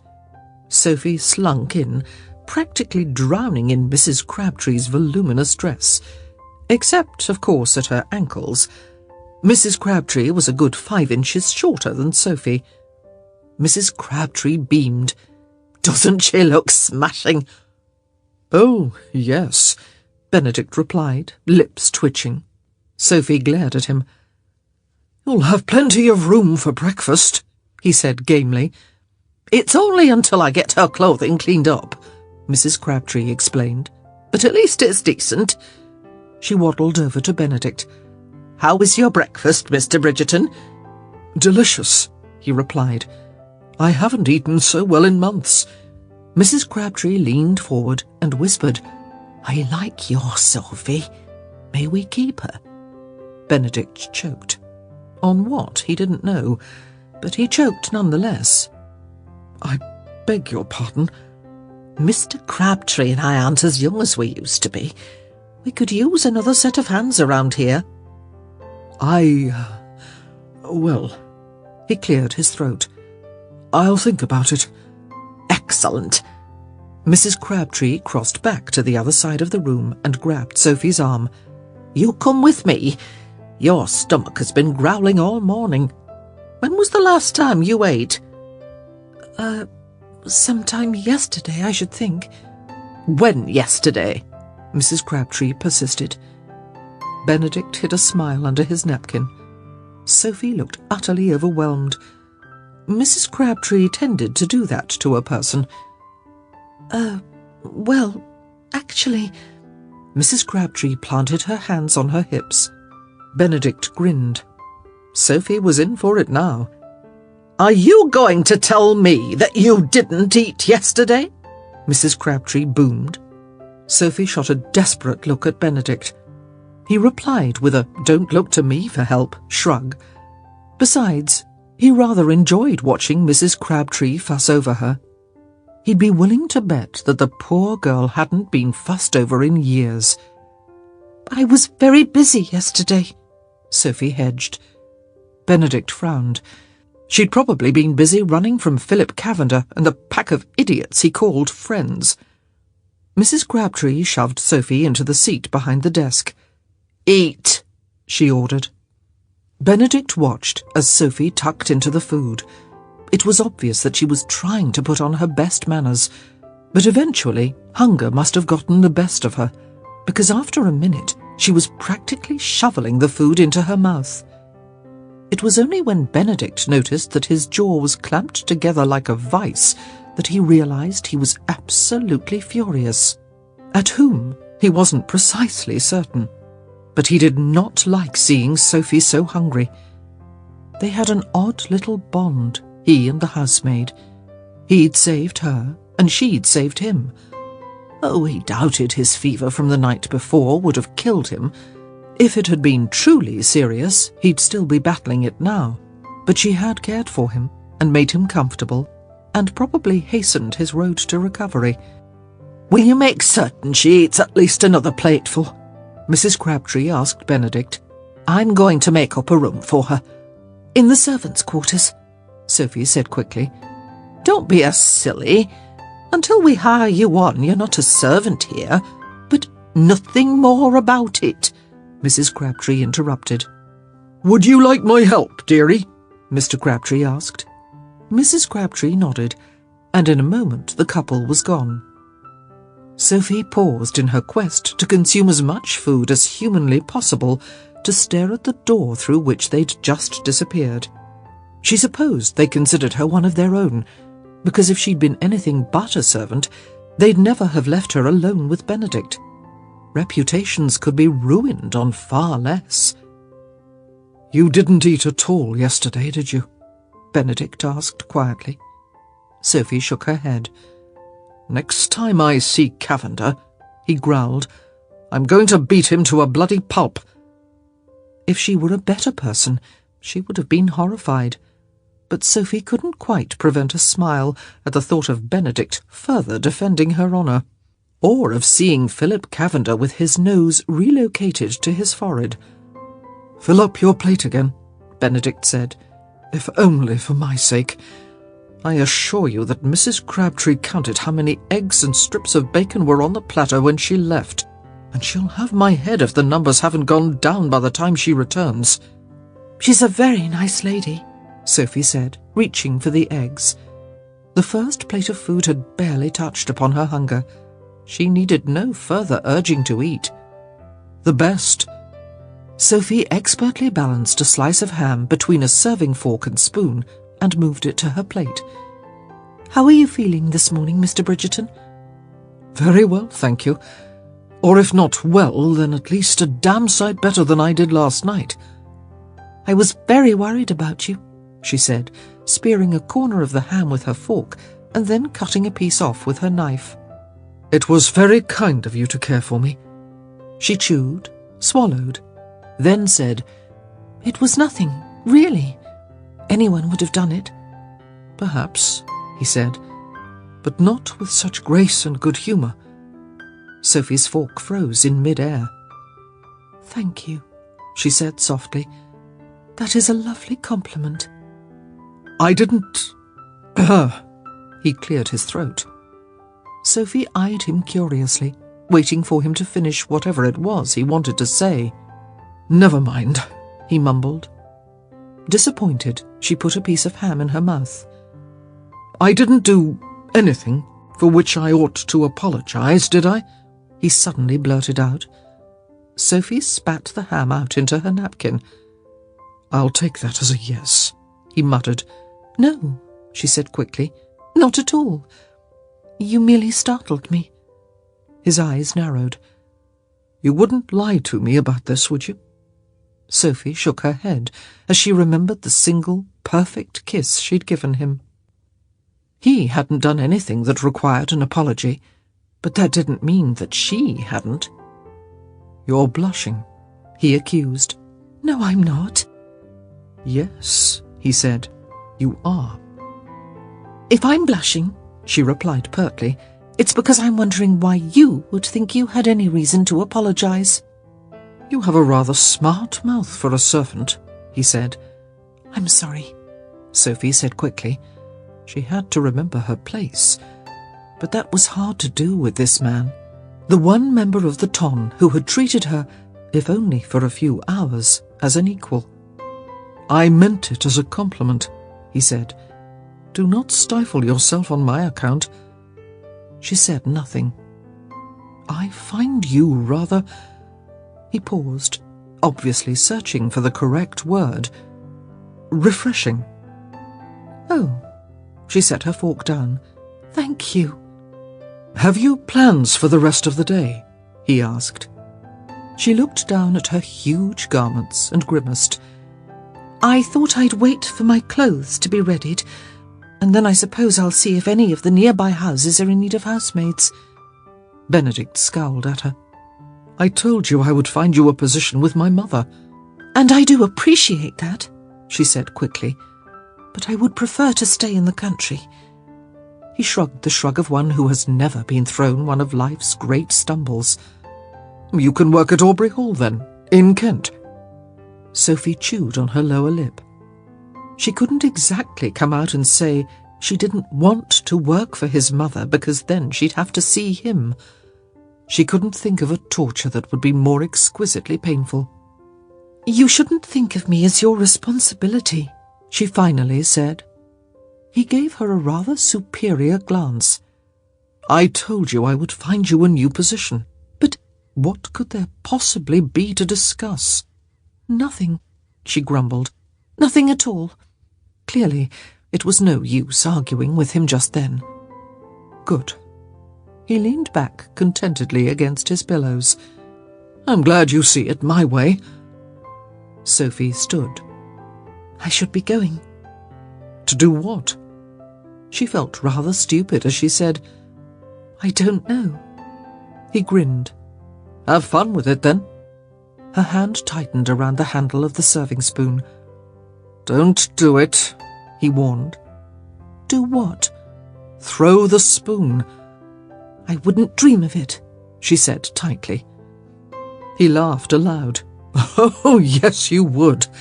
You're dreaming of it right now. You just wouldn't do it." Sophie's hand was gripping the spoon so hard it shook. Benedict was chuckling so hard his bed shook. Sophie stood, still holding the spoon. Benedict smiled. "Are you planning to take that with you?" "Remember your place," Sophie was screaming at herself. Remember your place. Whatever could you be thinking, Benedict mused, to look so adorably ferocious? No, don't tell me, he added. I'm sure it involves my untimely and painful demise.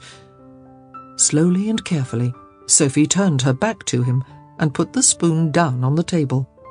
She didn't want to risk any sudden movements.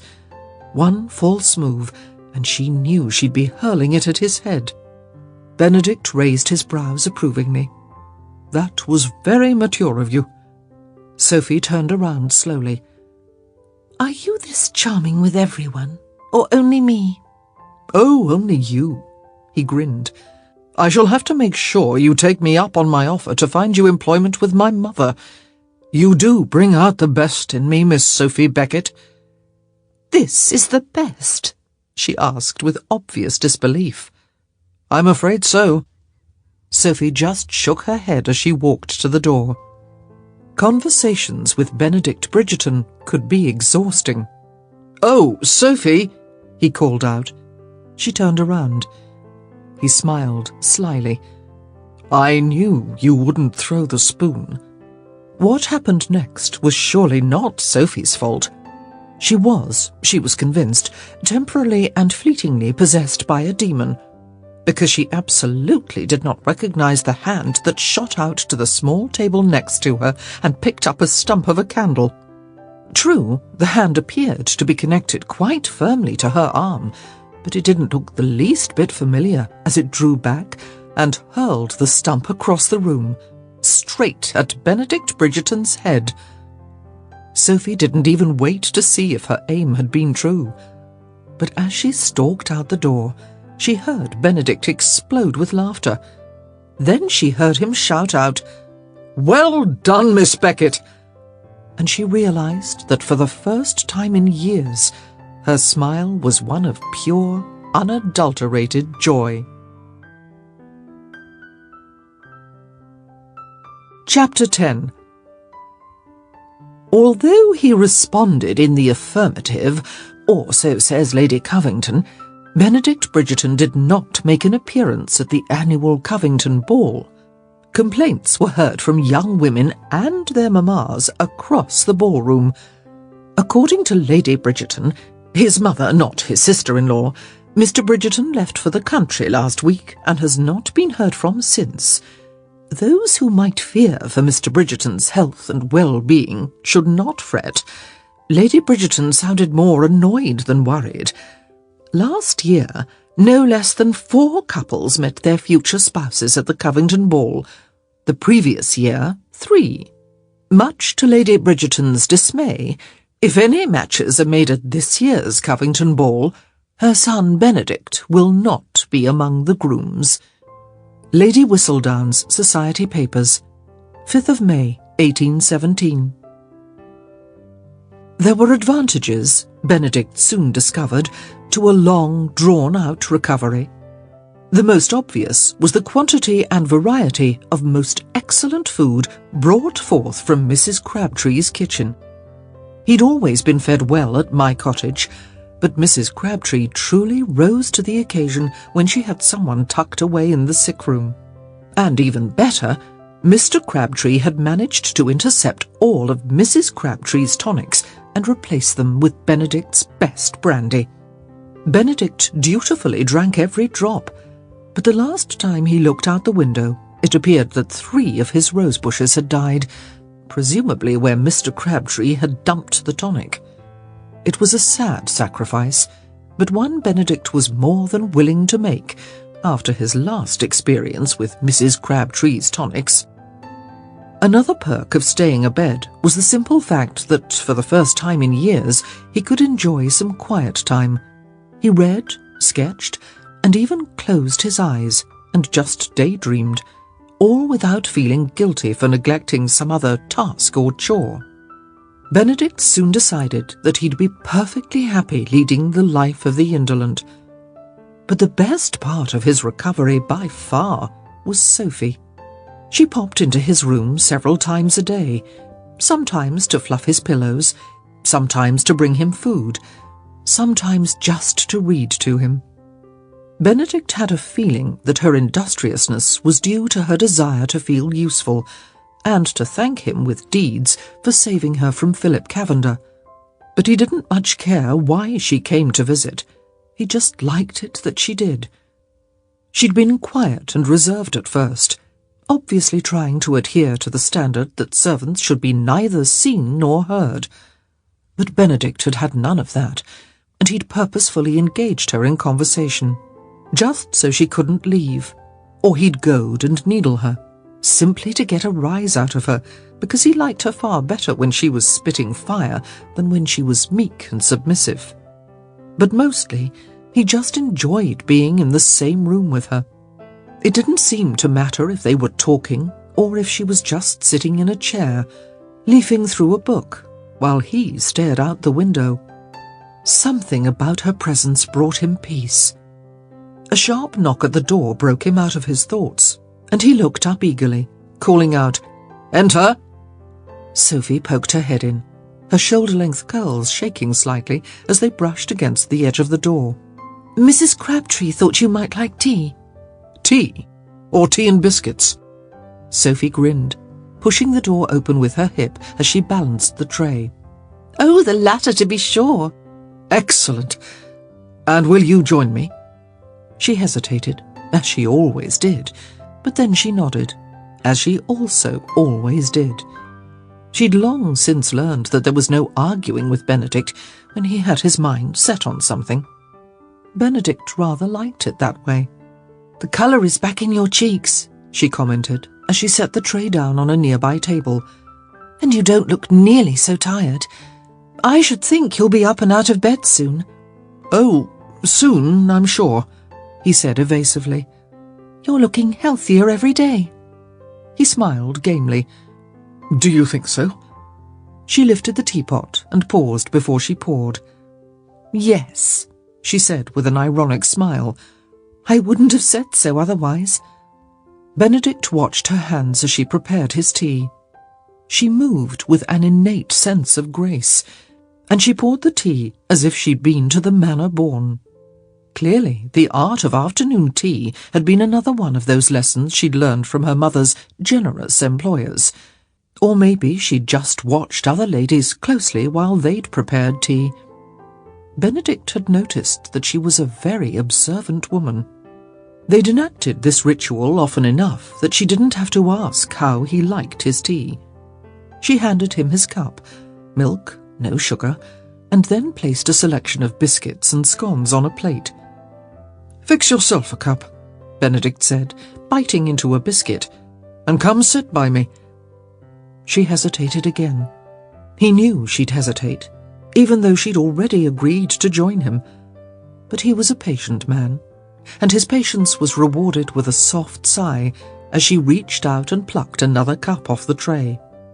After she'd fixed her own cup, 2 lumps of sugar, just the barest splash of milk, she sat in the velvet-covered, straight-backed chair by his bed, regarding him over the rim of her teacup as she took a sip.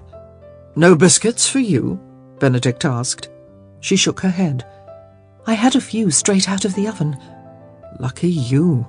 They're always best when they're warm. He polished off another biscuit, brushed a few crumbs off of his sleeve, and reached for another. "And how have you spent your day?" "Since I last saw you 2 hours earlier." Benedict shot her a look that said he recognized her sarcasm, but chose not to respond to it. "I helped Mrs. Crabtree in the kitchen," Sophie said. "She's making a beef stew for supper and needed some potatoes peeled. Then I borrowed a book from your library and read in the garden." "Really? What did you read?" "A novel." "Was it good?" She shrugged. "Silly, but romantic. I enjoyed it." "And do you long for romance?" Her blush was instantaneous. "That's a rather personal question, don't you think?" Benedict shrugged and started to say something utterly flip, like, it was worth a try. But as he watched her face, her cheeks turning delightfully pink, her eyes cast down to her lap, the strangest thing happened. He realized he wanted her. He really, really wanted her. He wasn't certain why this so surprised him. Of course he wanted her. He was as red-blooded as any man, and one couldn't spend a protracted amount of time around a woman as gamine and adorable as Sophie without wanting her. Hell, he wanted half the women he met, in a purely low-intensity, non-urgent sort of way. But in that moment, with this woman, it became urgent. Benedict changed positions. Then he bunched the coverlet up over his lap. Then he changed positions again.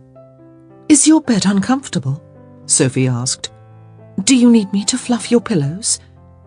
Benedict's first urge was to reply in the affirmative, grab her as she leaned across him, and then have his wicked way with her, since they would, rather conveniently, be in bed.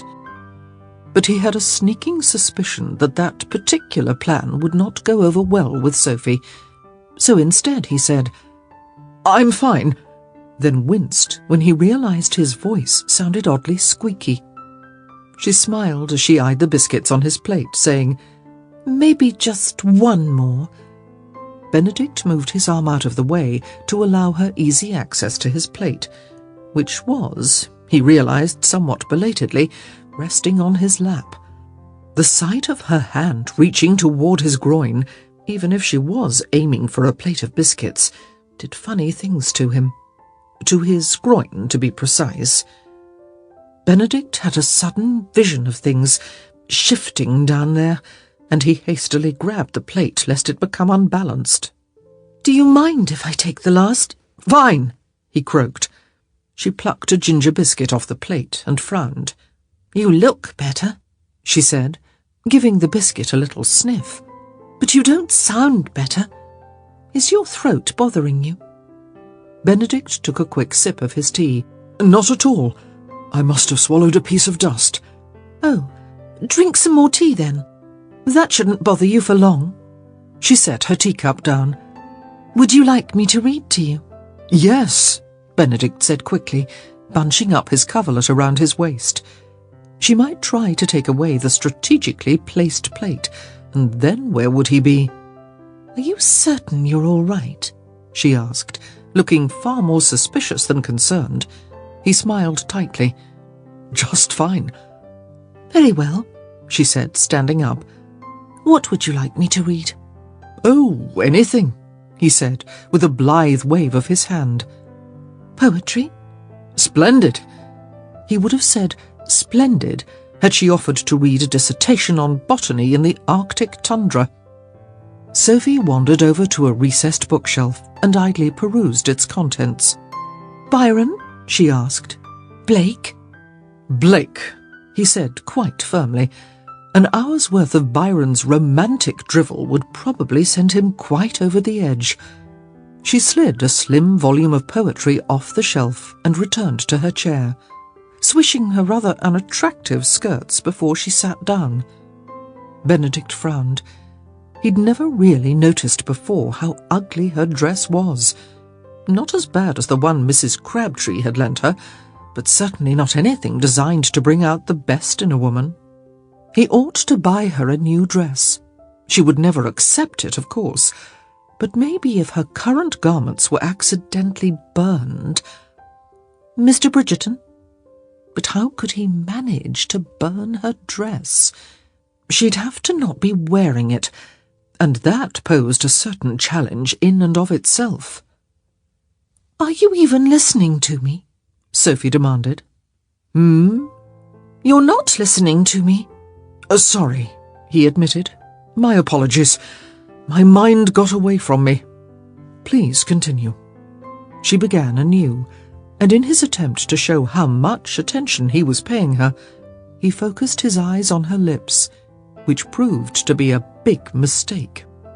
Because suddenly those lips were all he could see, and he couldn't stop thinking about kissing her, and he knew, absolutely knew, that if one of them didn't leave the room in the next 30 seconds, he was going to do something for which he'd owe her 1,000 apologies. Not that he didn't plan to seduce her, just that he'd rather do it with a bit more finesse. "Oh, dear," he blurted out. Sophie gave him an odd look. He didn't blame her. He sounded like a complete idiot. He didn't think he'd uttered the phrase, "oh dear," in years, if ever. Hell, he sounded like his mother. "Is something wrong?" Sophie asked. "I just remembered something," he said rather stupidly, in his opinion. She raised her brows in question. "Something that I'd forgotten," Benedict said. "The things one remembers," she said, looking exceedingly amused, "are most often things one had forgotten." He scowled at her. "I'll need a bit of privacy." She stood instantly. "Of course," she murmured. Benedict fought off a groan. Damn, she looked hurt. He hadn't meant to injure her feelings. He just needed to get her out of the room so that he didn't yank her into the bed. "It's a personal matter," he told her, trying to make her feel better, but suspecting that all he was doing was making himself look like a fool. "Oh," she said knowingly. "Would you like me to bring you the chamber pot?" "I can walk to the chamber pot," he retorted, forgetting that he didn't need to use the chamber pot. She nodded and stood, setting the book of poetry onto a nearby table. "I'll leave you to your business. Just ring the bell pull when you need me." "I'm not going to summon you like a servant," he growled. "But I am—" "Not for me, you're not," he said. The words emerged a little more harshly than was necessary, but he'd always detested men who preyed on helpless female servants. The thought that he might be turning into one of those repellent creatures was enough to make him gag. "Very well," she said, her words meek like a servant. Then she nodded like a servant. He was fairly certain she did it just to annoy him, and left. The minute she was gone, Benedict leapt out of the bed and ran to the window. Good. No one was in sight. He shrugged off his dressing gown, replaced it with a pair of breeches and a shirt and jacket, and looked out the window again. Good. Still no one. Boots, boots, he muttered, glancing around the room. Where the hell were his boots? Not his good boots, the pair for mucking around in the mud. Ah, there they were. He grabbed the boots and yanked them on.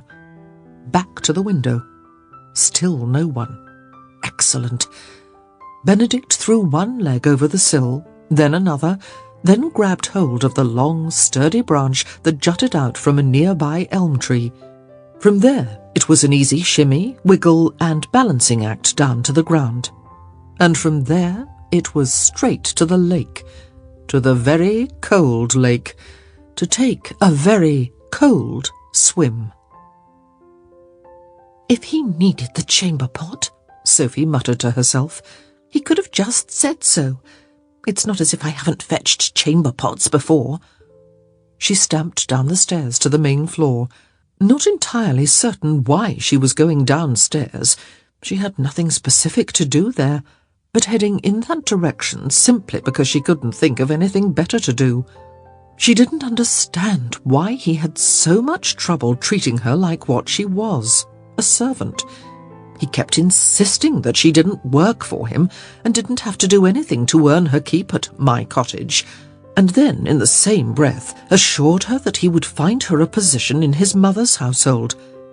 If he would just treat her like a servant, she'd have no trouble remembering that she was an illegitimate nobody, and he was a member of one of the Ton's wealthiest and most influential families. Every time he treated her like a real person, and it was her experience that most aristocrats did not treat servants like anything remotely approaching a real person, it brought her back to the night of the masquerade, when she'd been, for one perfect evening, a lady of glamour and grace, the sort of woman who had a right to dream about her future with Benedict Bridgerton. He acted as if he actually liked her and enjoyed her company. And maybe he did. But that was the cruelest twist of all, because he was making her love him, making a small part of her think she had the right to dream about him. And then, inevitably, She had to remind herself of the truth of the situation, and it hurt so damned much. "Oh, there you are, Miss Sophie." Sophie lifted up her eyes, which had been absently following the cracks in the parquet floor, to see Mrs. Crabtree descending the stairs behind her. "Good day, Mrs. Crabtree," Sophie said. "How is that beef stew coming along?" "Fine, fine," Mrs. Crabtree said absently. "We were a bit short on carrots, but I think it will be tasty nonetheless. Have you seen Mr. Bridgerton?" Sophie blinked in surprise at the question. "In his room. Just a minute ago." "Well, he's not there now." "I think he had to use the chamber pot." Mrs. Crabtree didn't even blush. It was the sort of conversation servants often had about their employers. "Well, if he did use it, he didn't use it, if you know what I mean," she said. "The room smelled as fresh as a spring day." Sophie frowned. "And he wasn't there?" "Neither hide nor hair." "I can't imagine where he might have gone." Mrs. Crabtree planted her hands on her ample hips. "I'll search the downstairs and you search the up. One of us is bound to find him." "I'm not sure that's such a good idea, Mrs. Crabtree. If he's left his room, he probably had a good reason. Most likely he doesn't want to be found." "But he's ill," Mrs. Crabtree protested. Sophie considered that, then pictured his face in her mind. His skin had held a healthy glow, and he hadn't looked the least bit tired. "I'm not so certain about that, Mrs. Crabtree," she finally said. "I think he's malingering on purpose."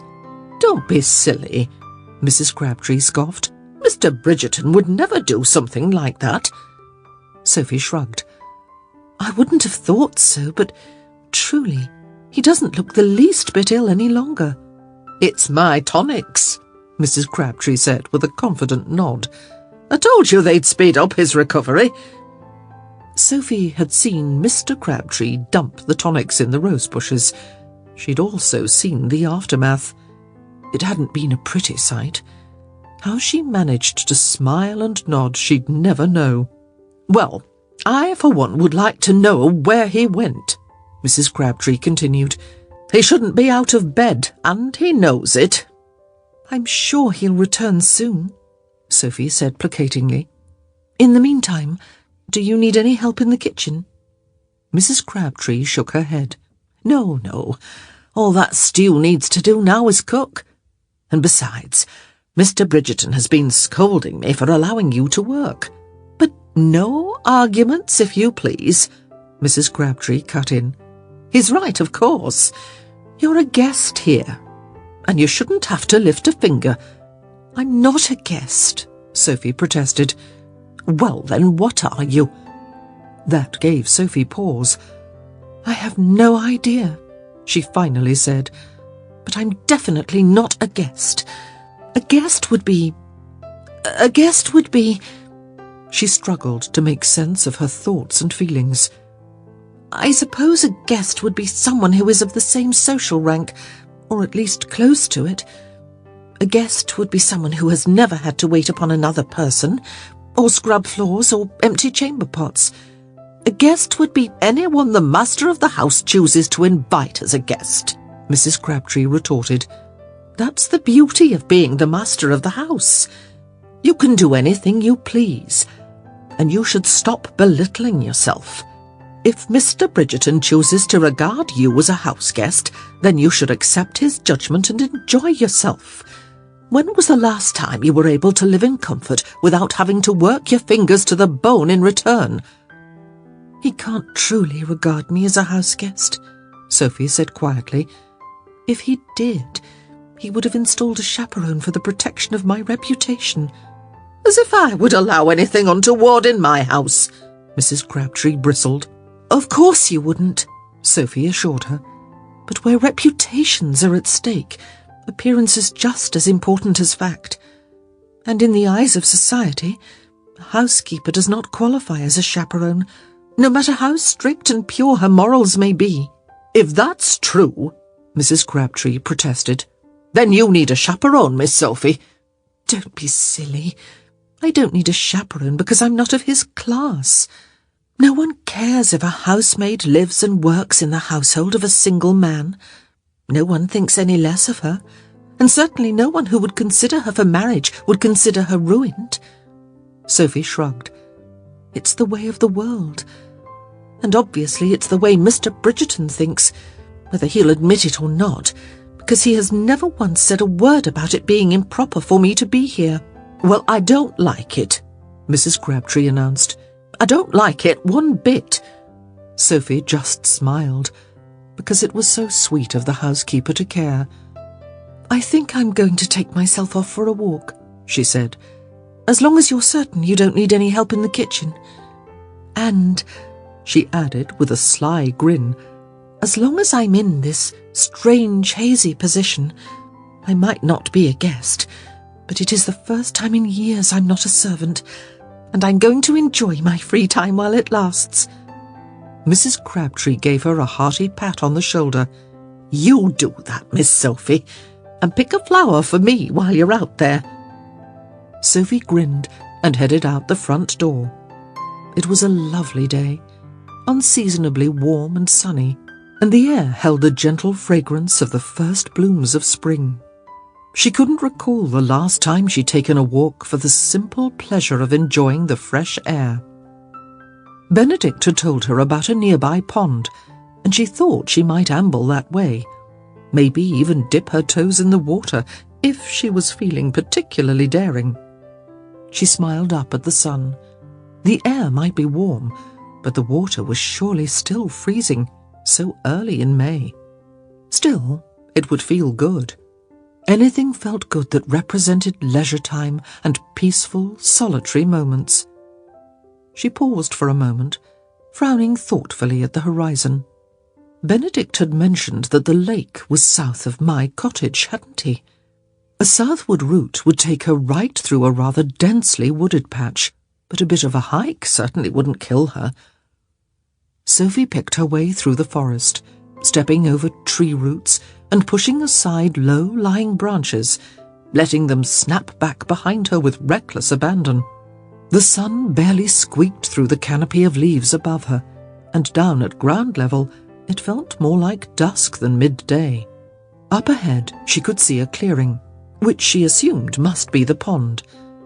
As she drew closer, she saw the glint of sunlight on water, and she breathed a little sigh of satisfaction, happy to know that she'd gone in the correct direction.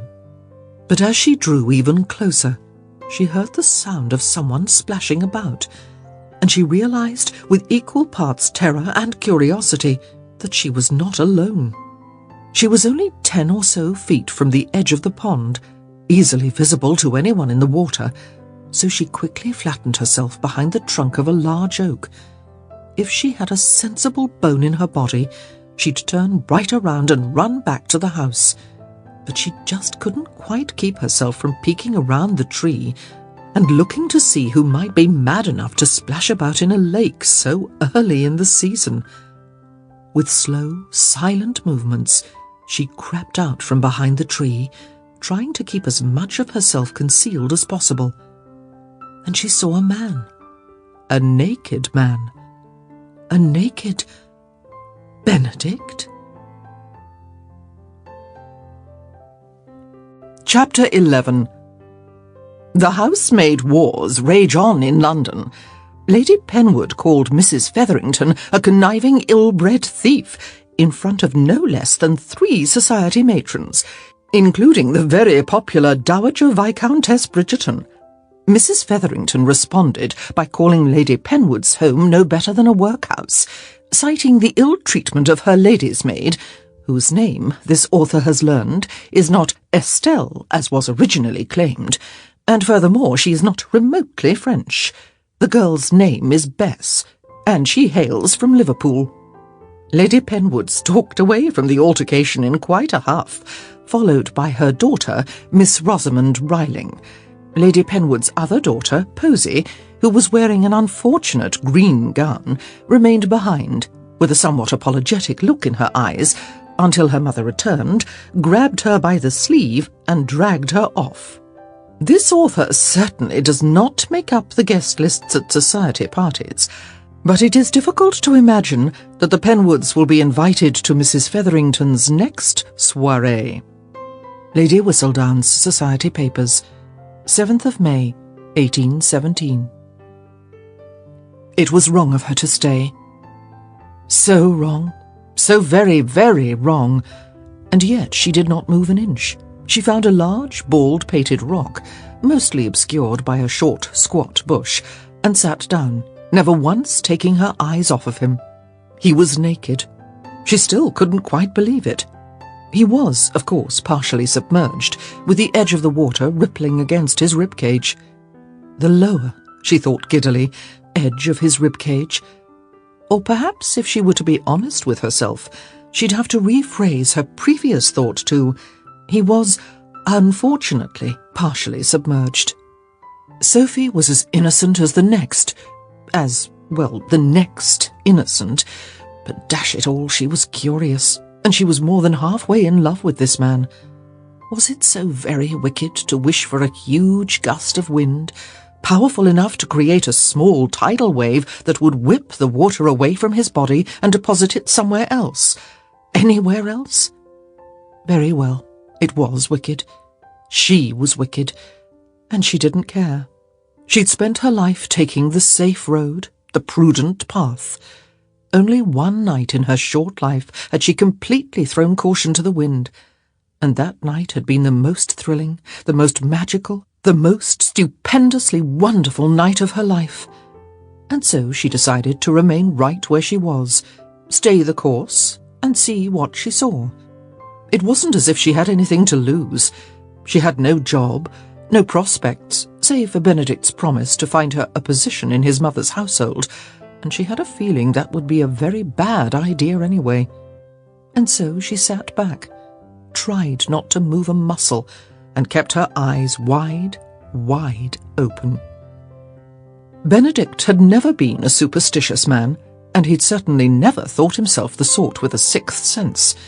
But once or twice in his life he'd experienced a strange surge of awareness, a sort of mystical tingling feeling that warned him that something important was afoot. The first time had been the day his father had died. He'd never told anyone about this, not even his older brother Anthony, who'd been utterly devastated by their father's death. But that afternoon, as he and Anthony had raced across the fields of Kent in some silly horse race, he'd felt an odd, numb feeling in his arms and legs, followed by the strangest pounding in his head. It hadn't hurt precisely, but it had sucked the air from his lungs and left him with the most intense sensation of terror he could ever imagine. He'd lost the race, of course. It was difficult to grip reins when one's fingers refused to work properly, and when he'd returned home, he'd discovered that his terror had not been unwarranted. His father was already dead, having collapsed after being stung by a bee. Benedict still had difficulty believing that a man as strong and vital as his father could be felled by a bee, but there had been no other explanation. The second time it had happened, however, the feeling had been completely different. It had been the night of his mother's masquerade, right before he'd seen the woman in the silver dress. Like the time before, the sensation had started in his arms and legs, but instead of feeling numb, this time he felt an odd tingling, as if he'd just suddenly come alive after years of sleepwalking. Then he'd turned and seen her, and he'd known she was the reason he was there that night, the reason he lived in England, hell, the very reason he'd been born. Of course, she had gone and proven him wrong by disappearing into thin air, but at the time he'd believed all that, and if she'd let him, he would have proven it to her as well. Now, as he stood in the pond, the water lapping at his midriff, just above his navel, he was struck once again by that odd sense of somehow being more alive than he'd been just seconds earlier. It was a good feeling, an exciting, breathless rush of emotion. It was like before, when he'd met her. Something was about to happen, or maybe someone was near. His life was about to change. And he was, he realized with a wry twist of his lips, naked as the day he was born. It didn't exactly put a man at an advantage, at least not unless he was in between a pair of silk sheets with an attractive young woman at his side, or underneath. He took a step into slightly deeper waters, the soft sludge of the pond bottom squishing between his toes. Now the water reached a couple of inches higher. He was bloody well freezing, but at least he was mostly covered up. He scanned the shore, looking up into trees and down in the bushes. There had to be someone there. Nothing else could account for the strange, tingling feeling that had now spread throughout his body. And if his body could tingle while submerged in a lake so cold, he was terrified to see his own privates. The poor things felt like they'd shrunk to nothing, which was not what a man liked to imagine. Then it must be a very strong tingle indeed. "Who is out there?" he called out. No answer. He hadn't really expected one, but it had been worth a try. He squinted as he searched the shore again, turning a full 360 degrees as he watched for any sign of movement. He saw nothing but the gentle ruffling of the leaves in the wind, but as he finished his sweep of the area, he somehow knew. "Sophie?" He heard a gasp, followed by a huge flurry of activity. "Sophie Beckett!" he yelled. "If you run from me right now, I swear I will follow you, and I will not take the time to don my clothing." The noises coming from the shore slowed. "I will catch up with you," he continued, "because I'm stronger and faster, and I might very well feel compelled to tackle you to the ground, just to be certain you do not escape." The sounds of her movement ceased. "Good," he grunted. "Show yourself." She didn't. "Sophie," he warned. There was a beat of silence, followed by the sound of slow, hesitant footsteps, and then he saw her, standing on the shore in one of those awful dresses he'd like to see sunk to the bottom of the Thames. "What are you doing here?" he demanded. I went for a walk. What are you doing here? She countered. You're supposed to be ill. That... She waved her arm toward him, and, by extension, the pond. Can't possibly be good for you. He ignored her question and comment. Were you following me? Of course not, she replied, and he rather believed her. He didn't think she possessed the acting talents to fake that level of righteousness. I would never follow you to a swimming hole, she continued. It would be indecent. And then her face went completely red, because they both knew she hadn't a leg to stand on with that argument. If she had truly been concerned about decency, she'd have left the pond the second she'd seen him, accidentally or not. He lifted one hand from the water and pointed toward her, twisting his wrist as he motioned for her to turn around. Give me your back while you wait for me, he ordered. It will only take me a moment to pull on my clothing. I'll go home right now, she offered. You'll enjoy greater privacy and— You'll stay, he said firmly. But he crossed his arms. Do I look like a man in the mood to be argued with? She stared at him mutinously. If you run, he warned, I will catch you. Sophie eyed the distance between them, then tried to judge the distance back to my cottage. If he stopped to pull on his clothing, she might have a chance of escaping. But if he didn't... Sophie, he said, I can practically see the steam coming out of your ears. Stop taxing your brain with useless mathematical computations and do as I asked. One of her feet twitched. Whether it was itching to run home or merely turn around, she'd never know. Now, he ordered. With a loud sigh and grumble, Sophie crossed her arms and turned around to stare at a knothole in the tree trunk in front of her, as if her very life depended on it. The infernal man wasn't being particularly quiet as he went about his business, and she couldn't seem to keep herself from listening to and trying to identify every sound that rustled and splashed behind her. Now he was emerging from the water. Now he was reaching for his breeches. Now he was... It was no use. She had a dreadfully wicked imagination, and there was no getting around it. He should have just let her return to the house. Instead, she was forced to wait, utterly mortified, while he dressed. Her skin felt like it was on fire, and she was certain her cheeks must be 8 different shades of red. A gentleman would have let her weasel out of her embarrassment and hole up in her room back at the house for at least 3 days in hopes that he'd just forget about the entire affair. But Benedict Bridgerton was obviously determined not to be a gentleman this afternoon, because when she moved one of her feet, just to flex her toes, which were falling asleep in her shoes, honest, barely half a second passed before he growled, "Don't even think about it." I wasn't, she protested. My foot was falling asleep. And hurry up. It can't possibly take so long to get dressed. "Oh?" he drawled. You're doing this just to torture me, she grumbled. "You may feel free to face me at any time," he said, his voice laced with quiet amusement. "I assure you that I asked you to turn your back for the sake of your sensibilities, not mine." I'm just fine where I am, she replied. After what seemed like an hour, but what was probably only 3 minutes, she heard him say, "You may turn around now." Sophie was almost afraid to do so. He had just the sort of perverse sense of humour that would compel him to order her around before he'd donned his clothing. But she decided to trust him. Not, she was forced to admit, that she had much choice in the matter, and so she turned around.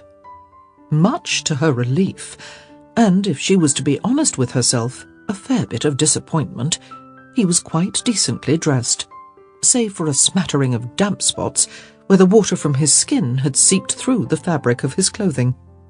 Why didn't you just let me run home? She asked. I wanted you here, he said simply. But why? She persisted. He shrugged. I don't know. Punishment, perhaps, for spying on me. I wasn't. Sophie's denial was automatic, but she cut herself off halfway through, because of course she'd been spying on him. Smart girl, he murmured. She scowled at him. She would have liked to have said something utterly droll and witty, but she had a feeling that anything emerging from her mouth just then would have been quite the opposite, so she held her tongue. Better to be a silent fool than a talkative one.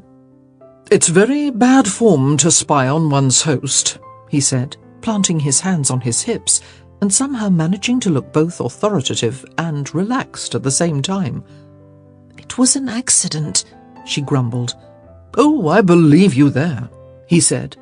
But even if you didn't intend to spy on me, the fact remains that when the opportunity arose, you took it. Do you blame me? He grinned. Not at all. I would have done precisely the same thing. Her mouth fell open. Oh, don't pretend to be offended, he said. I'm not pretending. He leaned a bit closer. To tell the truth, I'm quite flattered. It was academic curiosity, she ground out. I assure you. His smile grew sly. So, you're telling me that you would have spied upon any naked man you'd come across? Of course not. As I said, he drawled, leaning back against a tree. I'm flattered. Well, now that we have that settled, Sophie said with a sniff, I'm going back to your cottage. She made it only 2 steps before his hand shot out and grabbed a small measure of the fabric of her dress. I don't think so, he said. Sophie turned back around with a weary sigh. You have already embarrassed me beyond repair. What more could you possibly wish to do to me?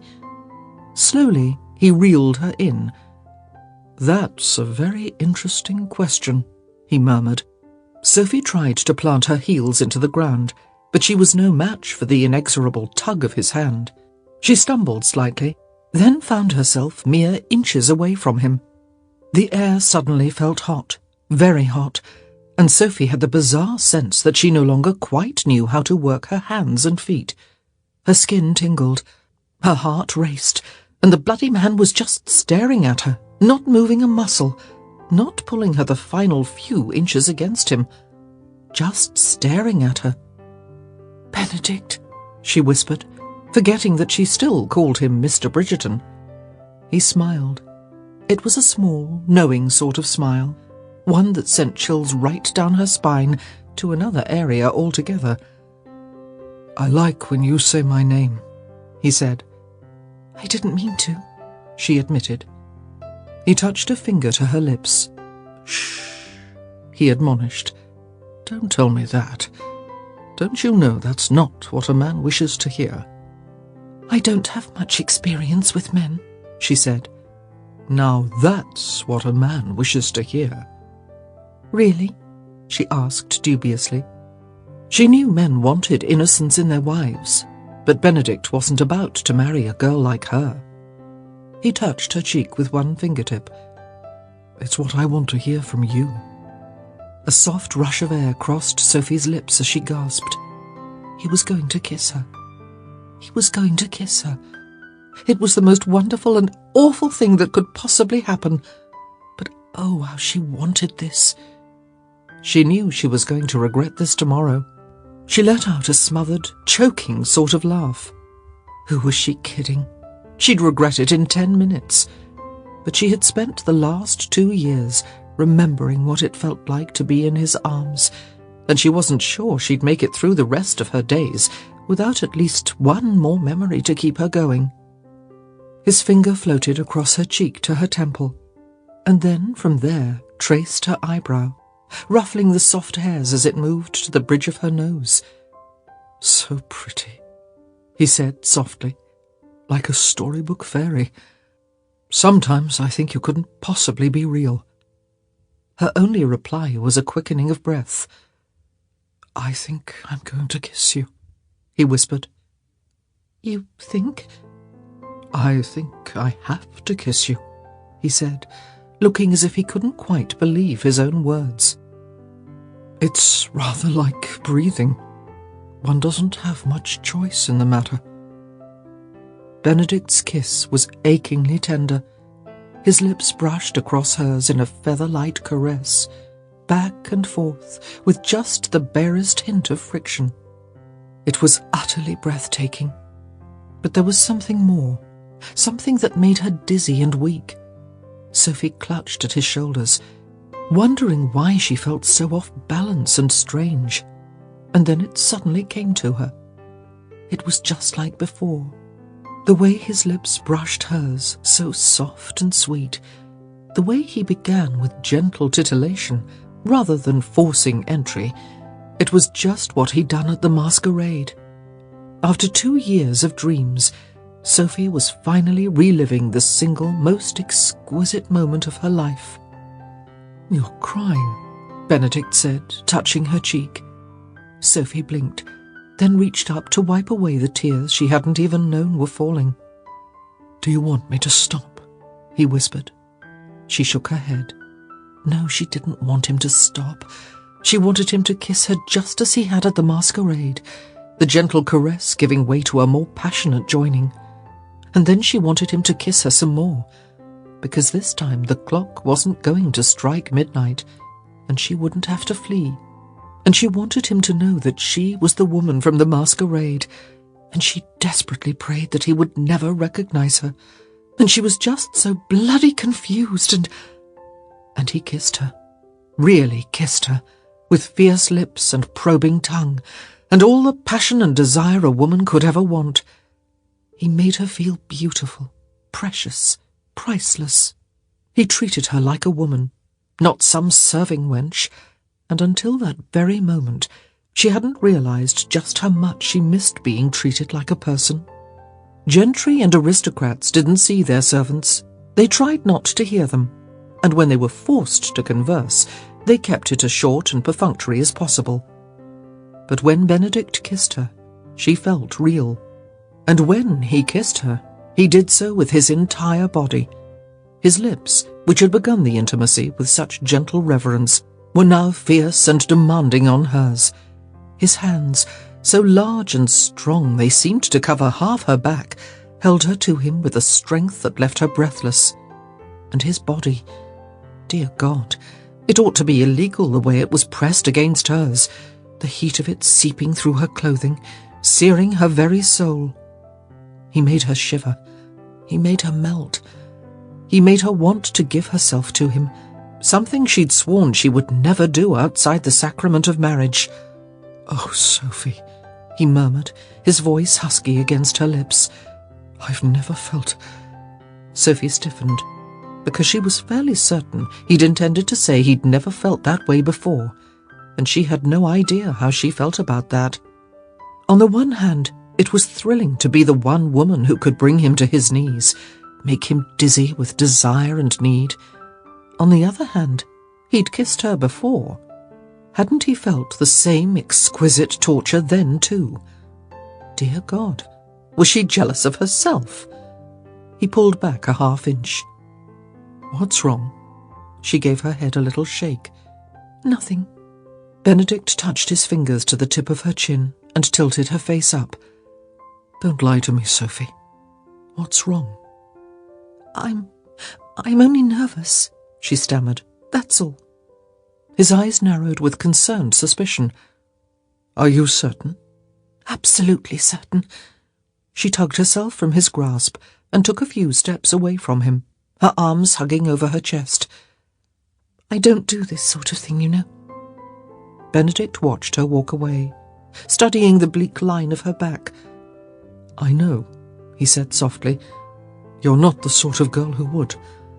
She gave a little laugh at that, and even though he could not see her face, he could well imagine its expression. "How do you know that?" she asked. "It's obvious in everything you do." She didn't turn around. She didn't say anything. And then, before he had any idea what he was saying, the most bizarre question tumbled from his mouth. "Who are you, Sophie?" he asked. "Who are you, really?" She still didn't turn around, and when she spoke, her voice was barely above a whisper. "What do you mean?" "Something isn't quite right about you," he said. "You speak too well to be a maid." Her hand was nervously fidgeting with the folds of her skirt as she said, "Is it a crime to wish to speak well? One can't get very far in this country with a low-born accent." "One could make the argument," he said with deliberate softness, "that you haven't gotten very far." Her arms straightened into sticks, straight, rigid sticks, with little tight fists at the end. And then, while he waited for her to say something, she started walking away. "Wait!" he called out, and he caught up with her in under 3 strides, grabbing hold of her wrist. He tugged at her until she was forced to turn around. "Don't go," he said. "It is not my habit to remain in the company of people who insult me." Benedict nearly flinched, and he knew he would be forever haunted by the stricken look in her eyes. "I wasn't insulting you," he said, "and you know it. I was speaking the truth. You're not meant to be a housemaid, Sophie. It's clear to me, and it ought to be clear to you." She laughed, a hard, brittle sound he'd never thought to hear from her. "And what do you suggest I do, Mr. Bridgerton?" she asked. "Find work as a governess?" Benedict thought that was a fine idea, and he started to tell her so. But she interrupted him, saying, "And who do you think will hire me?" "Well, no one," she snapped. "No one will hire me.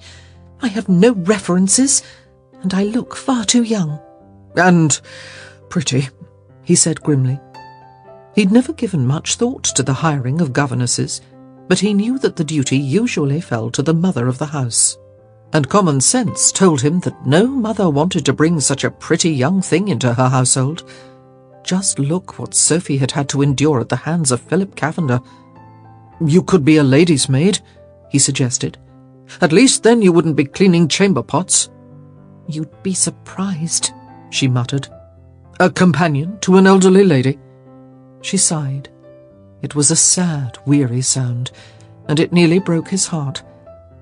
"You're very kind to try to help me," she said, "but I have already explored all of those avenues. Besides, I am not your responsibility." "You could be."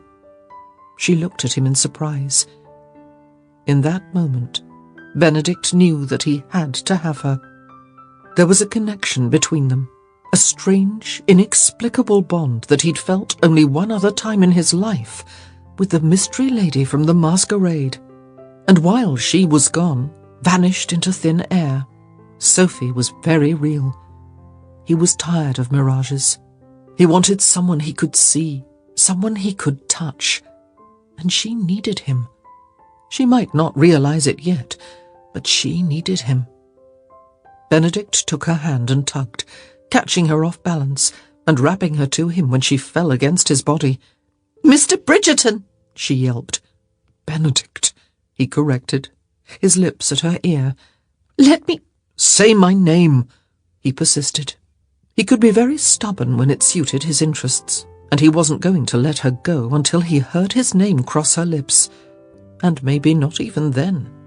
"Benedict!" She finally relented. Hush. He silenced her with his mouth, nibbling at the corner of her lips. When she went soft and compliant in his arms, he drew back, just far enough so that he could focus on her eyes. They looked impossibly green in the late afternoon light, deep enough to drown in.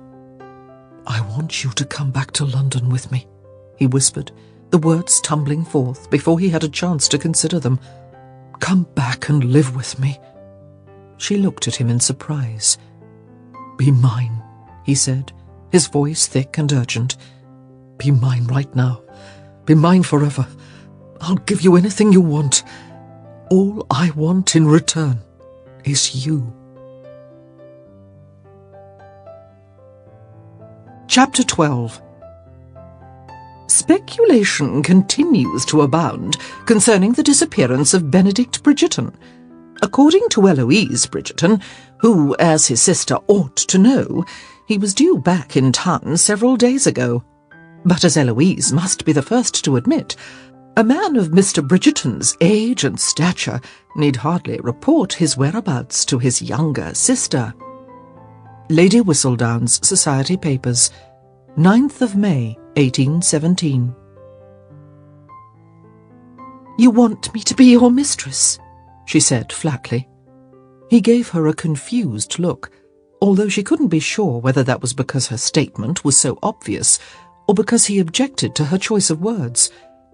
"I want you to be with me," he persisted. The moment was so staggeringly painful, and yet she found herself almost smiling.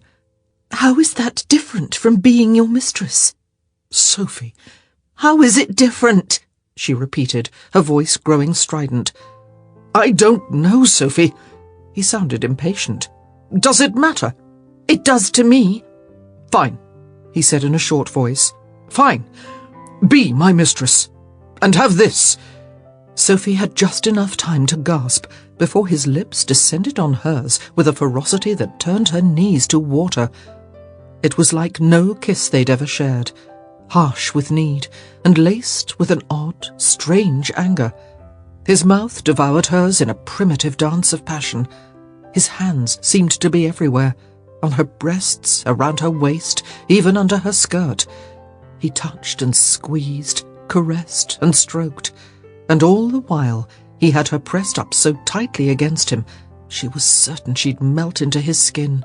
"I want you," he said roughly, his lips finding the hollow at the base of her throat. "I want you right now. I want you here." "Benedict." "I want you in my bed," he growled. "I want you tomorrow, and I want you the next day." She was wicked, and she was weak, and she gave in to the moment, arching her neck to allow him greater access. His lips felt so good against her skin, sending shivers and tingles to the very center of her being. He made her long for him, long for all the things she couldn't have, and curse the things she could. And then somehow she was on the ground, and he was there with her, half on and half off of her body. He seemed so large, so powerful, and in that moment, so perfectly hers. A very small part of Sophie's mind was still functioning, and she knew that she had to say no, had to put a stop to the madness. But God help her, she couldn't. Not yet. She'd spent so long dreaming about him, trying desperately to remember the scent of his skin, the sound of his voice. There had been many nights when the fantasy of him had been all that had kept her company. She had been living on dreams, and she wasn't a woman for whom many had come true. She didn't want to lose this one just yet.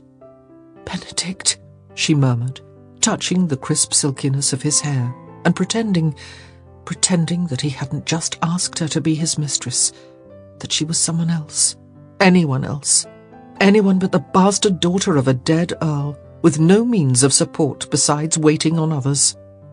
Her murmurings seemed to embolden him, and his hand, which had been tickling her knee for so long, started to inch upward, squeezing the soft skin of her thigh. Years of hard work had made her lean, not fashionably curvy, but he didn't seem to mind. In fact, she could feel his heart begin to beat even more rapidly, hear his breath coming in hoarser gasps. "Sophie, Sophie, Sophie," he groaned, his lips moving frantically along her face until they found her mouth again. "I need you." He pressed his hips hotly against hers. "Do you feel how I need you?" "I need you too," she whispered. And she did. There was a fire burning within her that had been simmering quietly for years. The sight of him had ignited it anew, and his touch was like kerosene, sending her into a conflagration. His fingers wrestled with the large, poorly made buttons on the back of her dress. "I'm going to burn this," he grunted, his other hand relentlessly stroking the tender skin at the back of her knee. "I'll dress you in silks, in satins." He moved to her ear, nipping at her lobe, then licking the tender skin where her ear met her cheek. "I'll dress you in nothing at all." Sophie stiffened in his arms. He'd managed to say the one thing that could remind her why she was here, why he was kissing her. It wasn't love, or any of those tender emotions she'd dreamed about, but lust, and he wanted to make her a kept woman, just as her mother had been. Oh God, it was so tempting, so impossibly tempting. He was offering her a life of ease and luxury, a life with him, at the price of her soul.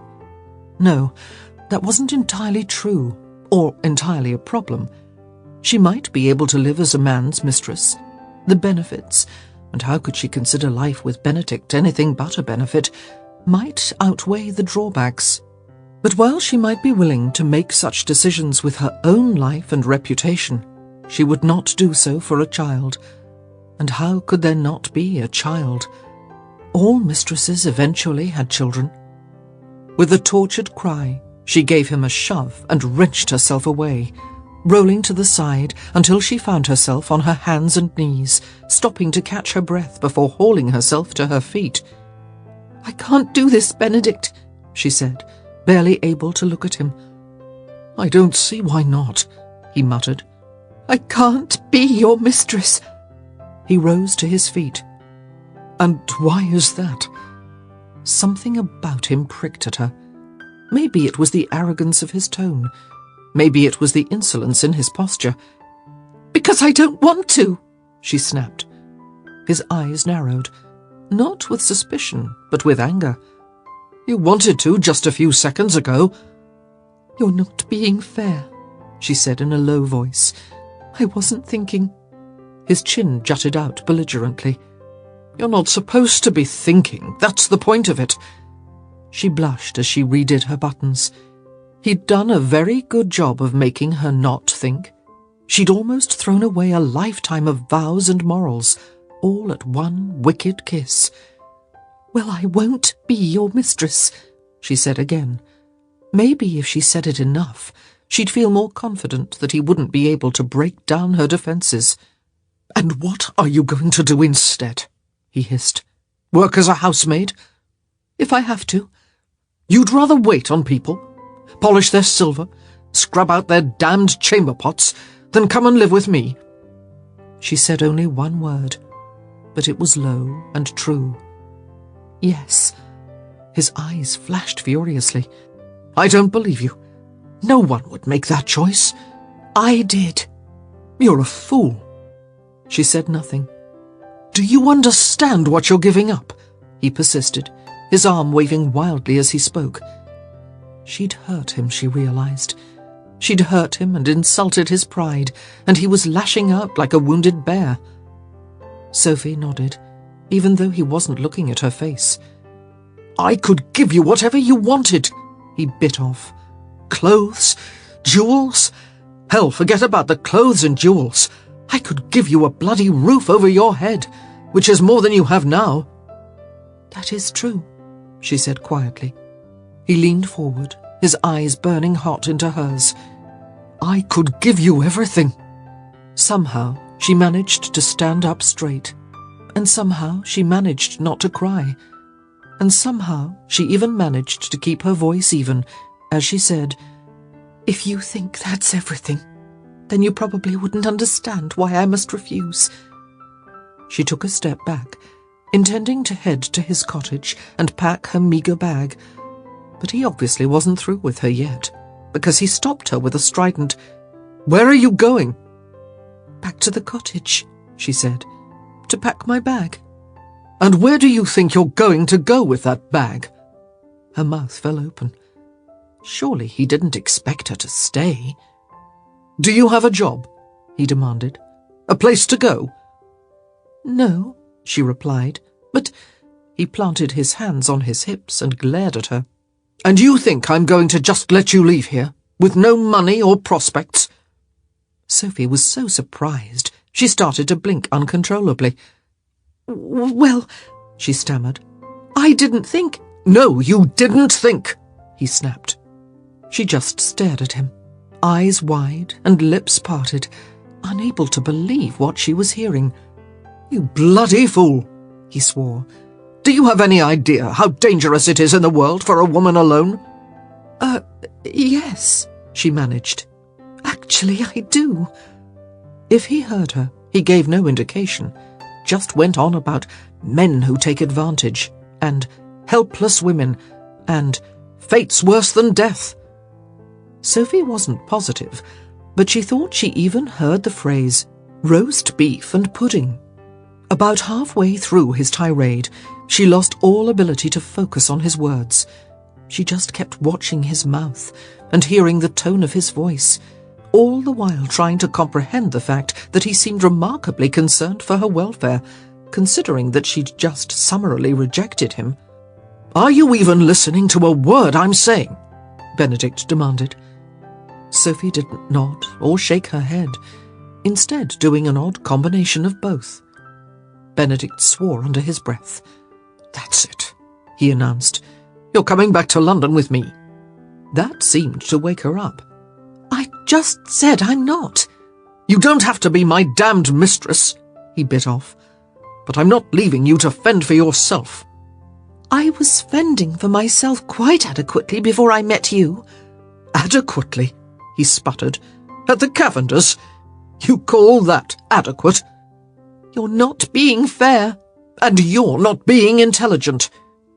Benedict thought that his argument was most reasonable, if a little overbearing, but Sophie obviously did not agree, because, much to his surprise, he found himself lying face up on the ground, having been felled by a remarkably quick right hook. "Don't you ever call me stupid," she hissed. Benedict blinked, trying to get his eyesight back to the point where he only saw one of her. "I wasn't." "Yes, you were," she replied in a low, angry voice.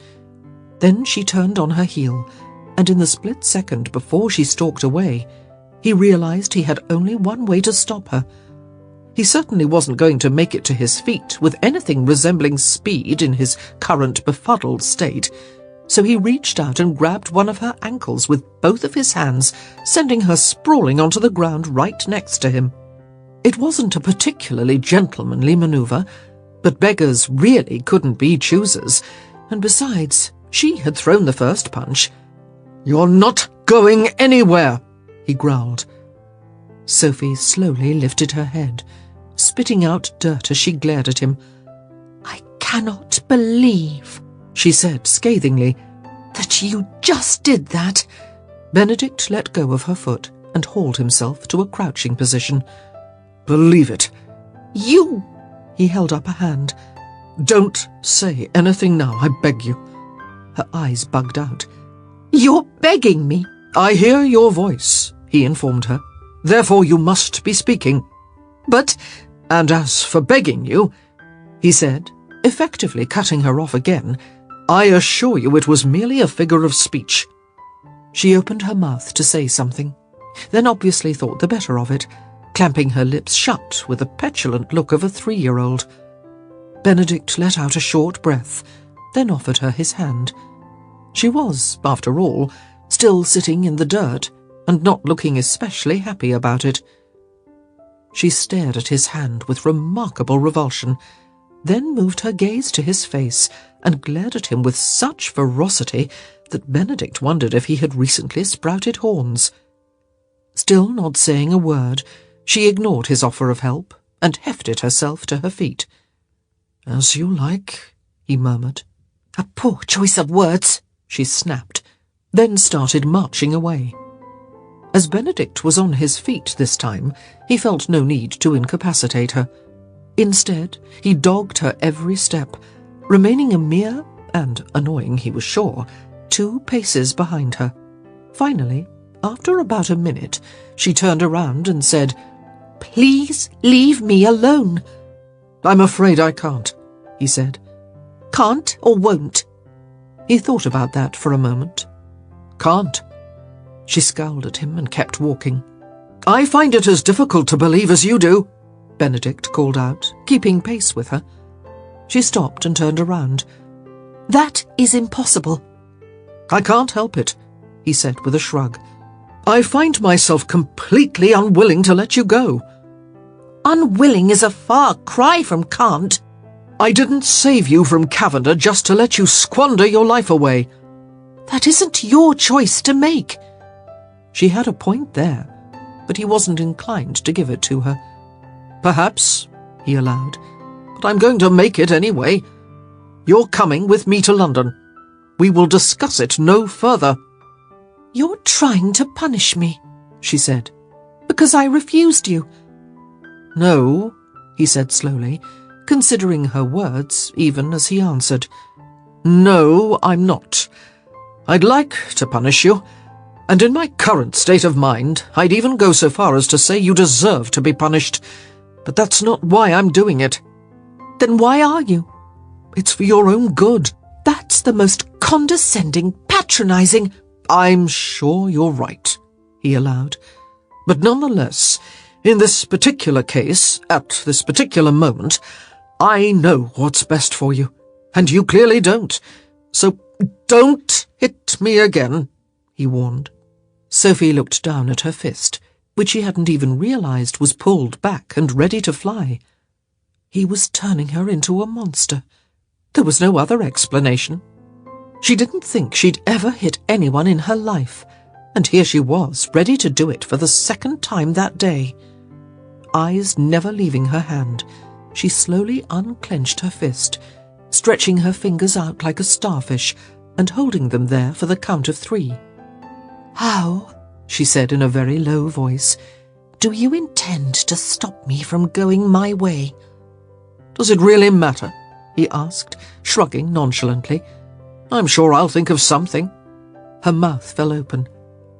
Are you saying you'd tie me up and— "I didn't say anything of the sort," he cut in with a wicked grin. "But the idea certainly has its charms." You are despicable, she spat.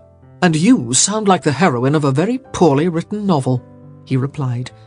"What did you say you were reading this morning?" Sophie felt the muscles working frenetically in her cheek, felt her jaw clenching to the point where she was certain her teeth would shatter. How Benedict managed to be the most wonderful and the most awful man in the world at the very same time, she would never understand. Right now, though, the awful side seemed to be winning, and she was quite certain, logic aside, that if she remained in his company 1 more second, her head would explode. I'm leaving, she said, with, in her opinion, great drama and resolve. but he just answered her with a sly half-smile and said, "I'm following." And the bloody man remained 2 strides behind her the entire way home. Benedict didn't often go out of his way to annoy people, with the notable exception of his siblings, but Sophie Beckett clearly brought out the devil in him. He stood in the doorway to her room as she packed, casually lounging against the doorframe. His arms were crossed in a manner that he somehow knew would vex her, and his right leg was slightly bent, the toe of his boot stubbed up against the floor. "Don't forget your dress," he said helpfully. She glared at him. "The ugly one," he added, as if clarification were necessary. "They're both ugly," she spat out. Ah, a reaction. "I know." She went back to shoving her belongings into her satchel. He waved an arm expansively. "Feel free to take a souvenir." She straightened, her hands planted angrily on her hips. "Does that include the silver tea service? Because I could live for several years on what that would fetch." "You may certainly take the tea service," he replied genially, "as you will not be out of my company." "I will not be your mistress," she hissed. "I told you I won't do it. I can't do it." Something about her use of the word "can't" struck him as significant. He mulled that over for a few moments while she gathered up the last of her belongings and cinched shut the drawstring to her satchel. "That's it," he murmured.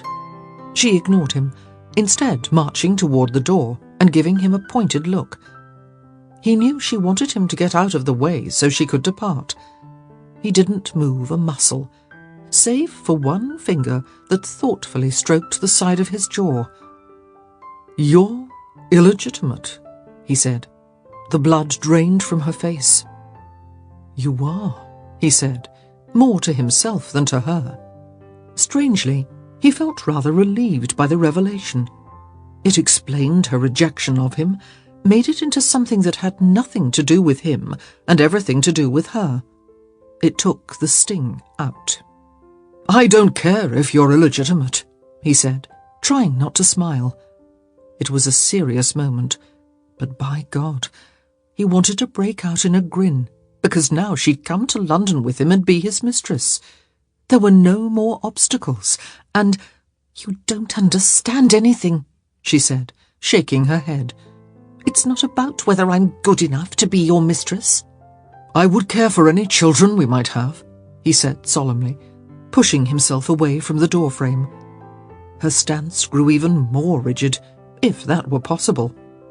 "And what about your wife?" "I don't have a wife." "Ever?" He froze. A vision of the masquerade lady danced through his mind. He'd pictured her many ways. Sometimes she wore her silver ball gown, sometimes nothing at all. Sometimes she wore a wedding dress. Sophie's eyes narrowed as she watched his face. Then she snorted derisively as she stalked past him. He followed. "That's not a fair question, Sophie," he said, dogging her heels. She moved down the hall, not even pausing when she reached the stairs. "I think it's more than fair." He raced down the stairs until he was below her, halting her progress. "I have to marry some day." Sophie stopped. She had to. He was blocking her path. "Yes, you do," she said. "But I don't have to be anyone's mistress." "Who was your father, Sophie?" "I don't know," she lied. "Who was your mother?" "She died at my birth." "I thought you said she was a housekeeper." "Clearly I misrepresented the truth," she said, past the point of caring that she'd been caught in a lie. "Where did you grow up?" "It's of no interest," she said, trying to squirm her way past him. One of his hands wrapped itself around her upper arm, holding her firmly in place. "I find it very interesting." "Let me go!" Her cry pierced the silence of the hall, loud enough so that the Crabtrees would certainly come running to save her, except that Mrs. Crabtree had gone to the village, and Mr. Crabtree was outside, out of earshot. There was no one to help her, and she was at his mercy. "I can't let you go," he whispered. You're not cut out for a life of servitude. It will kill you." "If it were going to kill me," she returned, "it would have done so years ago." "But you don't have to do this any longer," he persisted. "Don't you dare try to make this about me," she said, nearly shaking with emotion.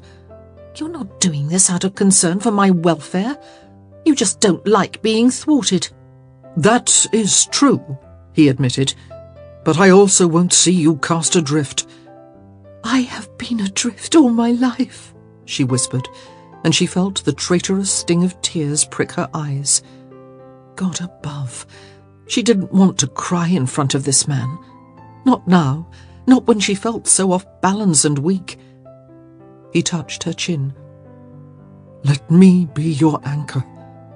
Sophie closed her eyes. His touch was painfully sweet, and a not very small part of her was aching to accept his offer, to leave the life she'd been forced to live and cast her lot with him, this marvellous, wonderful, infuriating man who had haunted her dreams for years. But the pain of her childhood was still too fresh, and the stigma of her illegitimacy felt like a brand on her soul.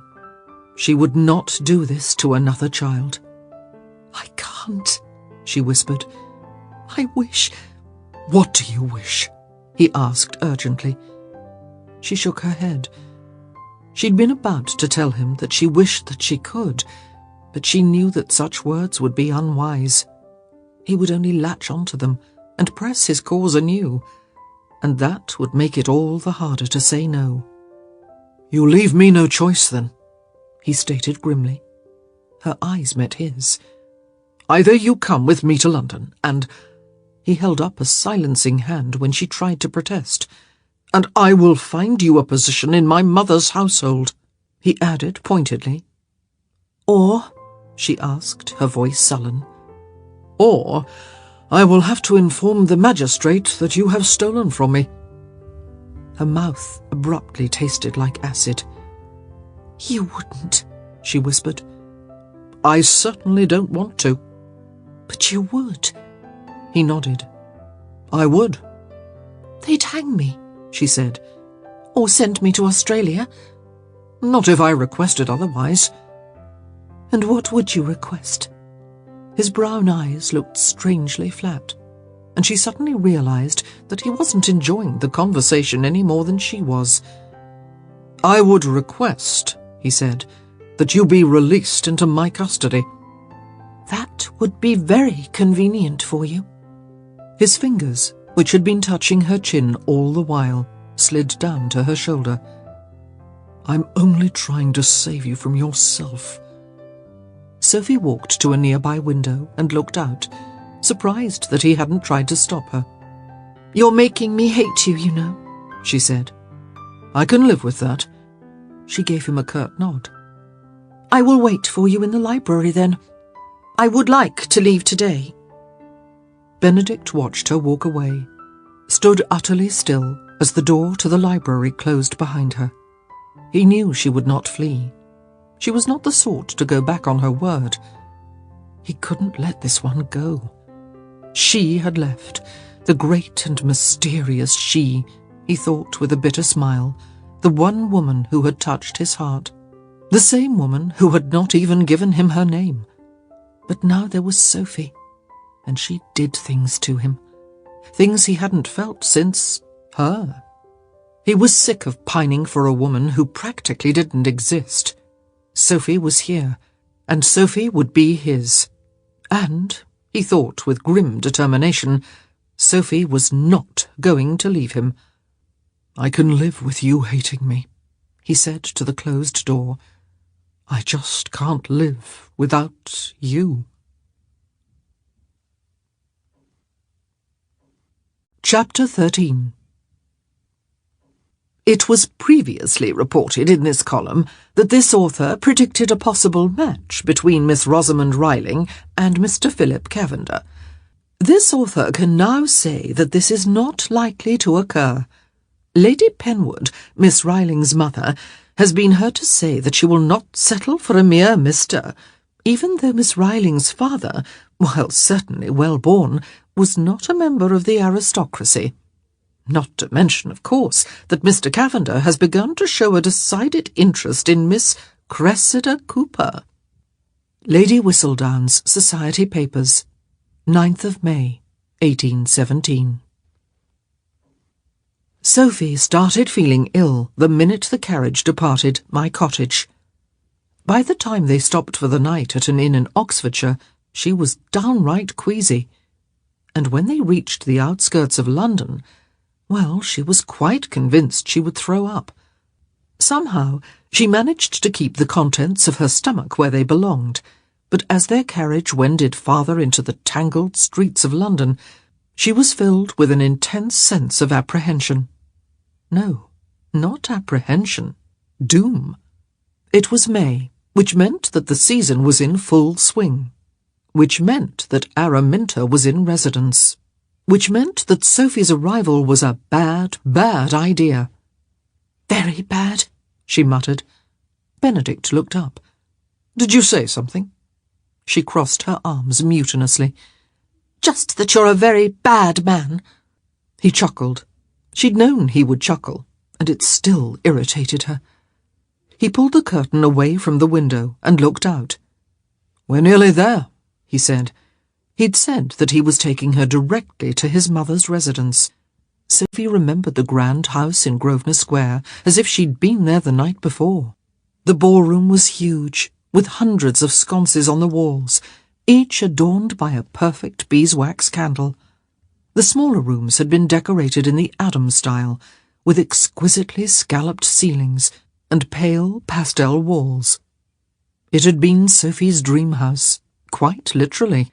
In all her dreams of Benedict and their fictional future together, she'd always seen herself in that house. It was silly, she knew, since he was a second son, and thus not in line to inherit the property. But still, it was the most beautiful home she'd ever beheld, and dreams weren't meant to be about reality anyway. If Sophie had wanted to dream her way right into Kensington Palace, that was her prerogative. Of course, she thought with a wry smile, she wasn't likely ever to see the interior of Kensington Palace. "What are you smiling about?" Benedict demanded. She didn't bother to glance up as she replied, "I'm plotting your demise." He grinned. Not that she was looking at him, but it was one of those smiles she could hear in the way he breathed. She hated that she was that sensitive to his every nuance, especially since she had a sneaking suspicion that he was the same way about her. "At least it sounds entertaining," he said. "What does?" she asked, finally moving her eyes from the lower hem of the curtain, which she'd been staring at for what seemed like hours. "My demise," he said, his smile crooked and amused. "If you're going to kill me, you might as well enjoy yourself while you're at it, because Lord knows I won't." Her jaw dropped a good inch. "You're mad," she said. "Probably." He shrugged rather casually before settling back in his seat and propping his feet up on the bench across from him. "I've all but kidnapped you, after all. I should think that would qualify as the maddest thing I've ever done." "You could let me go now," she said, even though she knew he never would. "Here in London, where you could be attacked by footpads at any moment? That would be most irresponsible of me, don't you think?" "It hardly compares to abducting me against my will." "I didn't abduct you," he said, idly examining his fingernails. "I blackmailed you. There's a world of difference." Sophie was saved from having to reply by the jolt of the carriage as it ground to a halt. Benedict flipped back the curtains one last time, then let them fall into place. "Oh, here we are." Sophie waited while he disembarked, then moved to the doorway. She briefly considered ignoring his outstretched hand and jumping down herself, but the carriage was quite high off the ground, and she really didn't wish to make a fool of herself by tripping and landing in the gutter. It would be nice to insult him, but not at the cost of a sprained ankle. With a sigh, she took his hand. "Very smart of you," Benedict murmured. Sophie looked at him sharply. How did he know what she'd been thinking? "I almost always know what you're thinking," he said. She tripped. "Whoa!" he called out, catching her expertly before she landed in the gutter. He held her just a moment longer than was necessary before depositing her on the pavement. Sophie would have said something, except that her teeth were ground together far too tightly for words.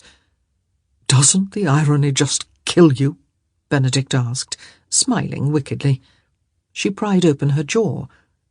"No, but it may very well kill you." He laughed, the blasted man. "Come along," he said. "I'll introduce you to my mother. I'm sure she'll find some position or another for you." "She may not have any openings," Sophie pointed out. He shrugged. "She loves me. She'll make an opening."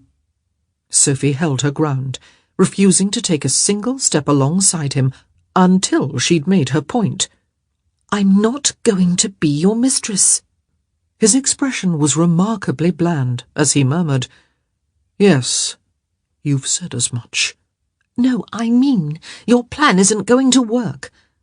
He was all innocence. "I have a plan." "Oh, please," she scoffed. "You're going to try to wear me down in hopes that eventually I'll give in." "I would never dream of it." "I'm sure you dream of quite a bit more," she muttered. He must have heard her because he chuckled. Sophie crossed her arms mutinously, not caring that she looked most undignified in such a position, standing right there on the pavement in full view of the world. No one would pay her half a mind anyway, dressed as she was in the coarse woolens of a servant. She supposed she ought to adopt a brighter outlook and approach her new position with a more optimistic attitude. But drat it all, she wanted to be sullen just then. Frankly, she thought she'd earned it. If anyone had a right to be sullen and disgruntled, it was she. "We could stand here on the pavement all day," Benedict said, his voice slightly laced with sarcasm. She started to shoot him an angry glare, but that was when she noticed where they were standing. They weren't in Grosvenor Square. Sophie wasn't even certain where they were. Mayfair, to be sure, but the house before them definitely wasn't the house at which she'd attended the masquerade. Is this Bridgerton House?" she asked. He quirked a brow. "How did you know my home is called Bridgerton House?" "You've mentioned it," which was, thankfully, true. He'd talked about both Bridgerton House and the Bridgertons' country residence, Aubrey Hall, several times during their conversations. "Oh." He seemed to accept that. "Well, no, actually it's not. My mother moved out of Bridgerton House nearly 2 years ago. She hosted one last ball. It was a masquerade, actually, and then turned the residence over to my brother and his wife. She'd always said she would leave just as soon as he married and started a family of his own. I believe his first child was born a mere month after she left." "Was it a boy or a girl?" she asked, even though she knew the answer. Lady Whistledown always reported such things. "A boy, Edmund. They had another son, Miles, earlier this year." "How nice for them," Sophie murmured, even though it felt like her heart was strangling. She wasn't likely to have children of her own, and that was one of the saddest realizations she'd ever reached. Children required a husband, and marriage seemed a pipe dream. She hadn't been raised to be a servant, and thus she had very little in common with most of the men she met in her daily life. Not that the other servants weren't good and honourable people, but it was difficult to imagine sharing her life with someone who, for example, couldn't read. Sophie didn't need to marry someone of particularly high birth, but even the middle class was out of her reach. No self-respecting man in trade would marry a housemaid. Benedict motioned for her to follow him, and she did, until they reached the front steps. Sophie shook her head. "I'll use the side entrance." His lips thinned. "You'll use the front entrance." "I'll use the side entrance," she said firmly. No woman of breeding will hire a maid who enters through the front. You're with me, he ground out. You'll use the front entrance. A bubble of mirth escaped her lips. Benedict, just yesterday you wanted me to become your mistress. Would you dare bring your mistress to meet your mother through the front door? She'd confounded him with that. Sophie grinned as she watched his face twist with frustration. She felt better than she had in days. Would you, she continued, mostly just to torture him further, bring your mistress to meet her at all? You're not my mistress, he bit off. Indeed. His chin jutted out, and his eyes bored into hers with barely leashed fury. You're a bloody little housemaid, he said, his voice low, because you've insisted upon being a housemaid. And as a housemaid you are, if somewhat low on the social scale, still utterly respectable. Certainly respectable enough for my mother. Sophie's smile faltered. She might have pushed him too far. Good, Benedict grunted, once it was clear that she was not going to argue the point any further. Come with me. Sophie followed him up the steps. This might actually work to her advantage. Benedict's mother surely would not hire a maid who had the effrontery to use the front door, and since she had steadfastly refused to be Benedict's mistress, he would have to accept defeat and allow her to return to the country. Benedict pushed open the front door, holding it until Sophie entered before him. The butler arrived within seconds. "Wickham," Benedict said, "kindly inform my mother that I am here." "I will indeed, Mr. Bridgerton," Wickham replied. "And might I take the liberty of informing you that she has been rather curious as to your whereabouts this past week?" "I would be shocked if she hadn't been," Benedict replied. Wickham nodded towards Sophie with an expression that hovered somewhere between curiosity and disdain. "Might I inform her of your guest's arrival?" "Please do." "Might I inform her of your guest's identity?" Sophie looked over at Benedict with great interest, wondering what he'd say. "Her name is Miss Beckett," Benedict replied. "She is here to seek employment." One of Wickham's brows rose. Sophie was surprised. She didn't think that butlers were supposed to show any expression whatsoever. "As a maid?" Wickham inquired.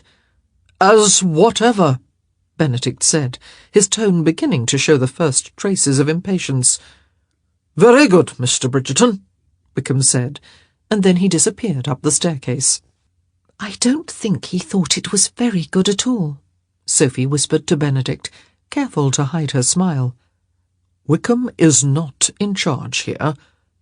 Sophie let out a little, "whatever you say," sort of sigh.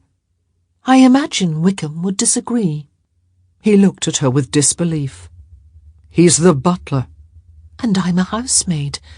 I know all about butlers. More, I dare say, than you do." His eyes narrowed. "You act less like a housemaid than any woman of my acquaintance."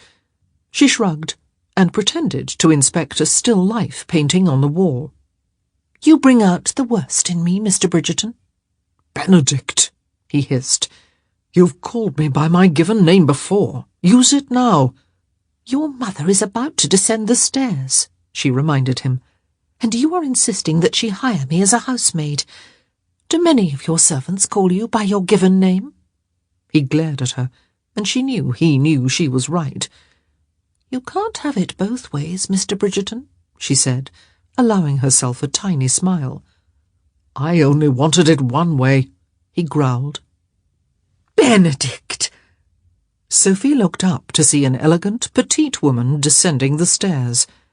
Her colouring was fairer than Benedict's, but her features marked her clearly as his mother. "Mother," he said, striding to meet her at the bottom of the stairs. "It is good to see you." "It would be better to see you," she said pertly, "had I known where you were this past week. The last I'd heard you'd gone off to the Cavender party, and then everyone returned without you." "I left the party early," he replied, "then went off to my cottage." His mother sighed. I suppose I can't expect you to notify me of your every movement, now that you're 30 years of age." Benedict gave her an indulgent smile. She turned to Sophie. "This must be your Miss Beckett." "Indeed," Benedict replied. "She saved my life while I was at my cottage." Sophie started. "I didn't—" "She did," Benedict cut in smoothly. "I took ill from driving in the rain, and she nursed me to health." "You would have recuperated without me," she insisted. "But not," Benedict said, directing his words at his mother, "with such speed or in such comfort." "Weren't the Crabtrees at home?" Violet asked. "Not when we arrived," Benedict replied. Violet looked at Sophie with such obvious curiosity that Benedict was finally forced to explain. Miss Beckett had been employed by the Cavenders, but certain circumstances made it impossible for her to stay. "I see," Violet said unconvincingly. "Your son saved me from a most unpleasant fate," Sophie said quietly. "I owe him a great deal of thanks." Benedict looked to her in surprise. Given the level of her hostility toward him, he hadn't expected her to volunteer complimentary information. But he supposed he should have done. Sophie was highly principled, not the sort to let anger interfere with honesty. It was one of the things he liked best about her. "I see," Violet said again, this time with considerably more feeling. "I was hoping you might find her a position in your household," Benedict said. "But not if it's too much trouble," Sophie hastened to add. "No," Violet said slowly, her eyes settling on Sophie's face with a curious expression. "No, it wouldn't be any trouble at all, but—" Both Benedict and Sophie leaned forward, awaiting the rest of the sentence. "Have we met?"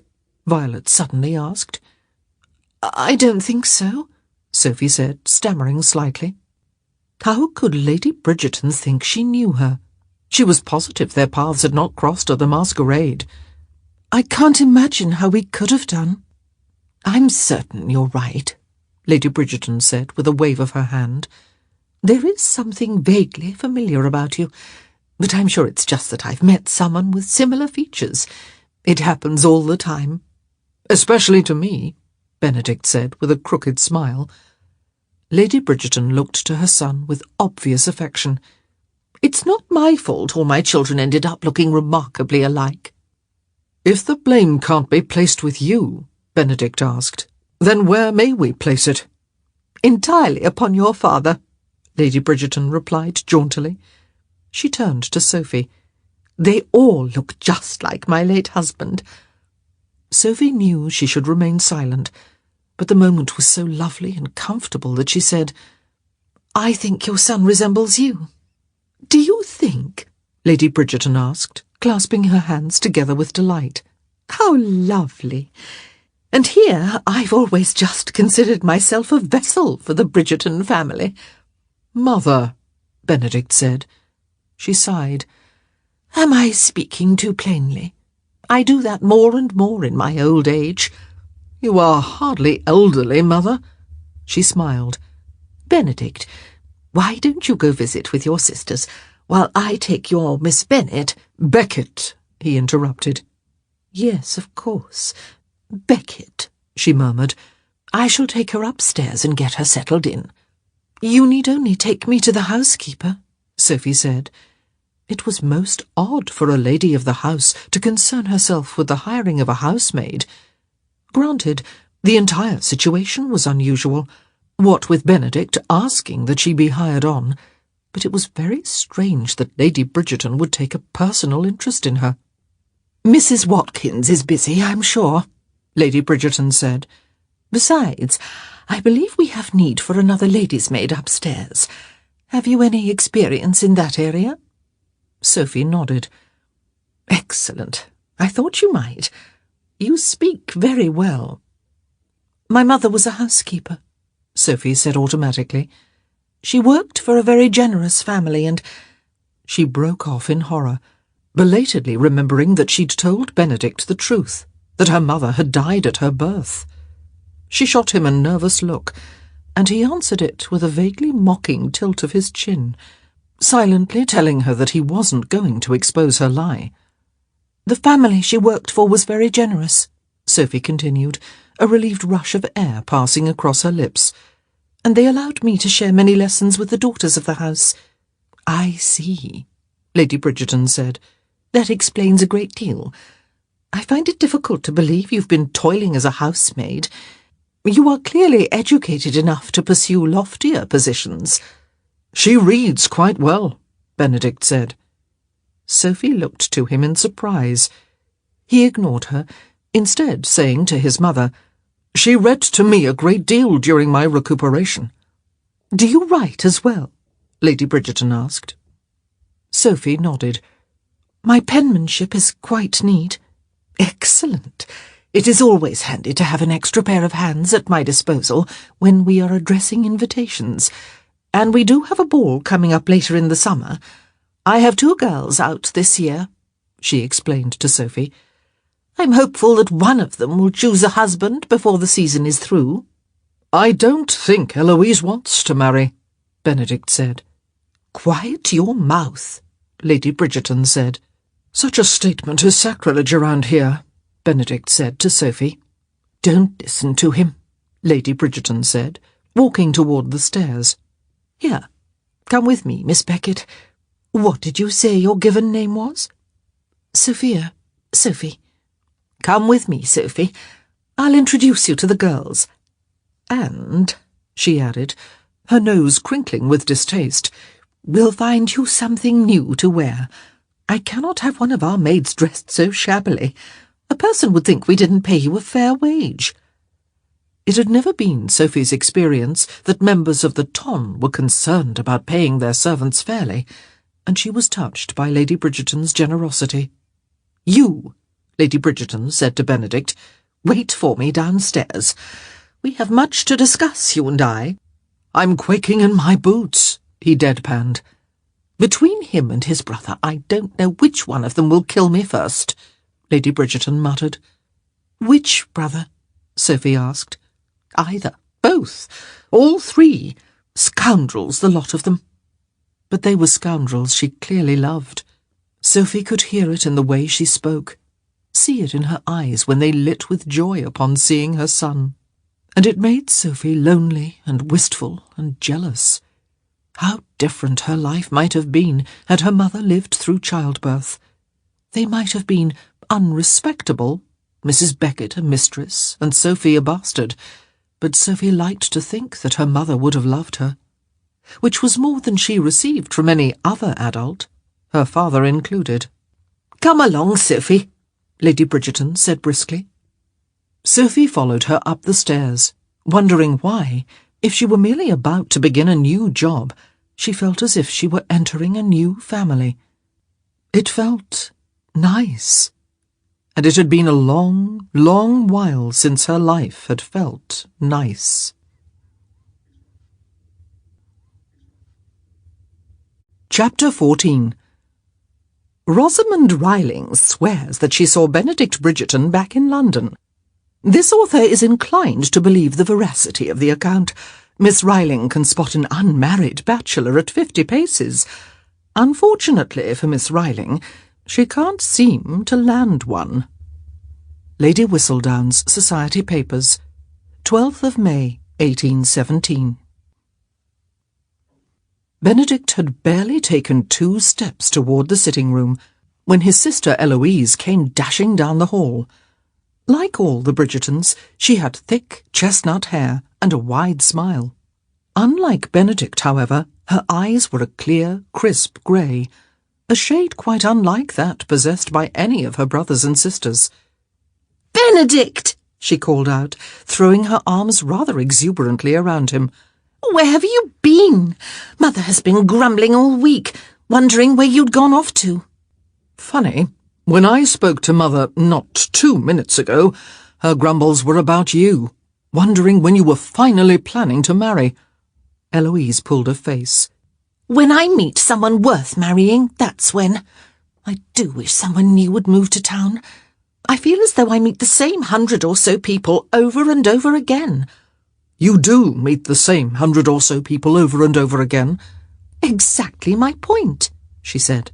There are no secrets left in London. I already know everything about everyone. Really? Benedict asked, with no small measure of sarcasm.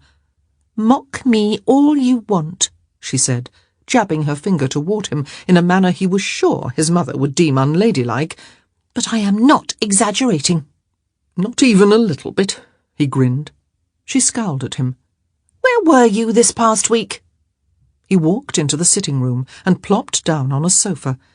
He probably should have waited for her to sit, but she was just his sister after all, and he'd never felt the need to stand on ceremony when they were alone. Went to the Cavender party, he said, propping his feet up on a low table. It was abominable. Mother will kill you if she catches you with your feet up, Eloise said, sitting down in a chair that was kitty corner to him. And why was the party so dreadful?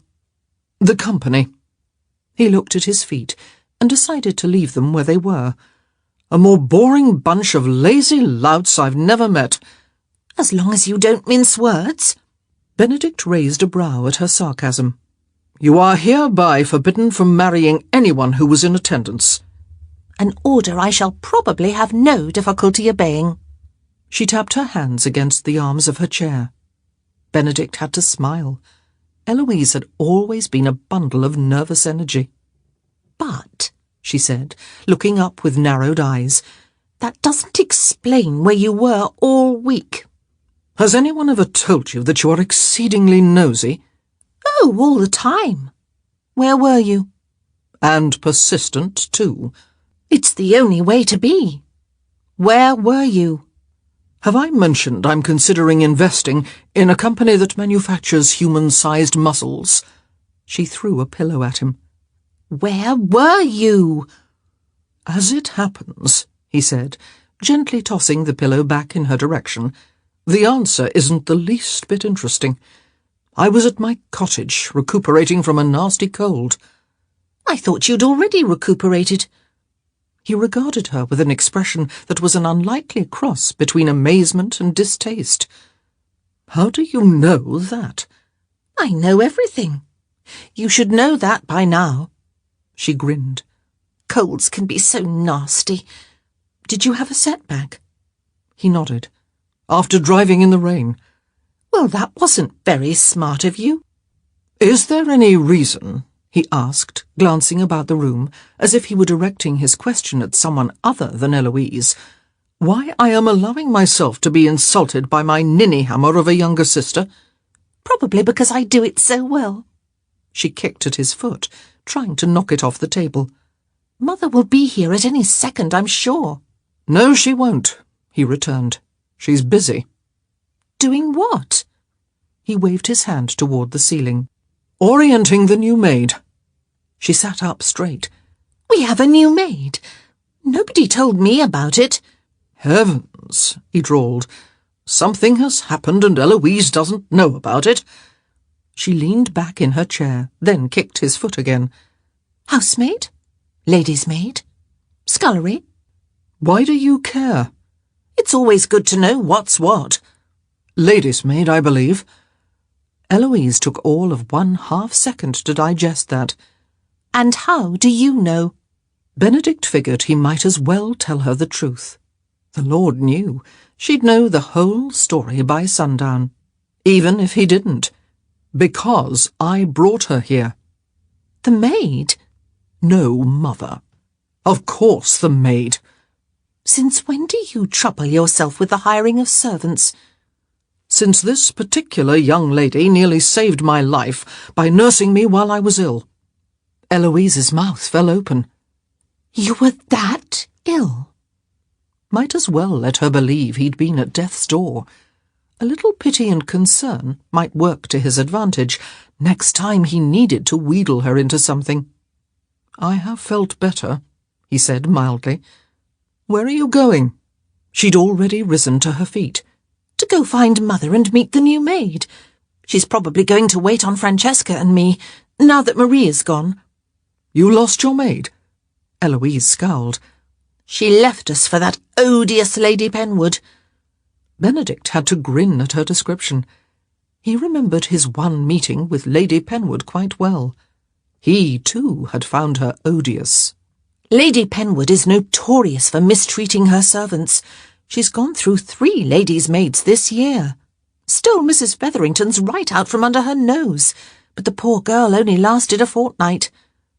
Benedict listened patiently to his sister's tirade, amazed that he was even interested.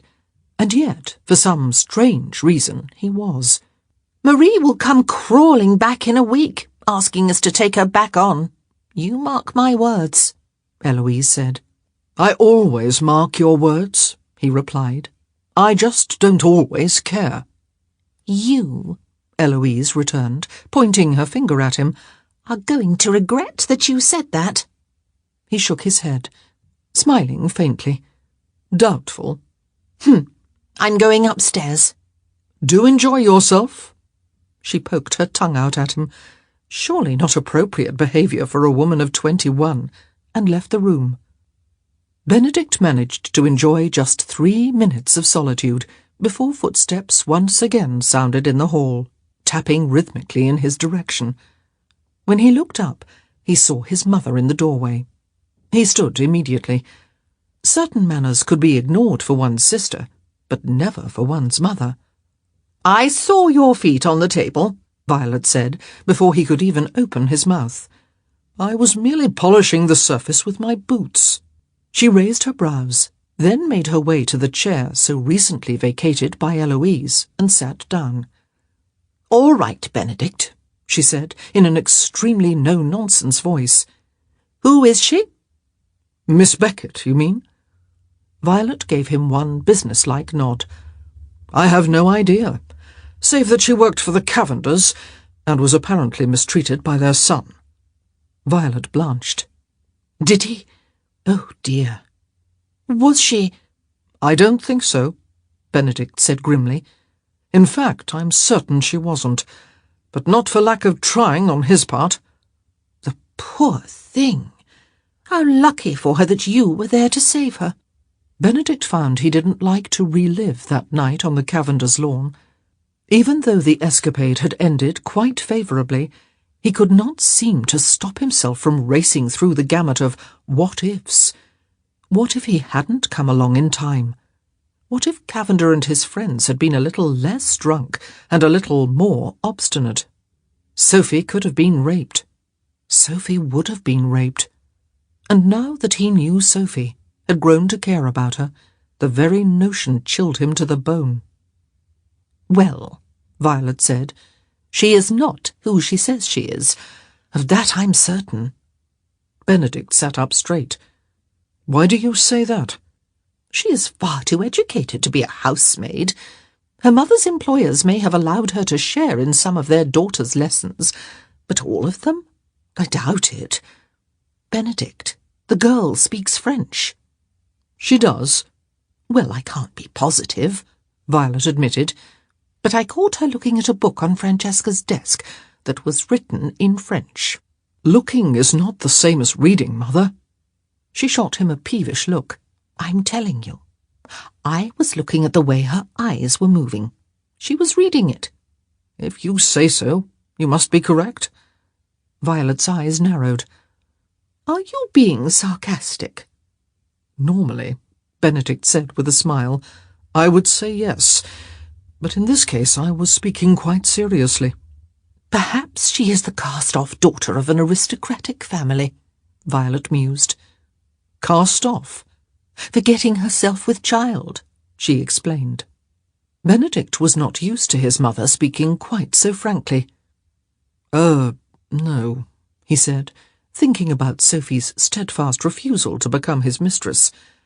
I don't think so. But then he thought, why not? Maybe she refused to bring an illegitimate child into this world because she had already had an illegitimate child and didn't want to repeat the mistake. Benedict's mouth suddenly tasted quite sour. If Sophie had had a child, then Sophie had had a lover. Or maybe, Violet continued, warming to the endeavour, She's the illegitimate child of a nobleman. That was considerably more plausible and more palatable. One would think he'd have settled enough funds on her so that she didn't have to work as a housemaid. A great many men completely ignore their byblows, Violet said, her face wrinkling with distaste. It's nothing short of scandalous. More scandalous than their having the byblows in the first place. Violet's expression turned quite peevish. Besides, Benedict said, leaning back against the sofa and propping one ankle on the other knee, if she were the bastard of a nobleman, and he'd cared for her enough to make sure she had schooling as a child, then why is she completely penniless now? That's a good point. Violet tapped her index finger against her cheek, pursed her lips, then continued tapping. But have no fear, she finally said. I shall discover her identity within a month. I'd recommend asking Eloise for help, Benedict said dryly. Violet nodded thoughtfully. Good idea. That girl could get Napoleon to spill his secrets. Benedict stood. I must be going. I'm weary from the road and would like to get home. You can always avail yourself here. He gave her a half smile. His mother liked nothing better than to have her children close at hand. I need to get back to my own lodgings, he said, leaning down and dropping a kiss on her cheek. Thank you for finding a position for Sophie. Miss Beckett, you mean? Violet asked, her lips curving slyly. Sophie, Miss Beckett, Benedict said, feigning indifference. Whatever you wish to call her. When he left, he did not see his mother smiling broadly at his back. Sophie knew that she should not allow herself to grow too comfortable at Bridgerton House. She would, after all, be leaving just as soon as she could make the arrangements. But as she looked around her room, surely the nicest any servant had ever been assigned, and she thought about Lady Bridgerton's friendly manner and easy smile, she just couldn't help wishing that she could stay forever. But that was impossible. She knew that as well as she knew that her name was Sophia Maria Beckett, not Sophia Maria Gunningworth. First and foremost, there was always the danger that she'd come into contact with Araminta, especially now that Lady Bridgerton had elevated her from housemaid to lady's maid. A lady's maid might, for example, find herself acting as a chaperone or escort on outings outside the house. Outings to places where Araminta and the girls might choose to frequent. And Sophie had no doubt that Araminta would find a way to make her life a living hell. Araminta hated her in a way that defied reason, went beyond emotion. If she saw Sophie in London, she would not be content simply to ignore her. Sophie had no doubt that Araminta would lie, cheat, and steal just to make Sophie's life more difficult. She hated Sophie that much. But if Sophie were to be honest with herself, the true reason she could not remain in London was not Araminta. It was Benedict. How could she avoid him when she lived in his mother's household? She was furious with him right now. Beyond furious, in all truth. But she knew, deep down, that anger could only be short-lived. How could she resist him, day in and day out, when the mere sight of him made her weak with longing? Some day soon he'd smile at her, one of those sideways crooked sorts of smiles, and she'd find herself clutching onto the furniture just to keep herself from melting into a pathetic pool on the floor. She'd fallen in love with the wrong man. She could never have him on her terms, and she refused to go to him on his. It was hopeless. Sophie was saved from any further depressing thoughts by a brisk knock on her door. When she called out, "Yes," the door opened, and Lady Bridgerton entered the room. Sophie immediately jumped to her feet and bobbed a curtsy. "Was there anything you needed, my lady?" she asked.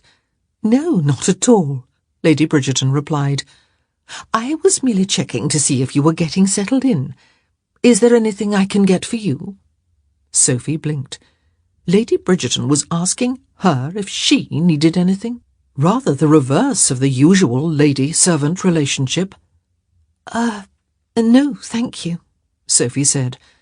I would be happy to get something for you, though. Lady Bridgerton waved her offer away. No need. You shouldn't feel you have to do anything for us today.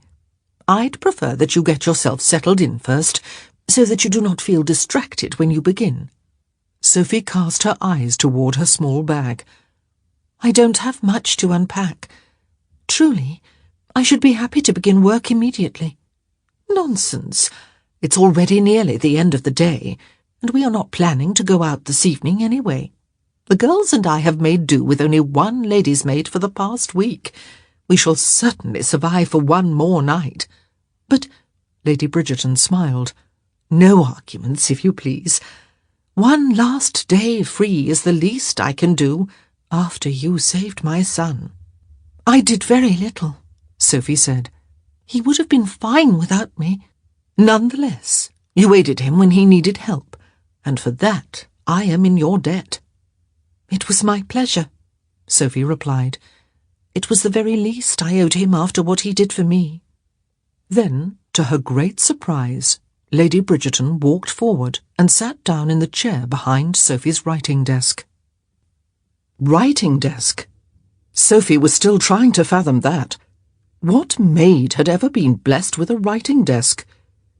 So tell me, Sophie, Lady Bridgerton said with a winning smile, one that instantly reminded her of Benedict's easy grin.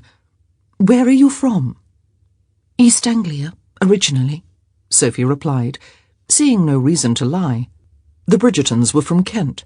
It was unlikely that Lady Bridgerton would be familiar with Norfolk, where Sophie had grown up. Not so very far from Sandringham, if you know where that is. I do indeed, Lady Bridgerton said. I haven't been, but I've heard that it is a lovely building. Sophie nodded.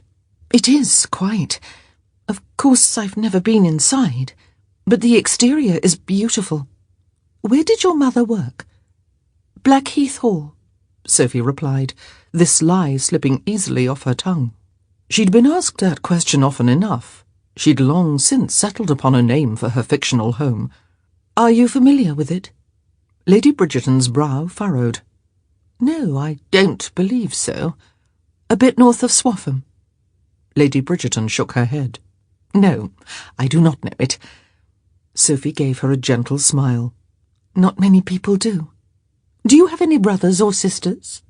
Sophie was unused to an employer wanting to know so much about her personal background. Usually all they cared about were her employment record and references. No, she said. There was only me. Ah, well, at least you had the company of the girls with whom you shared lessons. That must have been nice for you. It was good fun, Sophie lied.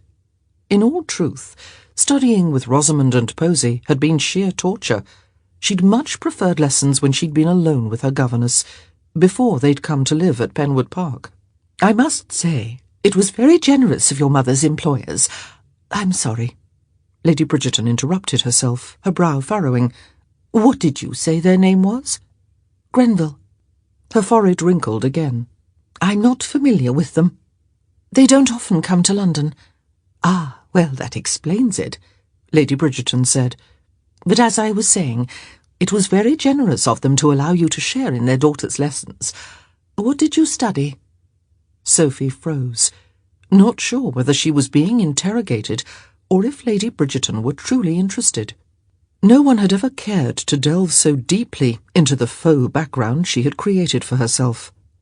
The usual subjects, she hedged. Arithmetic and literature, history, a bit of mythology, French. French? Lady Bridgerton asked, looking quite surprised.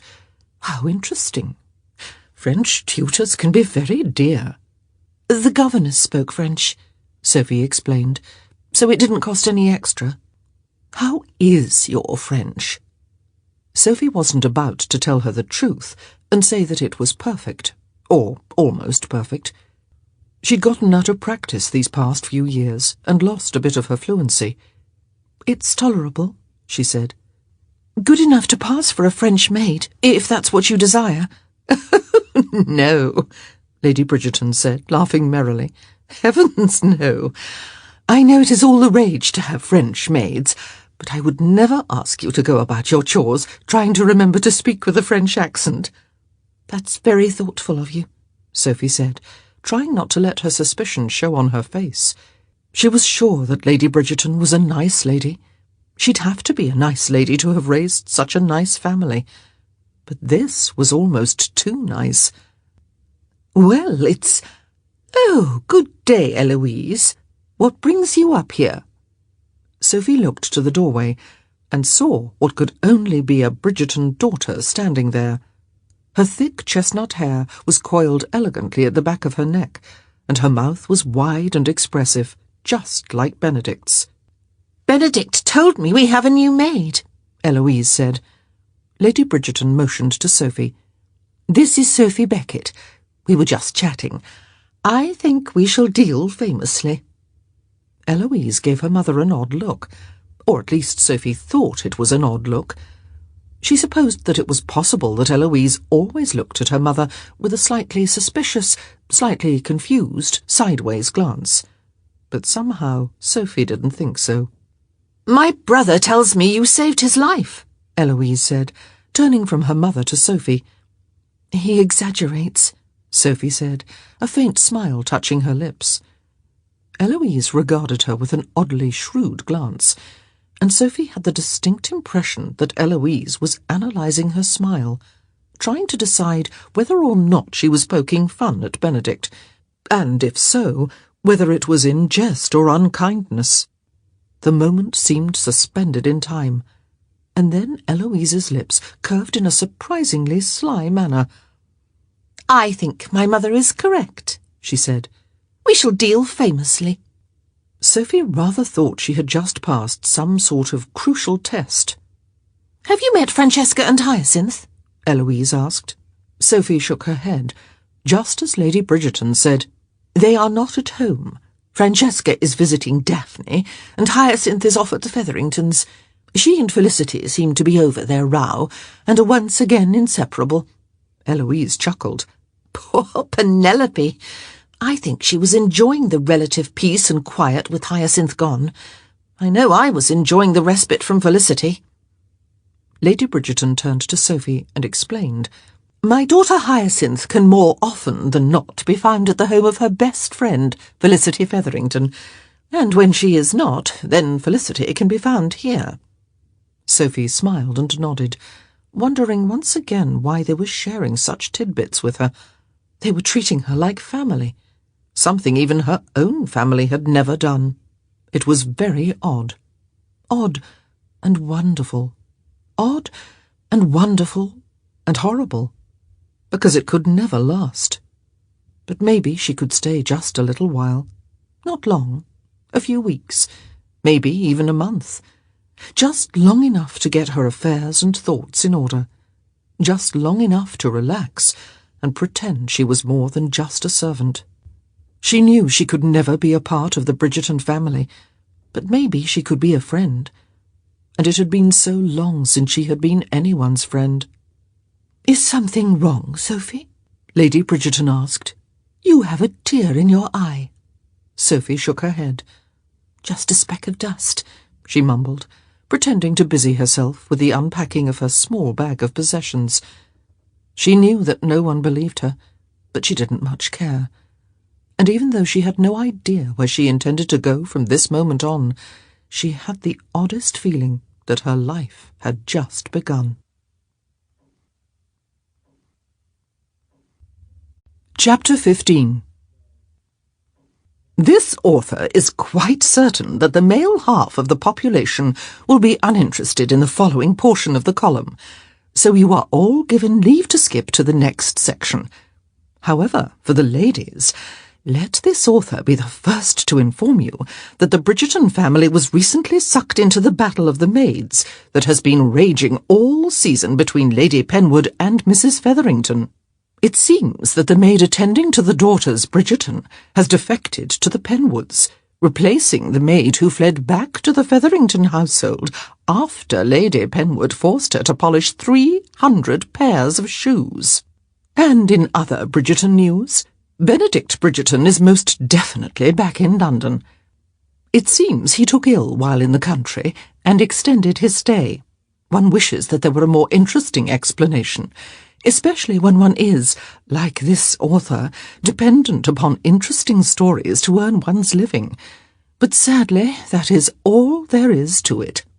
Lady Whistledown's Society Papers, 14th of May, 1817. By the following morning, Sophie had met 5 of Benedict's 7 siblings. Eloise, Francesca, and Hyacinth all still lived with their mother. Anthony had stopped by with his young son for breakfast, and Daphne, who was now the Duchess of Hastings, had been summoned to help Lady Bridgerton plan the end-of-the-season ball. The only Bridgertons Sophie hadn't met were Gregory, who was off at Eton, and Colin, who was off, in Anthony's words, God knows where. Although, if one wanted to put a fine point on it, Sophie already had met Colin 2 years earlier at the masquerade. She was rather relieved that he was out of town. She doubted that he would recognise her. Benedict, after all, had not. But somehow the thought of meeting him again was quite stressful and unsettling. Not that that should matter, she thought ruefully. Everything seemed quite stressful and unsettling these days. Much to Sophie's extreme lack of surprise, Benedict showed up at his mother's home the following morning for breakfast. Sophie should have been able to avoid him completely, except that he was loitering in the hall as she tried to make her way down to the kitchen, where she planned to take her morning meal with the rest of the servants. "And how was your first night at number 5 Bruton Street?" he inquired, his smile lazy and masculine. "Splendid," Sophie replied, stepping aside so that she might make a clean half-circle around him. But as she stepped to her left, he stepped to his right, effectively blocking her path. "I'm so glad you're enjoying yourself," he said smoothly. Sophie stepped back to her right. "I was," she said pointedly. Benedict was far too debonair to step back to his left, but he somehow managed to turn and lean against a table in just the right way to once again block her movement. "Have you been given a tour of the house?" he asked. "By the housekeeper." "And of the grounds?" "There are no grounds." He smiled, his brown eyes warm and melting. "There's a garden?" "About the size of a pound note," she retorted. "Nonetheless—" "Nonetheless," Sophie cut in, "I have to eat breakfast." He stepped gallantly aside. "Until next time," he murmured. And Sophie had the sinking feeling that next time would come quickly indeed. 30 minutes later, Sophie edged slowly out of the kitchen, half expecting Benedict to jump out at her from around a corner. Well, maybe not half expecting. Judging from the way she couldn't quite breathe, she was probably whole expecting. But he wasn't there. She inched forward. Surely he would come bounding down the stairs at any moment, ambushing her with his very presence. Still, no Benedict. Sophie opened her mouth, then bit her tongue when she realized she'd been about to call out his name. "Stupid girl," she muttered. "Who's stupid?" Benedict asked. "Surely not you." Sophie nearly jumped a foot. "Where did you come from?" she demanded, once she'd almost caught her breath. He pointed to an open doorway. "Right there," he answered, his voice all innocence. "So now you're jumping out at me from closets?" "Of course not." He looked affronted. "That was a staircase." Sophie peered around him. It was the side staircase, the servants' staircase. Certainly not any place a family member would just happen to be walking. "Do you often creep down the side staircase?" she asked, crossing her arms. He leaned forward, just close enough to make her slightly uncomfortable, and although she would never admit it to anyone, barely even herself, slightly excited. "Only when I want to sneak up on someone." She attempted to brush past him. "I have to get to work." "Now?" She gritted her teeth. "Yes, now." But Hyacinth is eating breakfast. You can hardly dress her hair while she's eating. I also attend to Francesca and Eloise. He shrugged, smiling innocently. They're eating breakfast too. Truly, you have nothing to do. Which shows how little you know about working for a living, she shot back. I have ironing, mending, polishing. They make you polish the silver.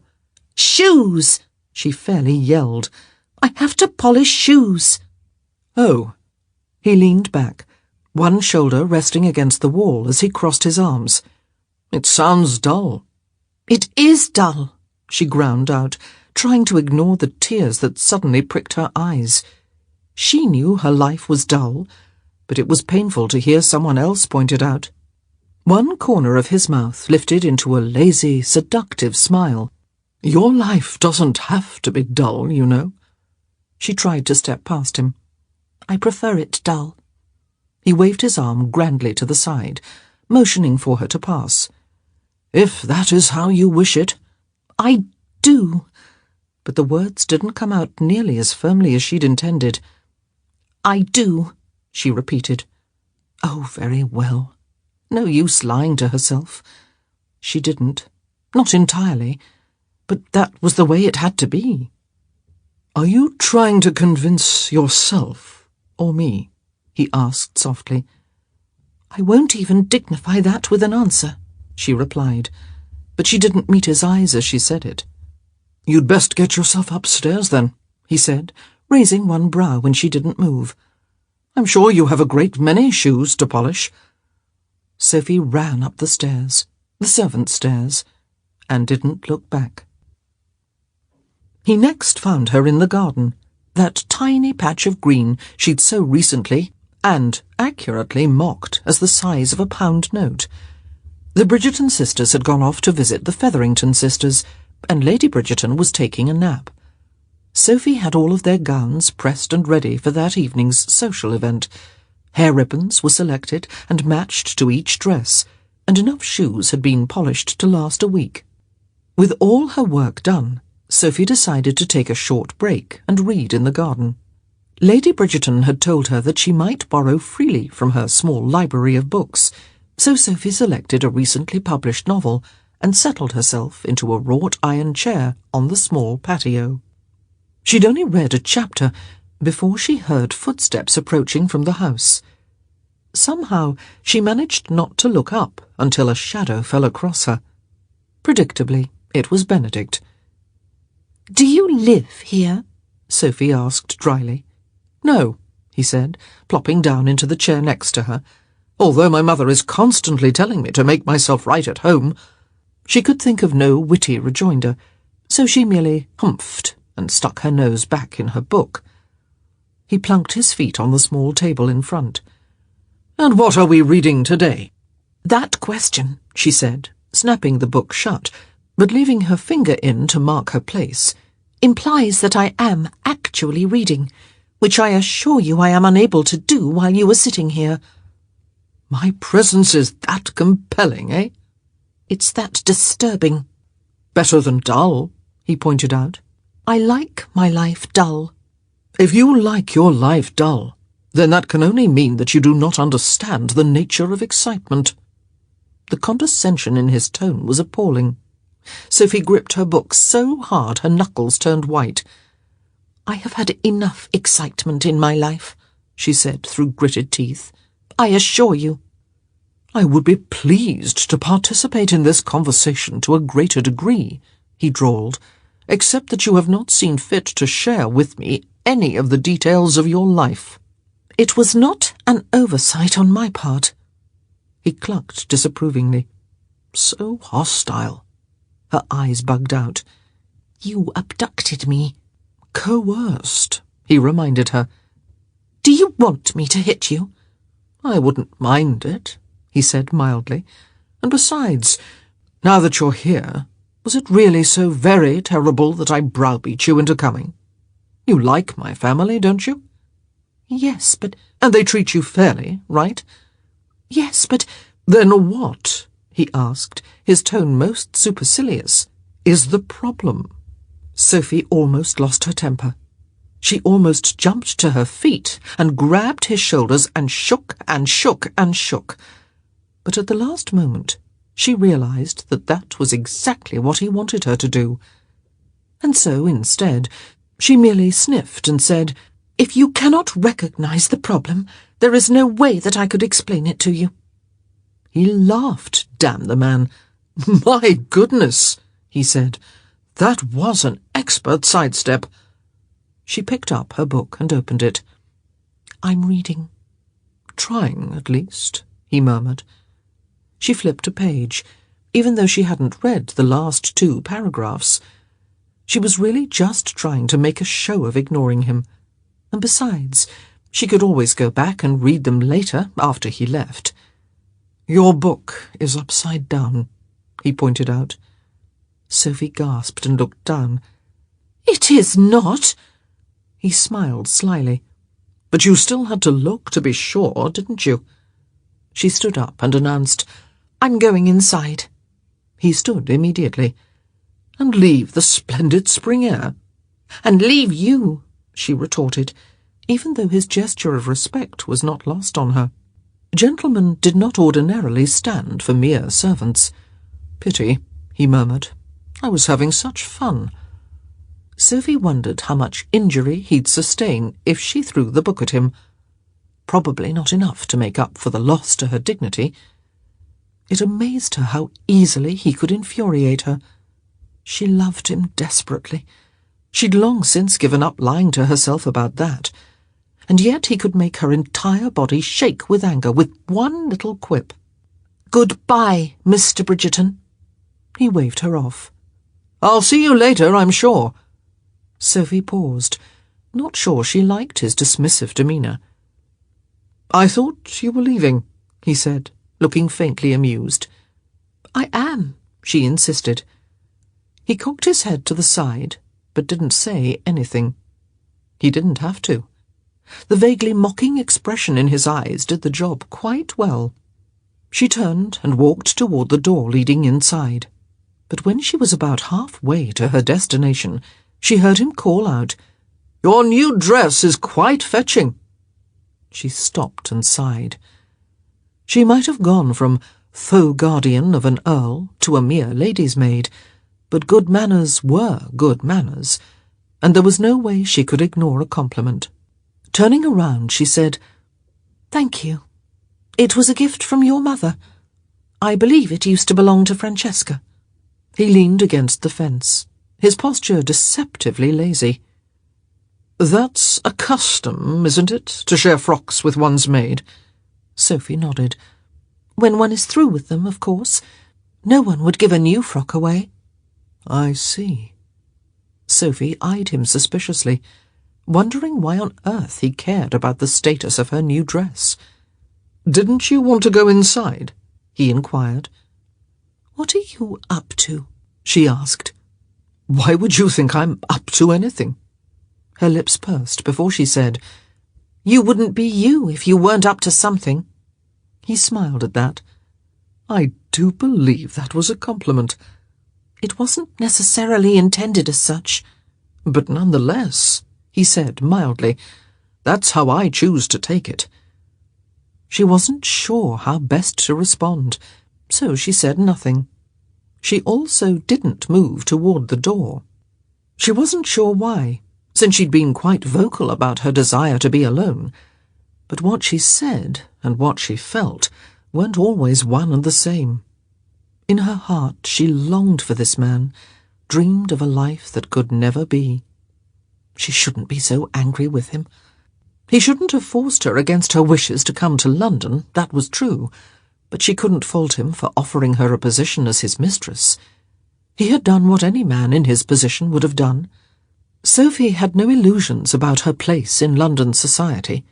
She was a maid, a servant, and the only thing that separated her from other maids and servants was that she'd had a taste of luxury as a child. She'd been reared gently, if without love, and the experience had shaped her ideals and values. Now she was forever stuck between two worlds, with no clear place in either. "You look very serious," he said quietly. Sophie heard him, but she couldn't quite break herself from her thoughts. Benedict stepped forward. He reached out to touch her chin, then checked himself. There was something untouchable about her just then, something unreachable. "I can't bear it when you look so sad," he said, surprised by his own words. He hadn't intended to say anything. It had just slipped out. She looked up at that. "I'm not sad." He gave his head the tiniest shake. "There's a sorrow deep in your eyes. It's really gone." Her hand flew to her face, as if she could actually touch that sorrow, as if it was solid, something that could be massaged away. Benedict took her hand and raised it to his lips. "I wish you would share your secrets with me." "I have no—" "Don't lie," he cut in, his tone harsher than he'd intended. "You have more secrets than any woman I've—" He broke off, a sudden image of the woman from the masquerade flashing through his mind. "More than almost any woman I've known," he finished. Her eyes met his for the briefest of seconds, and then she looked away. "There is nothing wrong with secrets. If I choose—" "Your secrets are eating you alive," he said sharply. He didn't want to stand there and listen to her excuses, and his frustration gnawed at his patience. "You have the opportunity to change your life, to reach out and grasp happiness, and yet you won't do it." "I can't," she said, and the pain in her voice nearly unmanned him. "Nonsense," he said. "You can do anything you choose. You just don't want to." "Don't make this harder than it already is," she whispered. When she said that, something snapped inside of him. He felt it palpably, a strange popping sensation that released a rush of blood, feeding the frustrated anger that had been simmering inside of him for days. "You think it's not hard?" he asked. "You think it's not hard?" "I didn't say that." He grabbed her hand and pulled her body against his, so she could see for herself just how hard he was. "I burn for you," he said, his lips touching her ear. "Every night I lie in bed thinking of you, wondering why the hell you're here with my mother, of all people, and not with me." "I didn't want—" "You don't know what you want," he cut in. It was a cruel statement, condescending in the extreme, but he was beyond caring. She'd wounded him in a way he hadn't even known was possible, with a power he'd never dreamed she possessed.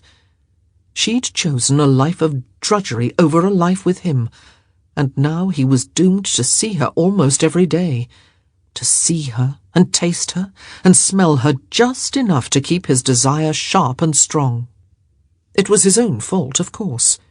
He could have let her stay in the country, could have saved himself this wrenching torture, but he'd surprised even himself by insisting that she come to London. It was odd, and he was almost afraid to analyse what it meant, but he needed to know that she was safe and protected more than he needed her for himself. She said his name, but her voice was laced with longing, and he knew that she was not indifferent to him. She might not fully understand what it meant to want a man, but she wanted him all the same. He captured her mouth with his, swearing to himself as he did so that if she said no, if she made any sort of indication that she didn't want this, he'd stop. It'd be the hardest thing he'd ever done, but he would do it. But she didn't say no, and she didn't push against him, or struggle or squirm.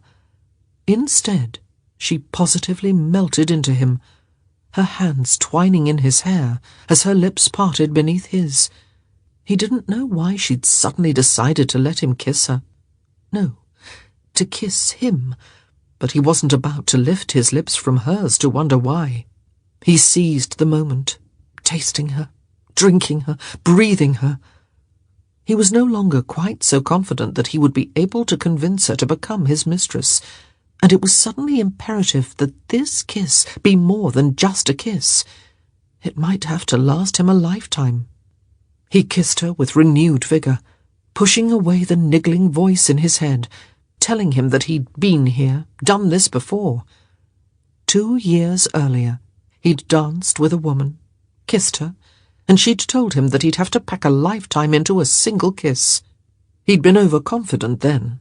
He hadn't believed her. And he'd lost her. Maybe lost everything. He certainly hadn't met anyone since with whom he could even imagine building a life. Until Sophie. Unlike the lady in silver, she wasn't someone he could hope to marry, but also unlike the lady in silver, she was here, and he wasn't going to let her get away. She was here with him, and she felt like heaven. The soft scent of her hair, the slight taste of salt on her skin. She was, he thought, born to rest in the shelter of his arms, and he was born to hold her. "Come home with me," he whispered in her ear. She said nothing, but he felt her stiffen. "Come home with me," he repeated. "I can't," she said, the breath of each word whispering across his skin. "You can." She shook her head, but she didn't pull away, so he took advantage of the moment and brought his lips to hers one more time. His tongue darted in, exploring the warm recesses of her mouth, tasting the very essence of her. His hand found the swell of her breast, and he squeezed gently, his breath catching as he felt her pucker beneath him. But it wasn't enough. He wanted to feel her skin, not the fabric of her dress. But this was not the place. They were in his mother's garden, for God's sake.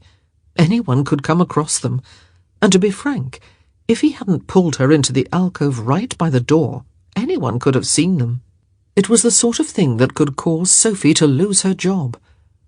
Maybe he should be pulling her out into the open, where all the world would see, because then she'd be on her own again, and she'd have no choice but to be his mistress, which was, he reminded himself, what he wanted.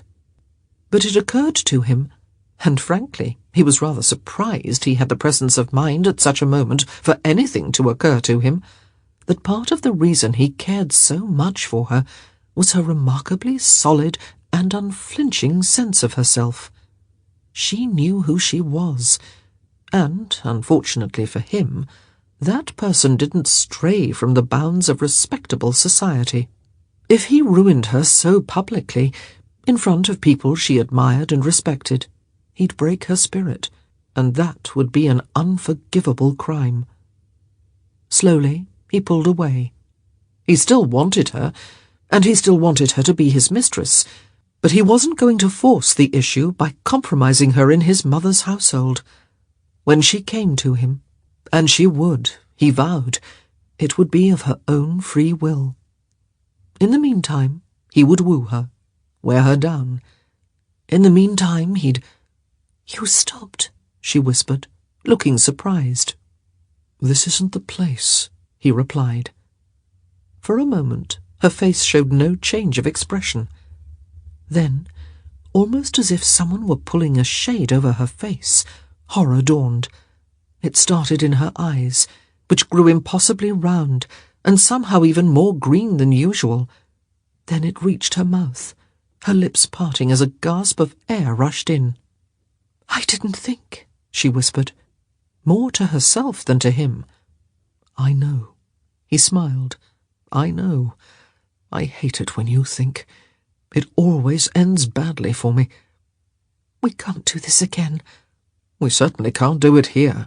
"No, I mean—" "You're spoiling it." "But humour me," he said, "and let me believe the afternoon ended without your telling me this will never happen again." "But—" he pressed a finger to her lips.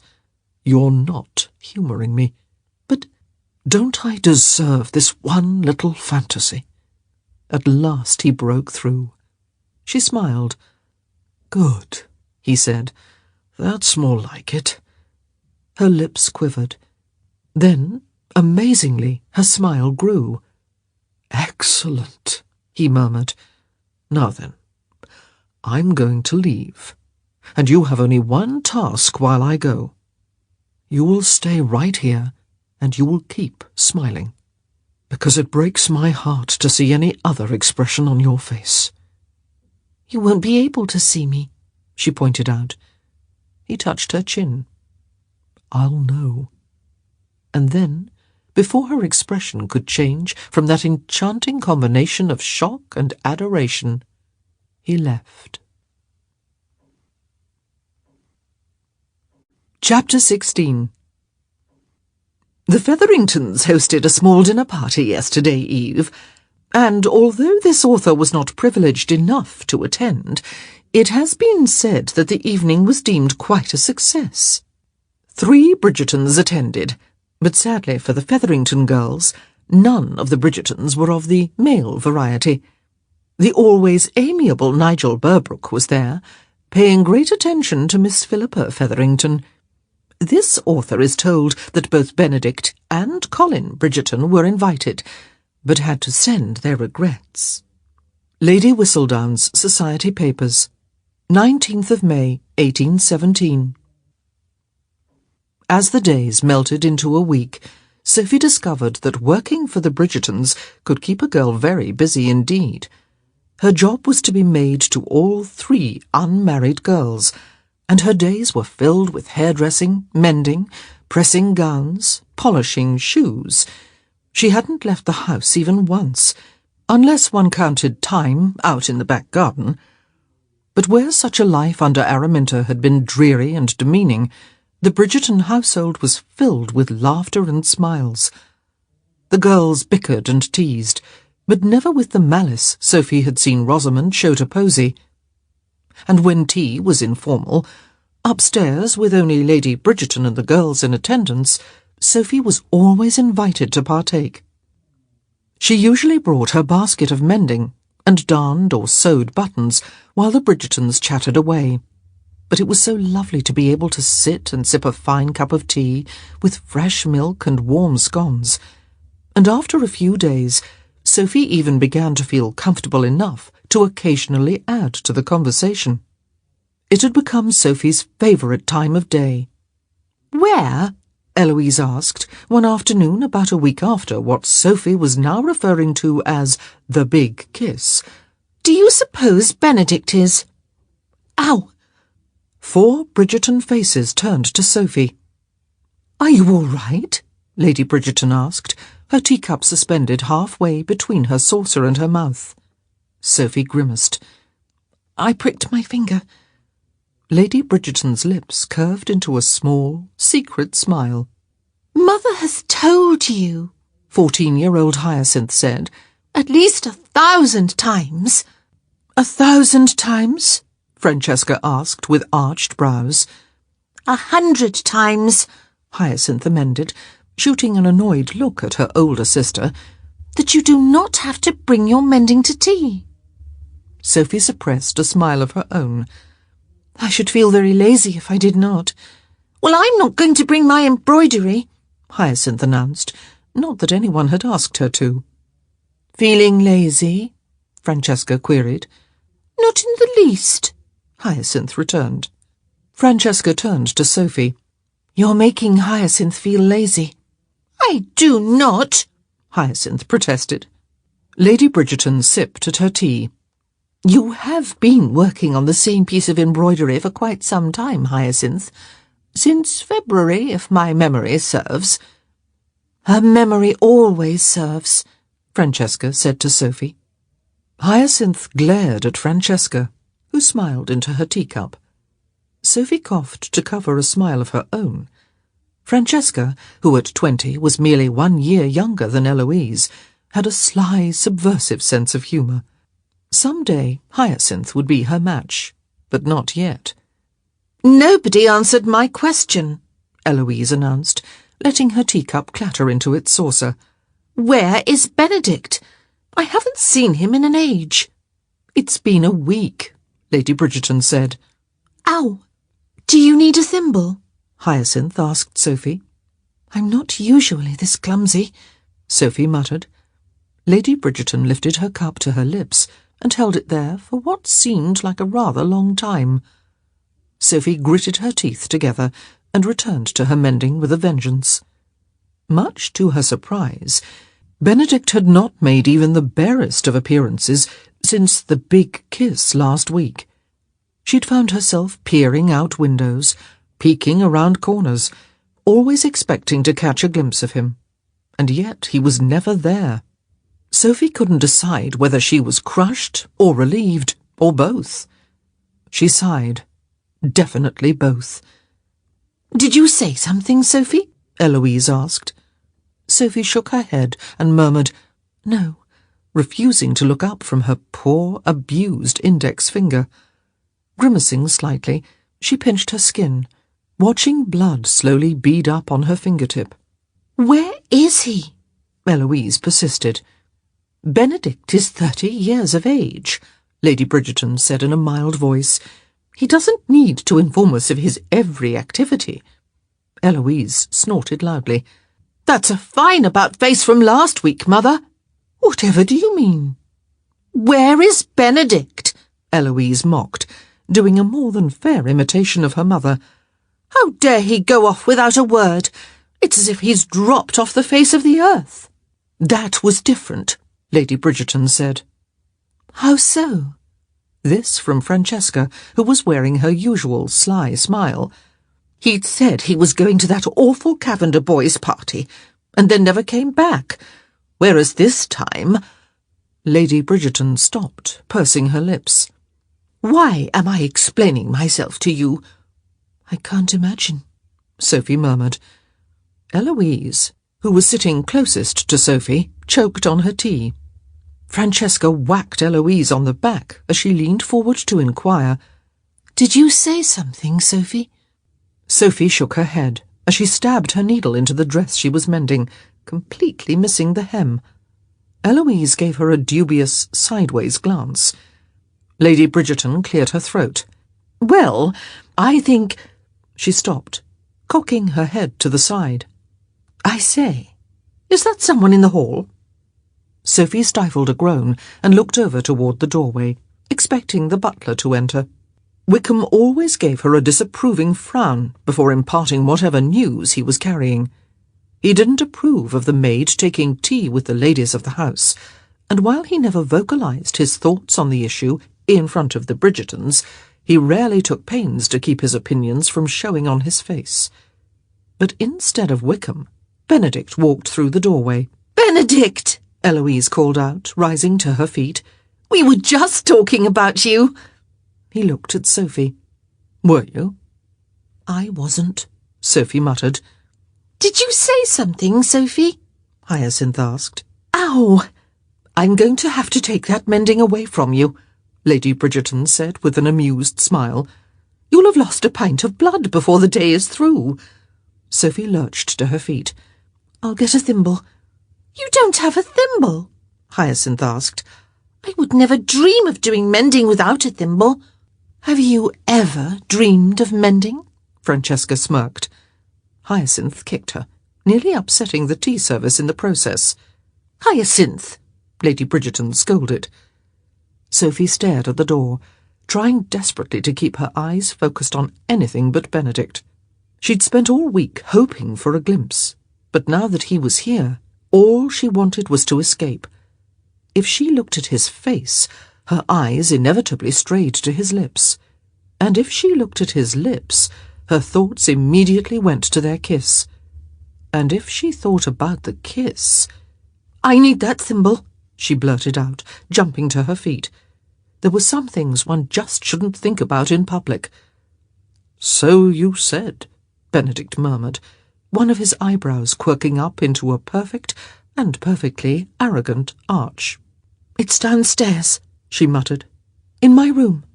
"But your room is upstairs," Hyacinth said. Sophie could have killed her. "That's what I said," she ground out. "No," Hyacinth said in a matter-of-fact tone. "you didn't." "Yes," Lady Bridgerton said. "She did. I heard her."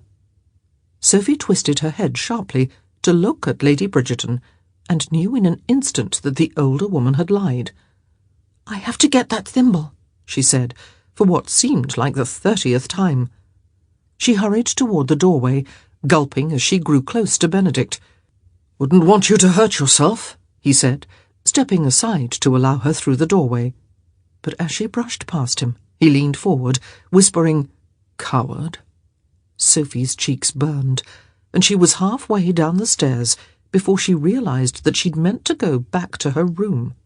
Dash it all! She didn't want to march back up the stairs and have to walk past Benedict again. He was probably still standing in the doorway, and his lips would tilt upward as she passed, one of those faintly mocking, faintly seductive smiles that never failed to leave her breathless. This was a disaster. There was no way she was going to be able to stay here. How could she remain with Lady Bridgerton when every glimpse of Benedict turned her knees to water? She just wasn't strong enough. He was going to wear her down, make her forget all of her principles, all of her vows. She was going to have to leave. There was no other option. And that was really too bad, because she liked working for the Bridgerton sisters. They treated her like a human being, not like some barely paid workhorse. They asked her questions, and seemed to care about her answers.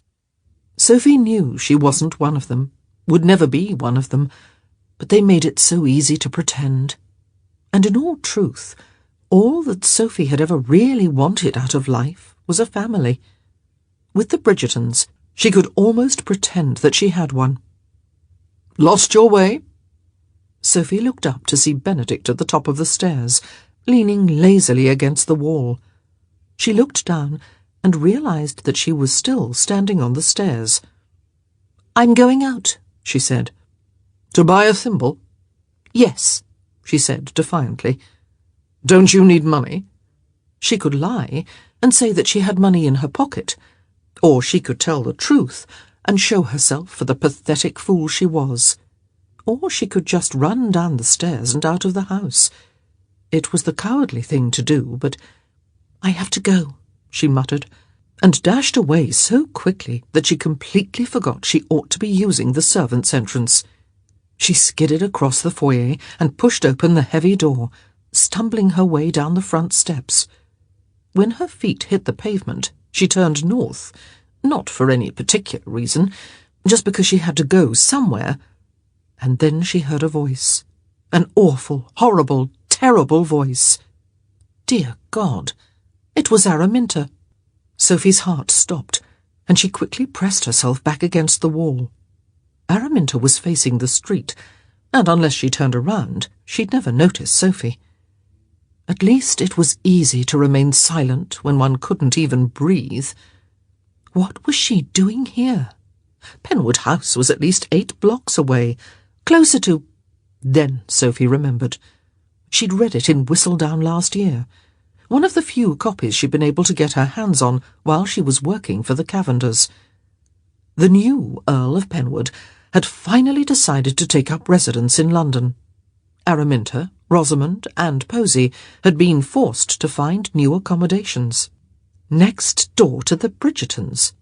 Sophie couldn't have imagined a worse nightmare if she tried. "Where is that insufferable girl?" she heard Araminta say. Sophie immediately felt sorry for the girl in question. As Araminta's former insufferable girl, she knew that the position came with few benefits. "Posy!" Araminta yelled, then marched into a waiting carriage. Sophie chewed on her lip, her heart sinking. In that moment, she knew exactly what must have happened when she left. Araminta would have hired a new maid, and she was probably just beastly to the poor girl, but she wouldn't have been able to degrade and demean her in quite the same fashion she'd done with Sophie. You had to know a person, really hate them, to be so cruel. Any old servant wouldn't do, and since Araminta had to put someone down, she didn't know how to feel good about herself without making someone else feel bad.